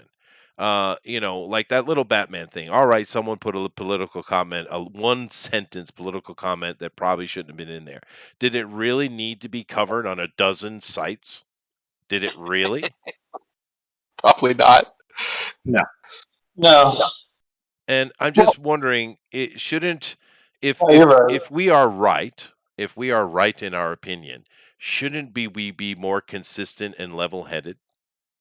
No, and we've talked about this multiple times here, and this is one of the things. Whenever Thundero and I get into a political debate, one of the balancing things that we always kind of circle back to is that we agree that one of the major problems is that the news cycle kind of feeds on aggravating both sides, right? I will definitely agree that there was like way too much fear mongering of Trump. And way too much, dude, yeah. But on the retrospect, we've got people on the right, talking about Democrats, literally calling them demon rats and accusing them of eating flesh and stuff like that, right? So there's this fear mongering, and I think one of the worst things to happen to society was the 24-hour news cycle. Yeah. And this, the clickbaity nature of these like articles where they're just trying to get, so like, for this Batman stuff, they're like, Batman goes full Black Lives Matter, social justice, blah blah blah blah blah. Right? And so, I mean, and all that does is like that's what really feeds the culture war. The disagreements about politics and stuff like that. That's actually relatively minor if you don't have it being accentuated by these people who want to use it to drive clicks or drive eyes, right? Mm-hmm. That if it was actually just like left in sort of the vacuum that it was, like it would mean like fuck all, right? So, I mean, and that's why like when we got like when I hear you guys like talk about the wokeness or the social justice, like that's when I always kind of roll my eyes because I see like you guys like feeding into that when you start kind of going on those routes. Right? Yeah, but we're not wrong. Just beat me to it. You got jackals in there saying like Stan Lee was never into social justice. Like that's when I like started losing my fucking shit. Fine. Well, the thing is, I understand. I agree with you on that, Ben. When it comes to the MCU, they've certainly injected some of it, but it's nowhere near as bad as many other things. Picard is a good example. It's I agree with you. But if we look at Marvel Comics, for instance, which is certainly way worse than DC Comics, they have injected that heavily, dude, into the majority of comics. Think about in the past 3 years. Look at the past 3 years. For those of us who are really actually still reading comic books, what's the best run we've seen? And honestly, the answer is Immortal Hulk. And then Cates' run on Titan Hulk, which is still on, they've kind of gone into Banner Hulk and stuff like that. But the Cates run. So that's the best thing we've seen was Immortal Hulk, the best. The rest of the stuff was various levels of mediocre to absolute freaking trash. So you can't say that we're overreacting when it's right there in front of you. I mean, my point. No. So my point has never been that it's not right there in front of you. My point is that it's always been right there in front of you, right? You may quibble about the quality of the writing, which I think is fair to quibble about. Yeah, that's fair. Right, and I've never disagreed with you on the quality of the writing. Yeah. I've only disagreed with you guys in that it has always been present, especially in Marvel, right? So social commentary is not the same as social justice. It is not. That's true. That is true. That's a good point. That is true. But I get your point, Ben. Can't even define it, which is why I keep asking people when they say that stupid shit to define it. You use it all the time, so you got to define it. I'm not the one who brought up social justice. You did, right? So, but Ben, take a look at this. You're saying they've always done it, and you're right. As far as I'm concerned, there is none because they would have to tell me, all right, what is social justice, and if it's a society thing, which society is determining what's justice? Yeah, and besides, I'm a social justice warrior. Everybody here is. What are they? They've stolen a term, is really what they've done. But let me give you an example. You say it's always been that way. X-Men is a good example because X-Men has always been very political, right, from day one, right? And that's fine. But look at the difference, though. And I'm not just talking about the poor quality writing because that's a big problem, and also poor art because that's another problem, right? Right. But let's just look at how they're approaching it, right? X-Men used to deal with some serious threat, and in the end, they found some bad person doing some bad thing, and there was some political commentary on it. Yes, the purifiers. Can you put a lake? Maybe you should just call them Christians. Okay, so fine. They did it that way, and it worked out just fine. It's actually a good storyline. However, what are they doing now? What are the X-Men now? It's basically a fucking tea party. I shit you not. It's a little gay boys and their little girls sitting down having galas and tea parties. That's what X-Men has been turned into. That's the problem. If they were out there actually fighting for justice, we would all be yay, baby. But that's not what they're doing. It's the presentation also that is a problem. Well, it's also, I would say, the other problem going to presentation is you'll see them put some certain messaging here or there, whether you agree with it or disagree with it. But one of the things that Stan often did, like we had said, is he would use a lot of analogy or allegory. Oh, yeah. Sometimes he was very on the nose, but not always. And oftentimes in comic books, away from Stan, but in other books, you would get both sides of the argument. I haven't seen a right-wing opinion expressed even remotely fairly in an American comic book in 25 years. That is fair. That is another issue. You're right. But I mean, and he did it. And when we talk about that, let me give you an example of this allegory that he's talking about. Hydra. Now, what is Hydra? Hydra are Nazis. They are the Nazi party. That's what they are. But he didn't want to be so on the nose with it. So he wanted to give himself a little bit more freedom. Therefore, it is Hydra. Right. And Stan did that really well. The thing is, we forget. I don't forget. Stan was a really good writer, dude. He was, and he put decades of work into becoming that. Right. And so he did a lot of political commentary. But these days, you literally, if you go to when they're trying to make some white supremacist thing, you literally have people sitting there holding up Nazi signs and wearing Confederate flags. Literally. It's so on the nose. They don't bother to put any allegory at all. Well, another good example is look at that riot in that Batman comic. What does that look like to you? Redneck. Chester, you called it right away. It looks like a bunch of rednecks. Yeah. In Gotham City, looting. What?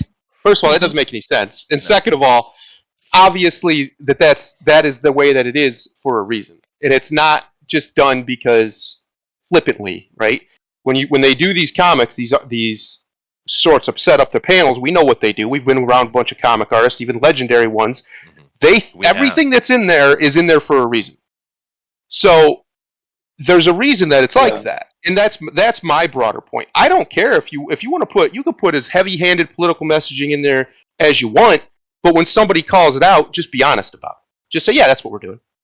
Yeah, that's what that is. At least Stan had the audacity to be honest when somebody would criticize his political messaging. He just like, yeah, that I made the X-Men as a direct result of this, and he just straight tell you made Black Panther. His name's Black Panther in support of the Black Panthers. Black Panther, literally. I mean, controversial they were at the time. He literally made a Black Panther character. That's the problem I think most people have with it more than anything, is that they're dishonest about it. If they were just be honest, I think most people would. Well, some people would still bitch, but most people would probably just be like, whatever.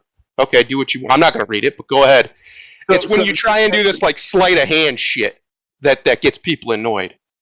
So you're saying that if someone would just come out and do like Stan's Soapbox 2.0 and just say like, yeah, we're doing some heavy-handed commentary like we used to do like back in the day, or and again, we're quibbling on quality, but it's still there, right? On some issues, yeah. Like Al Ewing's run on Immortal Hulk was pretty cool. Well, the art was pretty solid, right? Yeah. But so the artist did something they disagreed with, and then they blacklisted him, which was some right. There's another problem. Exactly. And another one, just to give you a little bit of fodder there, Ben, is Jonathan Hickman. That guy's certainly political, and he's a fantastic writer. Yep. Okay. I mean, like, this problem doesn't really sound that big, like, now that we're getting to the nuts and bolts of it, guys. Like, here's when it gets big. It gets big when we do. I'll tell you when it gets big. It gets big when, like Grimlock just said, people do things that. My phone's going off. People do things that go against, we'll call it the orthodoxy, whatever it is, whatever the orthodoxy is at the time. And they get blacklisted from the entire industry. People who've worked for Marvel, who've worked for DC, that we know, that we've talked to, have been blacklisted from the industry for mostly minor things. I'm not talking about like overt, like full-on white supremacy or anything. Just they supported this particular position over here or whatever. Just too white and too old. Yes, when you lean into this sort of social commentary on the back of that sort of stuff is when it really becomes a problem. You want to make social commentary, who gives a shit? There's people doing it all day, every day, all over the world. You want to have some big political messaging, great, fantastic. I wish you wouldn't use other people's creations as your vehicle for that, but that's another topic. Yeah. But when you do it on top of malfeasance towards other people, like Chester said, just because you're too white and old, which we know somebody that happened to. We know several, actually. Yes. Then it's when it becomes a serious problem. And you add in on top of it, you add in the dishonesty and the disingenuous deflection of criticism, calling anybody who criticizes it some form of bigot. In the soapbox, I get it. So let me get my side of this, right? I agree with you, Thundero. But the problem that you're mentioning is not a left against right wing thing. It is the woke scolds against everyone. That's right? true. And so that is true. Yeah. I can't tell you how many times I've seen them try to cancel people on the left for right. So it happens all over the place. And it is a modern day problem of how we do social media, and there's this terrible desire of mental masturbation for people to just prove that they're better than other people who are popular and or celebrities of some sort, right? And I agree. And that's a much bigger problem than the quote unquote the message or the wokeness, right? That is a problem everywhere, left, right, center, and I don't know what to do about that, right? But you're right. I agree with you. It's a problem. I'm just saying that it doesn't just happen to the quote unquote the right or conservatives. It happens to everyone. Oh sure. Woke progressives, right. And true. That is true. But Ben, there's one thing when. Now you're at least reasonable. We could, I don't know about that. We'll go with the theory first. I'll say reasonable because compared to the other people I have dealt with when it comes to these kind of subjects, we can at least sit down and civilly talk about it. Now, it's not this I'm gonna put it like this. Now, you guys know I'm a mutt, and I have had this conversation with a lot of people, and especially on the internet where there's no consequence, especially the threat where there's no threat of physical consequence. Far too many times when you try to mention this, you can call it woke scolding, but I've had far too many white liberals get comfortable with calling me a coon and a house nigga online. Yeah, Uncle Tom. Whereas if they was in my presence, I'm pretty sure would be very polite. Oh, it is the S&S stuff. You're right.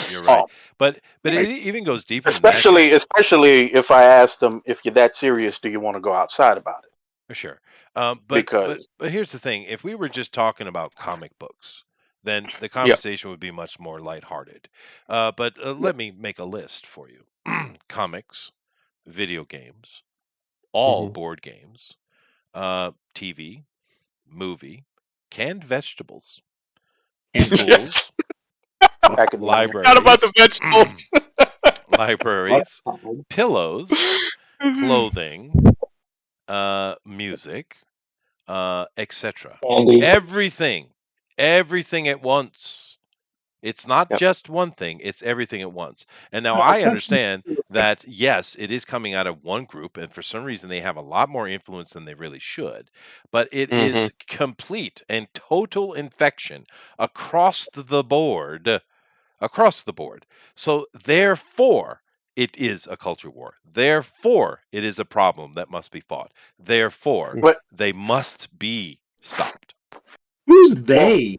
They, the woke skulls, as you have named them. Oh, okay, the woke skulls. Well, I would like to add to this. Like you said, you did say that they do go after everybody for disagreeing, because you are correct on that. Because I watched it happen in real time. How the woke skulls wanted to cancel Frank Oz of all people because he would not validate a certain group's fantasy that Bert and Ernie are gay. Yeah, he said no, they're not gay. And what literally took that stopping, the only reason that stopped was because Sesame Street, the people who run Sesame Street, had to put out a statement on his behalf. That is the only reason it stopped, because otherwise it wouldn't have. It probably would have went down the way of Gina Carano, where they just kept picking at it until they got what they wanted. Right. The one of the problems I have with this, and as I said, I think, Ben, I do think you're a reasonable guy. Political Most leanings aside, I really don't even care about that. One of the problems I do have is there's not enough of you telling them to fuck off, because when the non-left people push back, then everybody goes, "Oh, you're overreacting." But and this is usually the case. Most people don't see when the bully is picking at the fucking kid. They only see when the kid finally snaps and kicks the bully's ass. Right. Yeah. So, and that, and Grimlock, it's a really good point. And that's one of the problems is there's not enough people on your side that would otherwise be reasonable telling these people sit down and shut the fuck up. Right. I would add conservative side to that as well. There's not enough people pushing back at all, and we have this conversation often. Yeah, but like Ben was saying, there's usually when that happens, there's usually an overreaction on the left and the right, but there's not enough of the ones that would otherwise be considered reasonable to tell these what I call fully grown children. Yeah, you're right. They do placate them. That is true. But it kind of brings up this thing we were talking about offline because Grimlock and I both New York City people, and we have a you'd have to live there to understand it. But I saw this video, and it had one black dude holding on to an old Asian man, like 70s. Yeah. Right? Yeah. While two other black men just took turns beating him in the face. Now, okay, now that's bad enough. But sitting next to them on this subway stand waiting was a whole group of people who did nothing. Yep. Who did nothing. Now, I know myself personally, and I'm sure I'll get a balk out of the chat, but I know personally, I would insinuate myself in that situation, whether I got my ass kicked or not. I would insinuate myself in that situation. I could not do something. It's impossible, right? It's like that old man who was sitting down there and the church was under fire from that asshole, and he literally grabbed his gun, ran out of his house barefoot, shooting at the guy, waved down a car to say, "Hey, we need to deal with this," and drove on and killed the bastard. The guy was in full armor as well. That dude, when you asked after, "Oh, you're a hero, you saved lives," and he's like, "Yeah, but I was freaking terrified." That's bravery, by the way. That's how it's actually defined. But we don't have enough people, no matter their political leaning. Because honestly, if you take a normal conservative and a normal liberal, there's hardly any difference. Really, the difference comes into who should pay for it. That's really the difference, right? But there's not enough people standing up and saying, "No more, fucking shut up and sit down. We're not going to let you do this. We're not going to let you hold the old Asian man and beat him in the face. We're going to come in there and we're going to bloody ourselves to stop you." That is the problem. That is the problem. And until we get pushback from everybody else, I don't care less what their politics are, this is going to continue, and it's going to keep eroding and tearing and hurting. And at the same time, what do we got?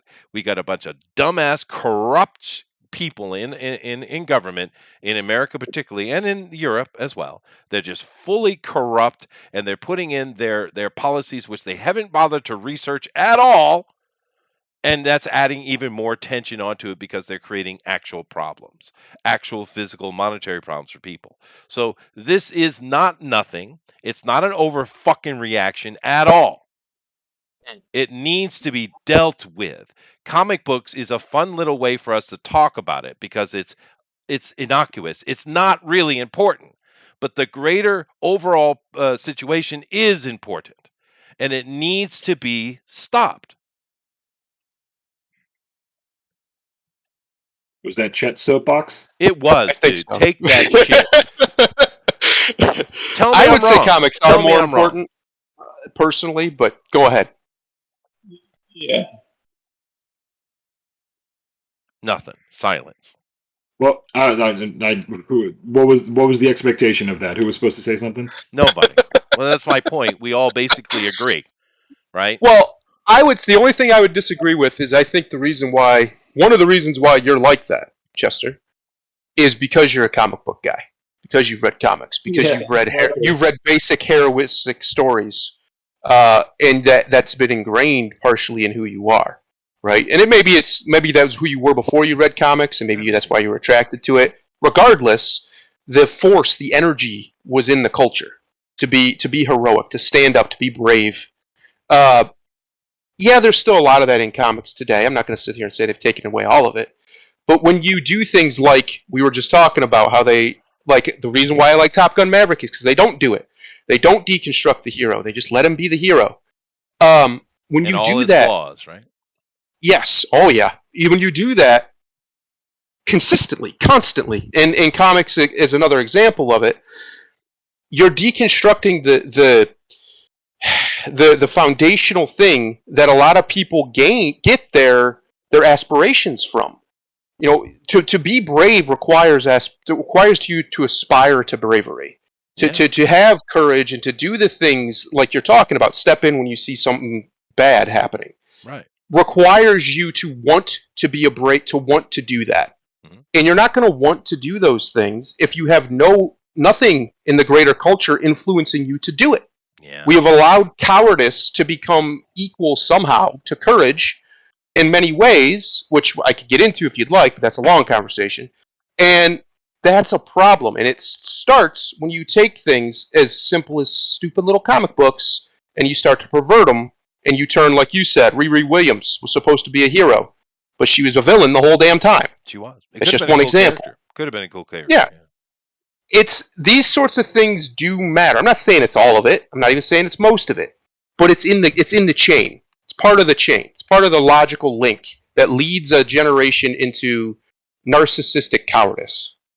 And I think that's where we're at. I think we're in a very dangerous place because we also have, on the other side, at the same time rather, an authoritarian and totalitarian streak among the people who seem to be at the levers of power, which is very dangerous. Combination, that extremely is dangerous. A much deeper and darker conversation. That is true. Yeah. But they're just feeding on it, to be honest with you. I think because it's a completely different conversation. Those people are not on the agenda we're talking about. They're on their own. But no, you're right. And I think one of the points I was trying to make is, you know, if you're not afraid going into any kind of, especially a conflict, then you're a sociopath. Of course, Yes. you're afraid. Yeah. But you're touching on one of the things that disturbs me because I just used that one example from yesterday, but there are many. I don't understand how people are standing by and doing nothing. Well, how long ago was it that some lady literally on the subway full of people was raped right in front of everybody? There's no way that is going to happen with me present. No way. Like I said, I might get my ass kicked. If I could maybe I get stabbed in the head. Maybe. Yeah. I'm not sitting here saying I'm some badass that could beat the world. I'm not doing that. But there's no way I'm standing there and letting that happen. No. I'm insinuating myself without question. Right. Without question. Yeah. But yet, I know myself because I've lived. I know what I'll do because I've been in situations. But I have seen, well, the rape one is a good example, a freaking subway full of people. This is not the middle of the night with two bums, drunk bums sitting on there. It was packed, and he raped the woman right there, and no one moved. Are you fucking kidding me, dude? I want to kick their ass. That's pretty evil. But there's a lot of it. It's every day you see this shit. People getting beat in the street, and no one does anything. People, having, people incredibly over-sexualized children, and no one does anything. You guys show me a video of a kid freaking twerking and dancing on a goddamn stage, and people giving him money like he's a goddamn stripper. What was he? 8? Why is no one standing up and say, hey, get that kid off the stage? What the hell's wrong with you? What's going on? Kids getting murdered and the cops just sitting out there not doing a goddamn thing? Exactly, Ben. Yep. Exactly. Yep. Why do we not know? Does anybody know the name of the border guy who drove 40 fucking minutes away and came and stopped that guy? We should. Because I don't know his name. We should. I don't know his name yet. Absolute American hero is who he is. Yeah, it's and like he the should old be dude the church I was talking about. Yeah. Yeah.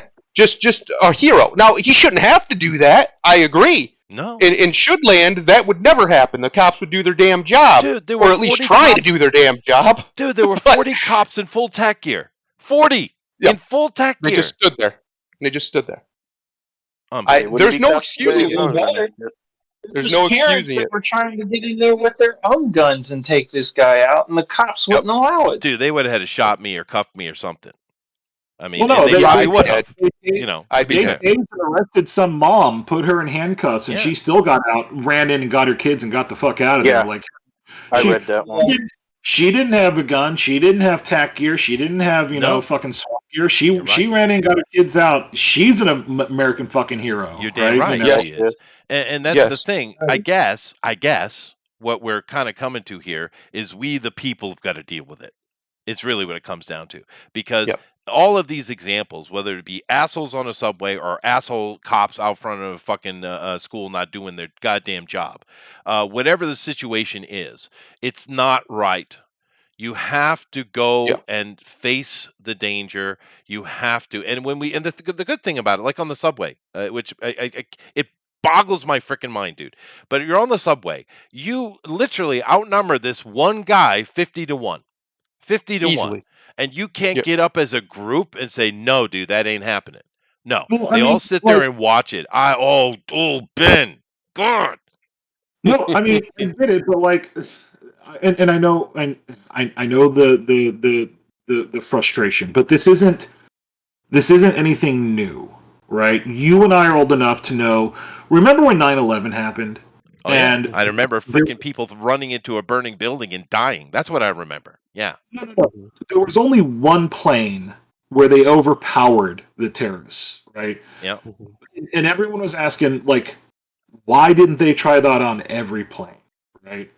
Well, And because so those are government, they weren't actually any people, and though there's a conspiracy. Oh boy. That was yesterday's show. I'm sorry, man. Your point is valid. I apologize. Go ahead. You beat me to it. I was gonna Yeah, why say didn't you they? beat No, me good to point. it. Why didn't they? Go ahead, Ben. yeah, but the historical problem with inaction is nothing new, right? And you're right. I mean, that's why these are heroic stories, because these are coming back to comic books, right? These are people who don't sit by the sidelines. They get up and they take action, and that's part of the reason why we read it, because these are mythical characters and they go above and beyond, Yeah, right? but it was And so- nowhere near as widespread as it is today, dude, when I was a kid. No, not even close. Not even close. I understand your point, and you're not wrong. Not everyone's brave, but that there's stuff happening on a daily basis that would never happen when I was a kid, dude. Never, ever happened. So the reason I fight back with you on that one is because I think it probably did. It's just we didn't know about it because it wasn't as proliferate, because we didn't have as much like coverage of these things. Not everyone had a high definition camera in their pocket. Yeah, no, I understand what you're saying, but I think you're too young to understand the value of shame. Oh my god. Okay, sure. All right. He pulled the age card on you I did. out of nowhere. Well, no, because shame is a very powerful social tool, right? It is. It is something that helps to keep society in place. Because when you think about it, if we want to break things down into the What most shit's all essential, about is weaponizing shame. yeah, so no, and you should. And when we break things down into their nuclear parts, just not looking at people as individually, just as a group. Men and women have their own separate responsibilities to society, right? Women's job is to shape society, to shape culture, to shape etiquette, to shape our lives. That's what their jobs Duty. are as a whole. Duty, yeah, that is the word, duty. Men's job is to enforce the women's desire and to maintain the infrastructure. Now, I'm talking very, very generalization here. I understand individually people can be whatever they want. Yeah, yada yada. But I'm talking about in general. And one of the greatest tools that women have ever had is shame. And using shame to keep society on a consistent and unmanageable track. Right? I just got the Game of Thrones shame thing going on in my head right now. I'm sorry. Yeah, I do apologize for that knife wound. But my point is, the younger generations have had less and less and less shame applied to them. Your generation is a really good example. You and all of you guys in here, really, because you are part of the everyone gets a trophy generation. That's what you are. You're part of that. Well, Yes, you not are. just, You're coming out I of would that. s- You're coming out of I'm that. figuring from their age. It's just one example, Ben. And as we've gone on, the shame has become weaponized against you. You're not allowed to shame for anything. You can't shut a slut shame. You can't fat shame. You can't gay shame. You can't shame for anything at all unless you just happen to be a straight white male. But then again, straight white men have always had the roughest ride because there's nothing for us. There are no government offices for us. There are no special charities for us. There are no organizations for us. So of course we have. Well, we're used to it. We know coming out the gate, we got to do it ourselves. So it's no big deal for us. But along the way, shame has fallen to a point where it's actually been weaponized against you. And this is a huge, huge problem because when you have a group of people, in many, many examples we just gave out, and there are thousands more, where people sit by and let shit happen because they're afraid of being blamed. Right? The litigiousness of America has certainly added to that as well, but I don't want to get too sidetracked. But you understand what I mean when I say shame, Ben? I don't want to get too sidetracked now. We're way past that. Well, I didn't want to take it that deep because that's going to go deep. But you understand what I mean by shame, right? You understand the value of it. Yeah. Well, I mean, I don't see the value in gay shaming, but that's a whole different conversation. Well, I didn't mean homosexual. I meant being a soft male. Yeah, I knew what you meant. Nothing You to meant do gay with like homosexuals. Yeah, like smear the queer, like that kind of. Yeah. It has nothing to do with homosexuals whatsoever. It has nothing to do with homosexuals. It has to do with you being a soft. I don't know. I think homosexuals dancing in the street with kids with them need to be shamed. Yeah, about and that's another issue. Yeah, that's another problem. But I would say that with straight people too. Even I in don't the think bedroom. people need to be flouting their Cali. No, you're right. It has nothing to do with who you choose to sleep with. It has to do with decorum. Yeah. Yes. And shame brings decorum. But I'm saying that's a problem because I just listed off a bunch of stuff that you are not only are you not allowed to shame it, you are yourself shamed and ostracized for pointing it out, right? Right. And this certainly is part of the problem because it's a serious problem. I don't understand how anyone is not violently repulsed by what's going on. I could care less what your politics are. You cannot sit back and watch these things we see day after day after day and not be absolutely disgusted by it. I don't understand how America has become so freaking feckless and vapid. I don't understand. Because that's not the America I grew up in, dude. It's not. I think it's a lot to do with social media. It's a lot to do with we can vent off that frustration by, well, some people can. I can't anymore. Going on Facebook and yelling about it instead of actually, and then that gives you this sense of you did something. Well, you didn't do anything. That person's still out there probably brutalizing people, or would be if somebody didn't stop them. We have this. The incentive structure is backwards. You've actually kind of answered your own question, Chester. Yeah, I know. People don't want to ranting. I know. People don't want to get blamed for pick a reason. If it's a black guy doing it, well, I can't. I don't want to be called a racist. I don't want to, so I can't get involved over there. If it's some form of LGBT, you don't want to be called a bigot or whatever. If it's, pick whatever reason that it could be twisted by somebody with a political agenda. They don't want to deal with it, so they just put their head down and look away. And I do think that that's starting to change. And I think it's starting to change a lot, not because the right has been making noise, but because now even the moderate liberals are pretty well frustrated. They're pretty much done with this bullshit. Look at freaking Elon Musk. He was anyway a progressive liberal for as long as I've known him. Big climate change guy, all these things. Like Sargon of Akkad, Dave Rubin. And even he said he's going to most likely vote Republican in the next election because it seems to him that it's the Democrats are okay with what's happening, or at least they're not, like you said, making enough of a stink about stopping it. So he's like, all right, I'm off. I think you're starting to see stuff like that. You got Joe Rogan, a liberal guy who Bernie bro and everything. He just recently came out against gun control because he made a reasonable argument that if you take away all the guns, only the criminals will have them because you're not going to get rid of over 400 million guns. Yeah, that's just a pipe dream. Are criminal for a reason. They don't follow the law. Only law-abiding people do. Yeah. But besides that argument, even he has started to come around to a little bit more. I would say I would call it classical Americanism, personally, where it's much more live and let live. I think that's a very American spirit. Just leave each other alone, mostly.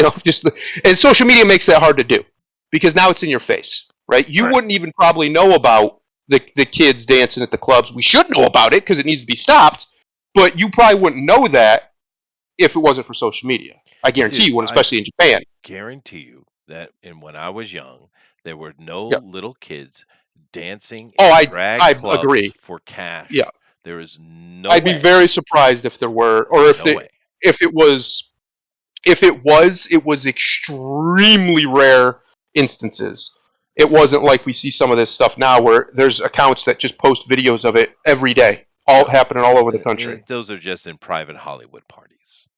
Yeah. I mean, at one time, the cops would have just busted that shit down anyway. Immediately. So. Yes. Immediately. Yeah. And they should. Yeah, which is a whole nother conversation with the whole defund the police nonsense. Now, I'm not going to sit here and say the police don't need some adjustment because they clearly do. Ben just gave a really good example of 40 cops standing outside a school letting kids bleed out. That clearly something needs to be fucking adjusted, right? Reform the police or something like that. No, I mean, where I give my side a lot of shit is we're terrible at naming things, right? It's true. They don't mean well. Yeah. They don't. We're fucking awful at it, right? Like, defund the police was a terrible fucking, or abolish the police. Those are terrible fucking things. Because, like, most people, the vast majority of people don't want that. Now, if you want to say reform the police, like, most people would agree. Most people would be like, yeah, you know, like it needs a top to bottom reform. It does. See, look, we're conservatives and liberals, and we're fucking agreeing on it by simply a name change. The thing is, Ben, I think you've already made the argument that shows that we're actually not different. This isn't a conservative liberal thing. It really isn't. It's that's a corruption thing, dude. Like I said, the only real difference between liberals and conservatives is how the money is spent. That's really the only difference. We agree on most everything. It's these progressives. It's the fringe on both sides. Like, what I think is utterly fucking hilarious is like watching like the super hyper conservatives and like or like the crazy QAnon conservatives and then like the crazy progressives, like when they come full circle to agree on something, and it's like, whoa, okay, like that. Well, actually, no. This is a serious question, by the way. When I hear the extreme right, I'm like, I automatically agree because extremism is not good. But I keep hearing it. But please point out them, because I can point out the progressives very easily. Well, where are these supposed super right right people? Who are they? The QAnon guys who believe that Jews made lasers that are going to like zap people out. Yeah, or those are not necessarily conservative or liberal. They are conspiracy theorists, and I imagine a lot of them are quite liberal, actually. Well, no. I'll say what Ben is saying that I do agree with, but I think just different perspective is that not even so much as people. I think there's been too many politicians, at least during the course of my lifetime, has made issues that should not be a partisan issue, and because a lot of people who, and I've said this before, have become so tribalistic with their political beliefs, where to the point where it's just like arguing with a drunken sports fan at a bar. I understand. Where they'll take something that like he said, the police do need a reform. They do. But the fact that you had a small group of nutcases that went out with the ACAB like shit and the abolish the police and BLM, that's abolish the police, where even if you used to ask most black people, most black people don't want the police abolished. Do we want? Of course not. They need They're the ones that are going to suffer the most. Yeah. Do they need a massive reform? Fuck yes, they do. Well, here's the worst part about it. See, now you guys are in my wheelhouse because I did this for 10 years as an activist. I was working with Reform Police and End Police and Watch the Police and all these organizations that are all over the place. Cop Watch. And I actually helped set up cases, one of which went to the Supreme Court, that originally got civil asset forfeiture overturned. Now, they've obviously kept that up through various means because, of course, they're not going to let go of that money train. But it's supposed to be illegal. Population at large. Yeah, no, Yes, it's supposed to be illegal. They're not supposed to be able to do it. The problem with reforming the police is not even really political insofar as political party. The problem with reforming the police is the corruption. The corruption of these entrenched bureaucrats and entrenched members of like Congress or Senate or whatever. They don't want the police reformed at all. Because whether it's through nefarious family dealings or just straight up hardcore corrupted capitalism, they're making money off of it being this way. They want it this way. That's why it stays this way. Sure, the police could get reformed. The police could get reformed tomorrow, but what will happen is, and this is what did happen, they'll start stoking the flames of racial tension. They'll start stoking the flames like a Ferguson event. They'll use that to divide people again, because they did, because I was working on a case, I was helping work on a case, right around the time BLM came up. We had all kinds of funding for the legal team, everything. I didn't get paid. I was a complete volunteer and mostly anonymous. They had all kinds of funding. They were ready to go. Ferguson happened. BLM came up. The entire narrative about policing changed within a couple weeks. All that money dried up. And the people who were doing actual activism to try and reform it, they just went away because they couldn't get funded. That's true. I get what you're saying. But the government is a completely different beast and a different conversation. They will use whatever is there. Right. So it's a separate conversation. They're not true believers at all. But I'm still trying to get at this mythical far right because QAnon, okay, I get it. And there's some interesting things there. But that's basically coming out of Alex Jones. And would you consider Alex Jones to be a far right conservative? Absolutely. Are you kidding me? I've never seen anyone more libertarian. Are you kidding He's pretty me? libertarian. Yeah, I'd say There's so. nothing right wing about him whatsoever. Absolutely. He was like swearing allegiance to Trump, and Trump is once again a libertarian. He's not even close to being far right or even conservative. No, hold on. He did spend a lot of money. I would give Alex Jones like leeway of being considered a libertarian only if he railed against the Republican Party anywhere near the amount he does against Democrats. He used to. He doesn't do it anymore. He does. It depends on what it is.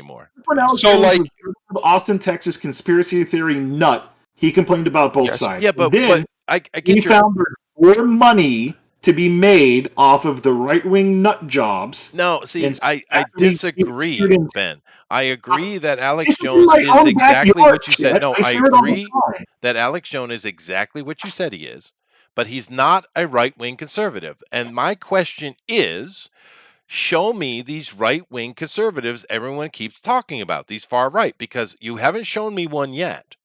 These are not actual right-wing conservatives. They might be nut jobs, but they're not right-wing conservatives. The example is not the same as me not showing them to you. Okay, so what you're saying is the problem is not right-wing conservatives, it's libertarians. That's your point.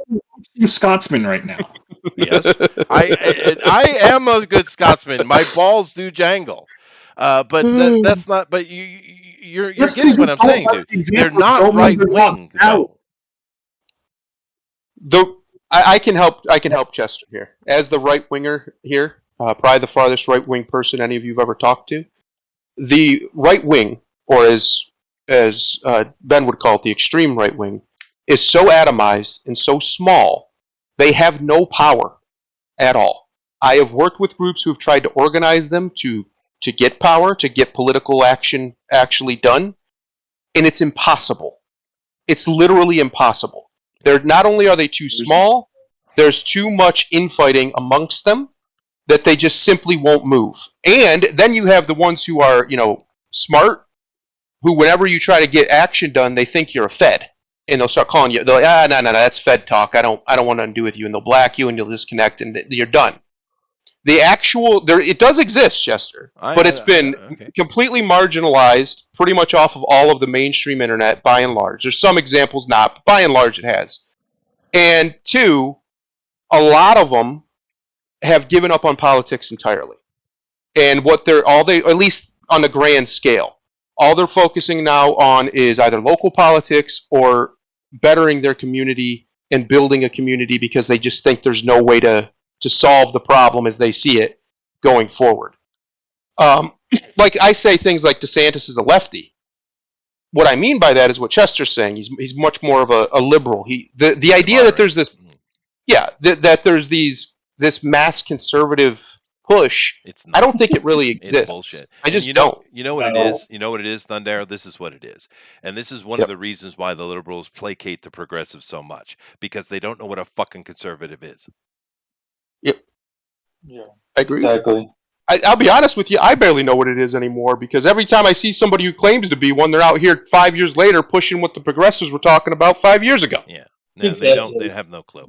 A conservative is a person who conserves. A person who believes that the government should be as minimal as possible. A person who believes in independent action and self-supporting communities. A conservative is a person who believes that society should be kind of restrained in and of itself and shows respect to itself. This is what a conservative is. These things like QAnon and the insane man that is Alex Jones, these are nowhere near conservatives. They are quite the opposite. They are extremists. Extremists in no way can be or should be labeled as a conservative. In no way. Because they are literally the opposite of it. Because technically I consider myself to be rather conservative in many ways. Because I might go off here and rant and joke and stuff, but in reality, I really think people should just get along with each other and not make so much noise. And that is a conservative take. These things are not, these people that you're pointing out, Ben, are not conservatives. They are extremists. They are not conservatives. Well, that's an awfully convenient way to shuffle off the... You're calling Merriam-Webster a fucking convenient way? That was good. Wait, hold on. Now you're gonna fucking, first of all, let's accept the reality that the definition of conservative is relative to the era, right? So Is it? Okay. It is. All right, fine. Are we going to adjust the meaning of liberal too? Sure. I mean, you guys obviously have because, you're calling people like Sargon of Akkad liberal, and most liberals would not. Openly, continually, for over a decade, claiming himself to be liberal, and everything he says is liberal.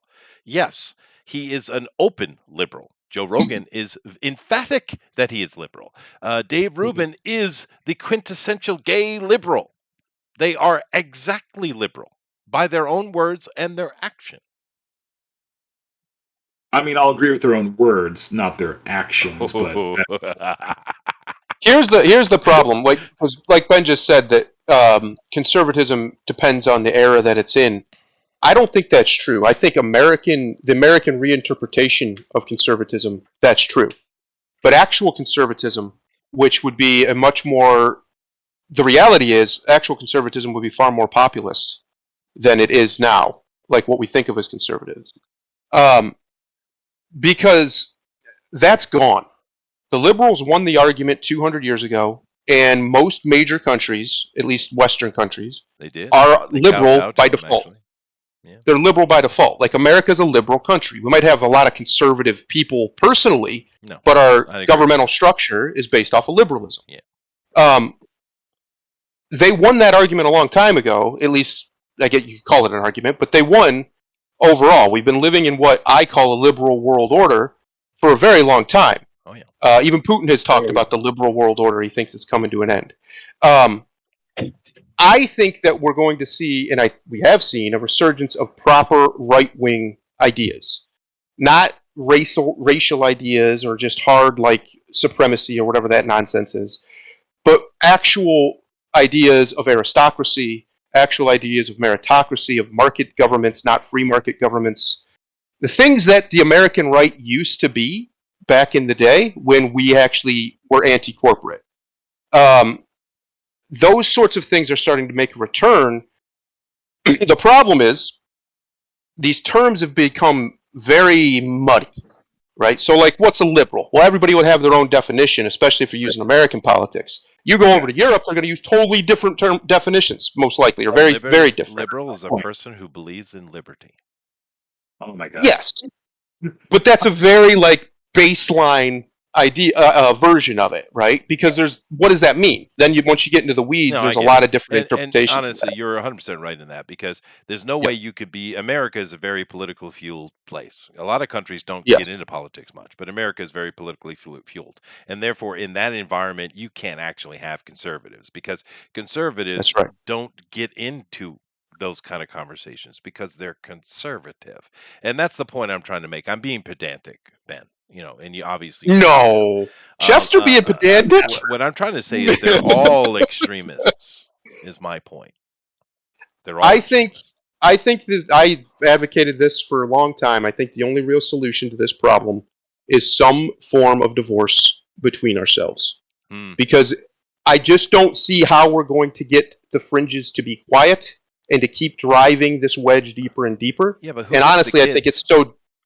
Honestly, well, that would be up for debate. Honestly, I think the wedge has been driven so deep now that it would take, I've said it, it would take an actual miracle person, a paragon, a genuine American paragon, a Teddy Roosevelt or somebody like that, to bridge it back together. And I just don't think that person exists. I really don't. It would take an alien invasion and we all unify. That's right. Hey. It would take something that extreme, yeah. Yeah, take a page out of his book, man. That would work. Yeah. To the serious point, though, like what Thundera's talking about, we do see both sides coming together on certain things. So, again, talking about the school shooting, right, and specifically about the police in action. That is one of those politically charged situations where I take a look at the social litmus test, and conservatives and liberals and everyone's kind of agreeing what the fuck is that, right? And that's what gives me hope, is because situations like that still kind of bring both sides together and calling that out as being just a giant bag of bullshit, right? And lies continue with that, by the way. Every day more information. It's insane, dude. Insane. I think, to put a one word on it, honestly, Ben, the problem everybody agrees is corruption. We don't necessarily know how that's quantified directly. Not everybody does, but I think pretty much anybody who's not a complete head in the sand or just super busy person, doesn't pay attention at all, has an instinctual realization that this system is corrupt as shit, and that's a problem. And the problem is it's everywhere, right? This is where you're yes. I get, as someone who is very close to both the government and very close to giant corporations, and when people are oh, the government does it better, or corporations always do it better. No. Ever do. Yeah. It's just corruption across the board. Yes. Right. Yeah. For both big companies and government and big government, that's part of the problem, is that it's just, and then even when you get into the progressives who are oh, we just need to abolish money and just do communism, corruption there too. You're not getting away from this. Well, we have many examples. Soviet Union is a good example of that, right? Well, yeah, there's tons of good examples. So my point is there's a fundamental problem with human nature in that those who seek power will do so ruthlessly. I see it all the time. Yep. All the time. Yep. Right, in the position that I'm in. And I don't know how you solve for that. Right, and that's another thing where that's a both sides issue. I see it from every political spectrum under the radar. Right, I have a succinct answer. So do I. Very quickly, we listened to the men who were able to found this Western Republic for a while, and we go back to what they did, that they did, and we make it better.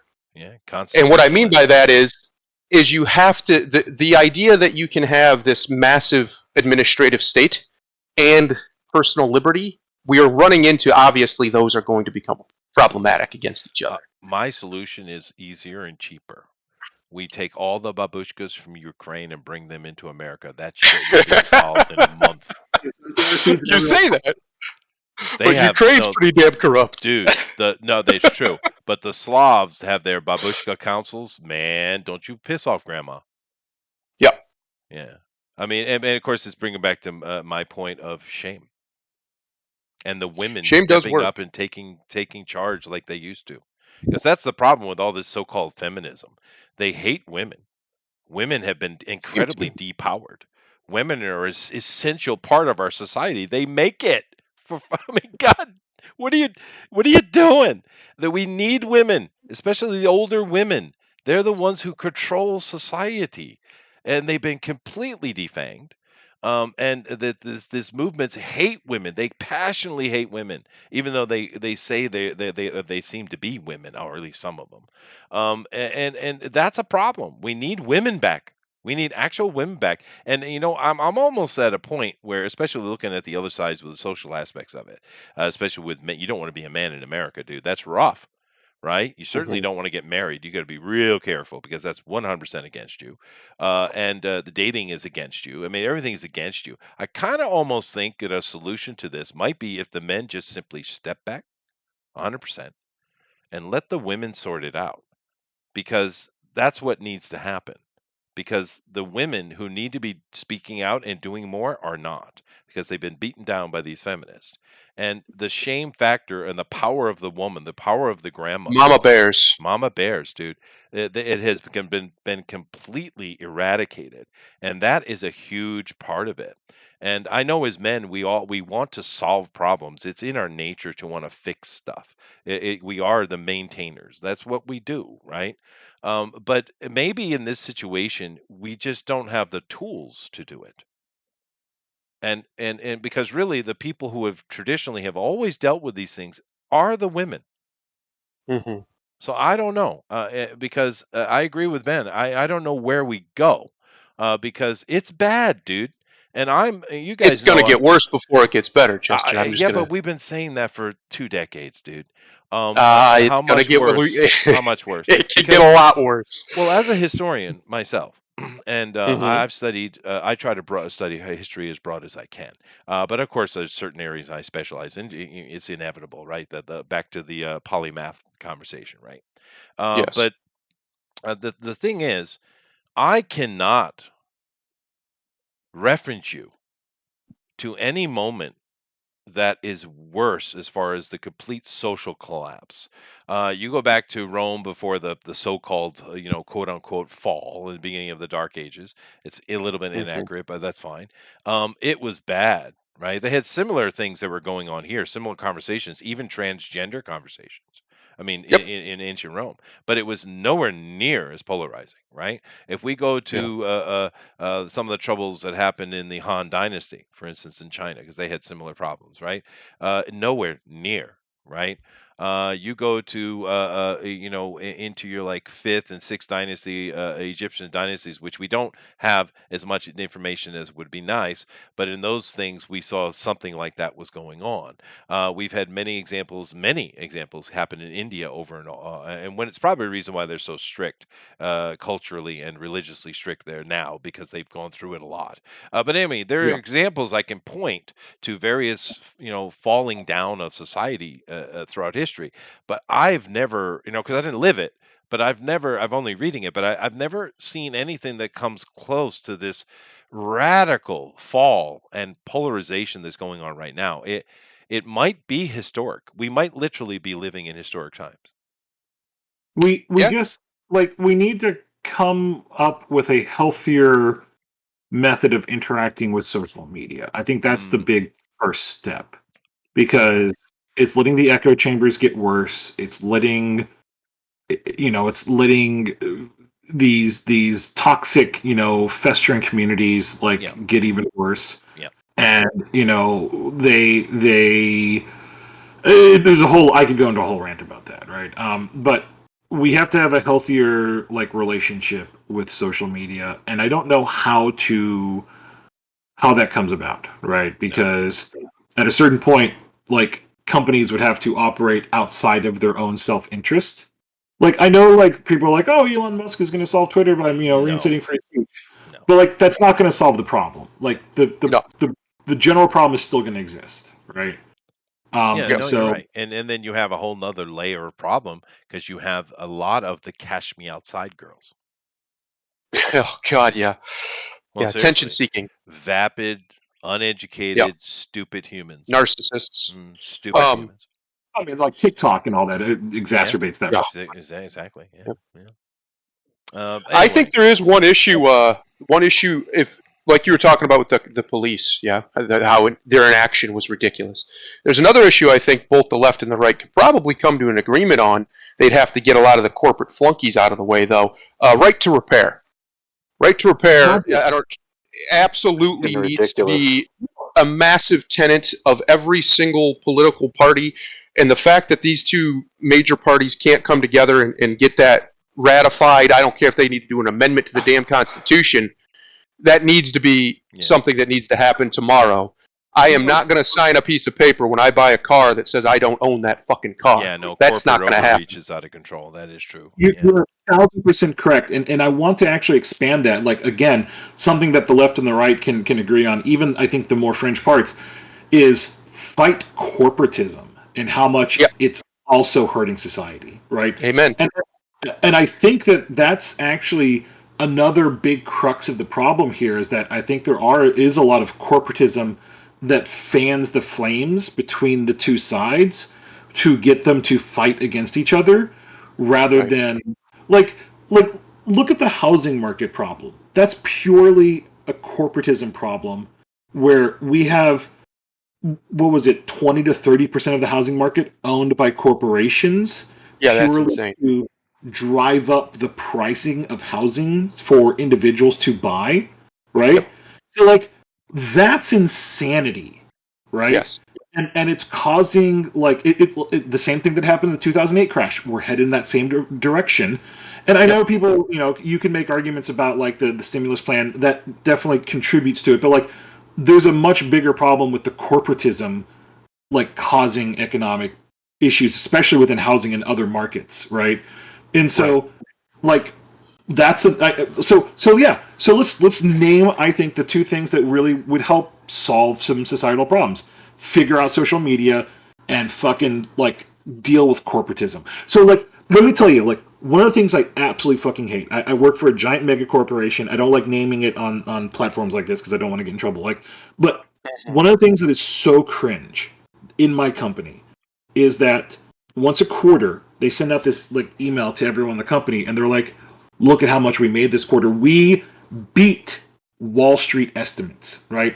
This is one of the insane things about the giant mega corporations, right? So basically, it's gambling, where the Wall Street analysts say, we think this company is going to make, $50 billion this quarter, right? And then, because all of the high-level executives get paid in stock, right? They do everything in their power. They fire whoever they need to fire. They, sell off whatever they need to sell off. But they always try to get themselves over that estimate because that makes their stock prices go up, right? It was recently, I forget which name of the company was, but they came in under the estimate. They were still very profitable. They still made billions of dollars, but they just didn't make it at or above the estimates, and their stock went down 15%. That's insanity, right? Yeah. They're still making billions. Why did their stock go down 15%? Purely because they didn't make some arbitrary number that some voodoo economic guys came up with. Like, projecting those numbers for these companies, it's insane. You can't predict how much money these companies are going to make because they operate at such a huge scale, right? But they do everything in their power to make or break those numbers because it makes the stock better. I can answer your question, Ben. I know how to do that immediately. How? Shut down the stock market. I mean, I'm not against the idea, but I'm just telling you, because the only return to real capitalism. Well, yeah, exactly. Go back to actual capitalism, free market capitalism. Because all the market is doing is allowing rich people to gamble to increase their money. It literally has nothing to do with you or me. No. But that's how you do that. You would force them back into, actual free market capitalism. And I would go even further. I would force them to have somebody or a group of somebodies who is potentially criminally responsible for their malfeasance. Not just this, oh, we can sue them and fine them. All a fine is when you have enough money is basically it's legal for a price. That's all that is. They don't fall under the same laws we do, dude. You know that. Yeah, that's a problem. That shouldn't be the case. Well, they should fall under the same laws we do. No, I agree, but that's another problem. We're talking about reforming the judicial system. I mentioned it with Rome and the fall of Rome, and like I don't really like that term, but anyway, with the fall of Rome, because they were going through some very similar things we're going through here. I know it seems odd, but they really were. And you know what happened? You know how they fixed the situation? Everyone just kind of left the political centers and went out into the various areas of the Roman Empire and just started doing their own thing, dude. Started building. Yeah, just started making their own communities, doing their own things, and just kind of just ignored and stopped interacting with the system, and the system collapsed. Well, it didn't collapse; it fell into the German, the French and German-controlled church. Yes. But whatever. I mean, their response is very oddly and eerily reminiscent of your divorce concept, because that's in essence what they did. They just went out all over Eurasia and just started doing their own thing. Yeah, tons of people are kind of like, I think, leaving the system, like just getting a cabin out in the middle of nowhere. Like I know lots of people who are checking out. That's true. Yeah, checking out. Yeah, no. That's what a lot of the extreme right-wing guys that 5-6 years ago you heard their voice everywhere. You never hear them now, partially because they've been banned off everything, but also because that's just what they've done. They said, you know what? I don't think this system can be fixed. I'm just going to go build for myself and my family, and bye. Yeah, and that's what they did. And that seems to be what people do. They just get frustrated and just zone out. Like the other day, I heard someone calling the Boogaloo people extreme right-wingers, and I'm like, what? The Boogaloo guys? Some of them are. Well, maybe, but in general, they're not really. They're much more libertarians if you listen to them. A freaking meme that all of a sudden became a group of people because the mainstream media decreed it. So that is fair. No, that is a fair point.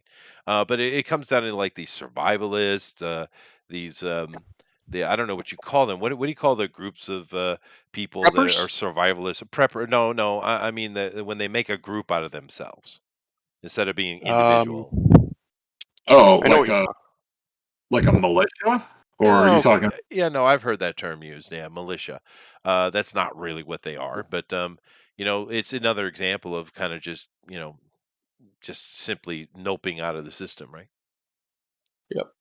Yeah. Well, there's a lot of guys on the in the right wing sphere, like a Jesse Kelly and Michael Malice, who talk about like national divorce, political divorce, economic divorce from the system, and that they agree with me that's probably the only way anything's going to change, at least for you individually, because this system is just so leviathanic. It's so humongous, and it'll be an actual Herculean task to tear it down and fix it. I get it. You would have to have somebody get in there as president with enough people in Congress at his back. That's all they care about doing is cleaning it up. And they understand that they're probably only going to get one term out of it because people aren't going to vote for them again. Because they're going to cause a lot of chaos. Yeah, and then, of course, it just gets... I mean, that's what Biden did day one. How many freaking notebooks they put in front of him to sign? Unbelievable. A lot. A lot. But, I mean, and I know we're not on comic books anymore, and we're way past our time. We're just chatting. I get that. And, thank you for staying around, those of you who are interested. However... I don't know if I can express how heartrending this is for me, right? Because I do live in a foreign country. I've been here 20 years, but I am and shall always be an American, right? Yeah. That is what I am. And I live in a place that doesn't have these problems. They have their own little problems, but they're very manageable ones, really. Japan is fine. But my country is literally tearing itself apart. And if this was just people screaming on Twitter, I wouldn't care. But it's gone much deeper. It's gone into the marrow, dude. And it's really, and it's all. That's what I was trying to express earlier. It's all over the place. It's everywhere. It's in everything. It's not just in the cities, which are always going to be like that. It's in the countryside. It's in the deep countryside. and it's just everywhere, and it's like, my God, what are we doing? What in the It's hell is almost like a America doing? virus, It is. almost like an It infection. is. And like I said, the Um, telltale thing is that you can go out right now, take the rest of your day, and you can find 1,000 videos of people standing by and watching vile things happen right in front of them, yeah, and they do nothing. nothing. Yeah. They don't even consider doing anything, right? No. A lot of them. They don't even say, maybe I should step in, or maybe I should do Even this. Nope, just they just speak up, watch. just a word, even. Yep. Right. That's a problem. And I think corruption is obviously contagious. It spreads, obviously. But I think courage is too. And I hope we're going to see a change, probably coming from the mama bears you were talking about, Chester, because I'm watching some of these moms are pissed. Yeah, They're not happy. The mama bears are the ones that got to do it, dude. I'm telling you. So hopefully the mama bears can rally the papa bears, and the bears can get in there and clean house. We're going to push the analogy all the way. Why not? Yeah. Anyway, whatever happened to never again? Which one, Adrian? Which never again? Please point it out. Because as I sit right now with the never agains, I see on quite often pace for over a year idiots in both our government as well as across their entire media, even in Fox, somehow comparing January 6th to 9/11, Pearl Harbor, etc. And it's like, are you actually insane? Or are you fucking with me? Mm-hmm. Right? Yeah. So what do you mean by never again? Yeah.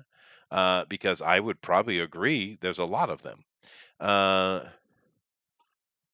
Yeah, no, it does hurt inside, Alan. I agree. I think we all agree with that. It does. It hurts. It's frustrating and it hurts because you kind of understand what the Roman, we'll call them aristocracy, was feeling at the what you were calling the fall of Rome. You kind of understand that, right? Because that's what it kind of feels like. Kind of feels like the corruption's so bad that there's no way to fix it. Yeah, no, and yeah. That's one of the reasons why a lot of people are just checking out and they're like, listen, I can't fix that problem. There's not enough people who want to help me fix that problem. They all just want to argue. So I'm just going to go fix me. Yeah, and I think that's healthy. And what happened? An outside force. Well, they were part of the Roman Empire, but the Germans came in and took over. Basically, is what happened, right? And is that what's going to happen to America? Is it going to be the Canadians? Oh God, please say it's not going to be the Canadians. They're going to get us with maple syrup. That's what's going to happen. They're going to come in with their maple syrup and their moose. They're going to take over. Yeah. Well, that was depressing. But I do need to call it because I actually do need to do some kind of work today. Because my God, but that was a good conversation, though. It was some entertainment there, but it also was a little bit cathartic, maybe, because I think what Alan's comment here is a really good one. He said, "When it comes crashing down and it hurts inside." Yeah. Oh no, it's because I think everybody we talk to are very similar, and maybe their politics are slightly different, but we all feel bad. We feel something's bad. wrong. Yeah. And that's the thing. I think Ben did a really good job today, actually, and we all obviously agreed with him in pointing the fact out that it's not actually political. Not really. It's power. It is, yeah, and and just simply insanity, really. And the government is just simply feeding on it, and they've done that many times. And sometimes it is a more conservatism, meaning that becomes extreme, meaning, well, the people are being too noisy, therefore we need to kill you off. Therefore, it becomes extremist. But it's so governments use these things. They don't care what it is. They're just going to use whatever the social anxiety is. But yeah, it's it's true. The liberals, libertarians, conservatives, we are not any different than we've ever been. We are the same people, but we are all under siege. And that includes our very own little Ben. No? Did you fall asleep? You might have fell asleep. I probably put No, it I'm not. Yeah. I'm just trying to think. trying to think, can I move to Australia? Yeah, but that's worse. That's worse, dude. You know where you need to come. You know where the safe place is. back to Japan? Yeah. Yeah. All right, Someone- Chester, I'm moving in. That's it. I'm moving on your sex hill, your sex mountain. I'm coming. It's a shrine for fertility. I mean, that sounds like a fancy way of saying sex hill. All right, Yeah, fine, yeah. fine. I'll have to build one of them hotels, I guess. But anyway, I do need to get on to some work today. Oh God. But that's In okay. trouble. But let's go through and let everybody get a closing statement, and then we'll let Thundara close it out. So just going on the top, Ben. Stay safe out there. Hug your loved ones and be good. Yeah. Grimlock. I can roll with what Ben just said. It's summertime is coming. Unfortunately, that's when people seem to act their stupidest. Be safe. Pay attention to what's going on out there. Try to be proactive and not reactive. It helps. That's a good point. That's a good point. Yeah. I will speak for Adrian Thundaro. Mr. Miracle's the solution for everything. I agree. There we go. I agree. We need Scott Free. He'd solve it. Scott's the man. Scott is the man. Yeah. Okay. Did you like my Adrian? Did I do a good job? No. But then again, I've met Adrian. I've had dinner with Adrian, so I know what he actually sounds like. Yeah, I like Adrian. He's a good guy, actually. He is. He's a good man. Yeah. He's as upset about all this stuff as we are. He just does a much better job at controlling it. Everybody is, dude. Everyone clearly is. Yeah. Not everyone, but the majority of people are not happy. We're not happy. So yeah. Anyway, take us out of here, dude. Mine's very simple since Chester's got to go. We've been talking a lot about bad people and bad things, and Chester's been making the point that these problems have persisted for a very, very, very, very long time. And the reason that is very simple. Evil's face changes, never its nature. Nah. Namaste. Later, everybody.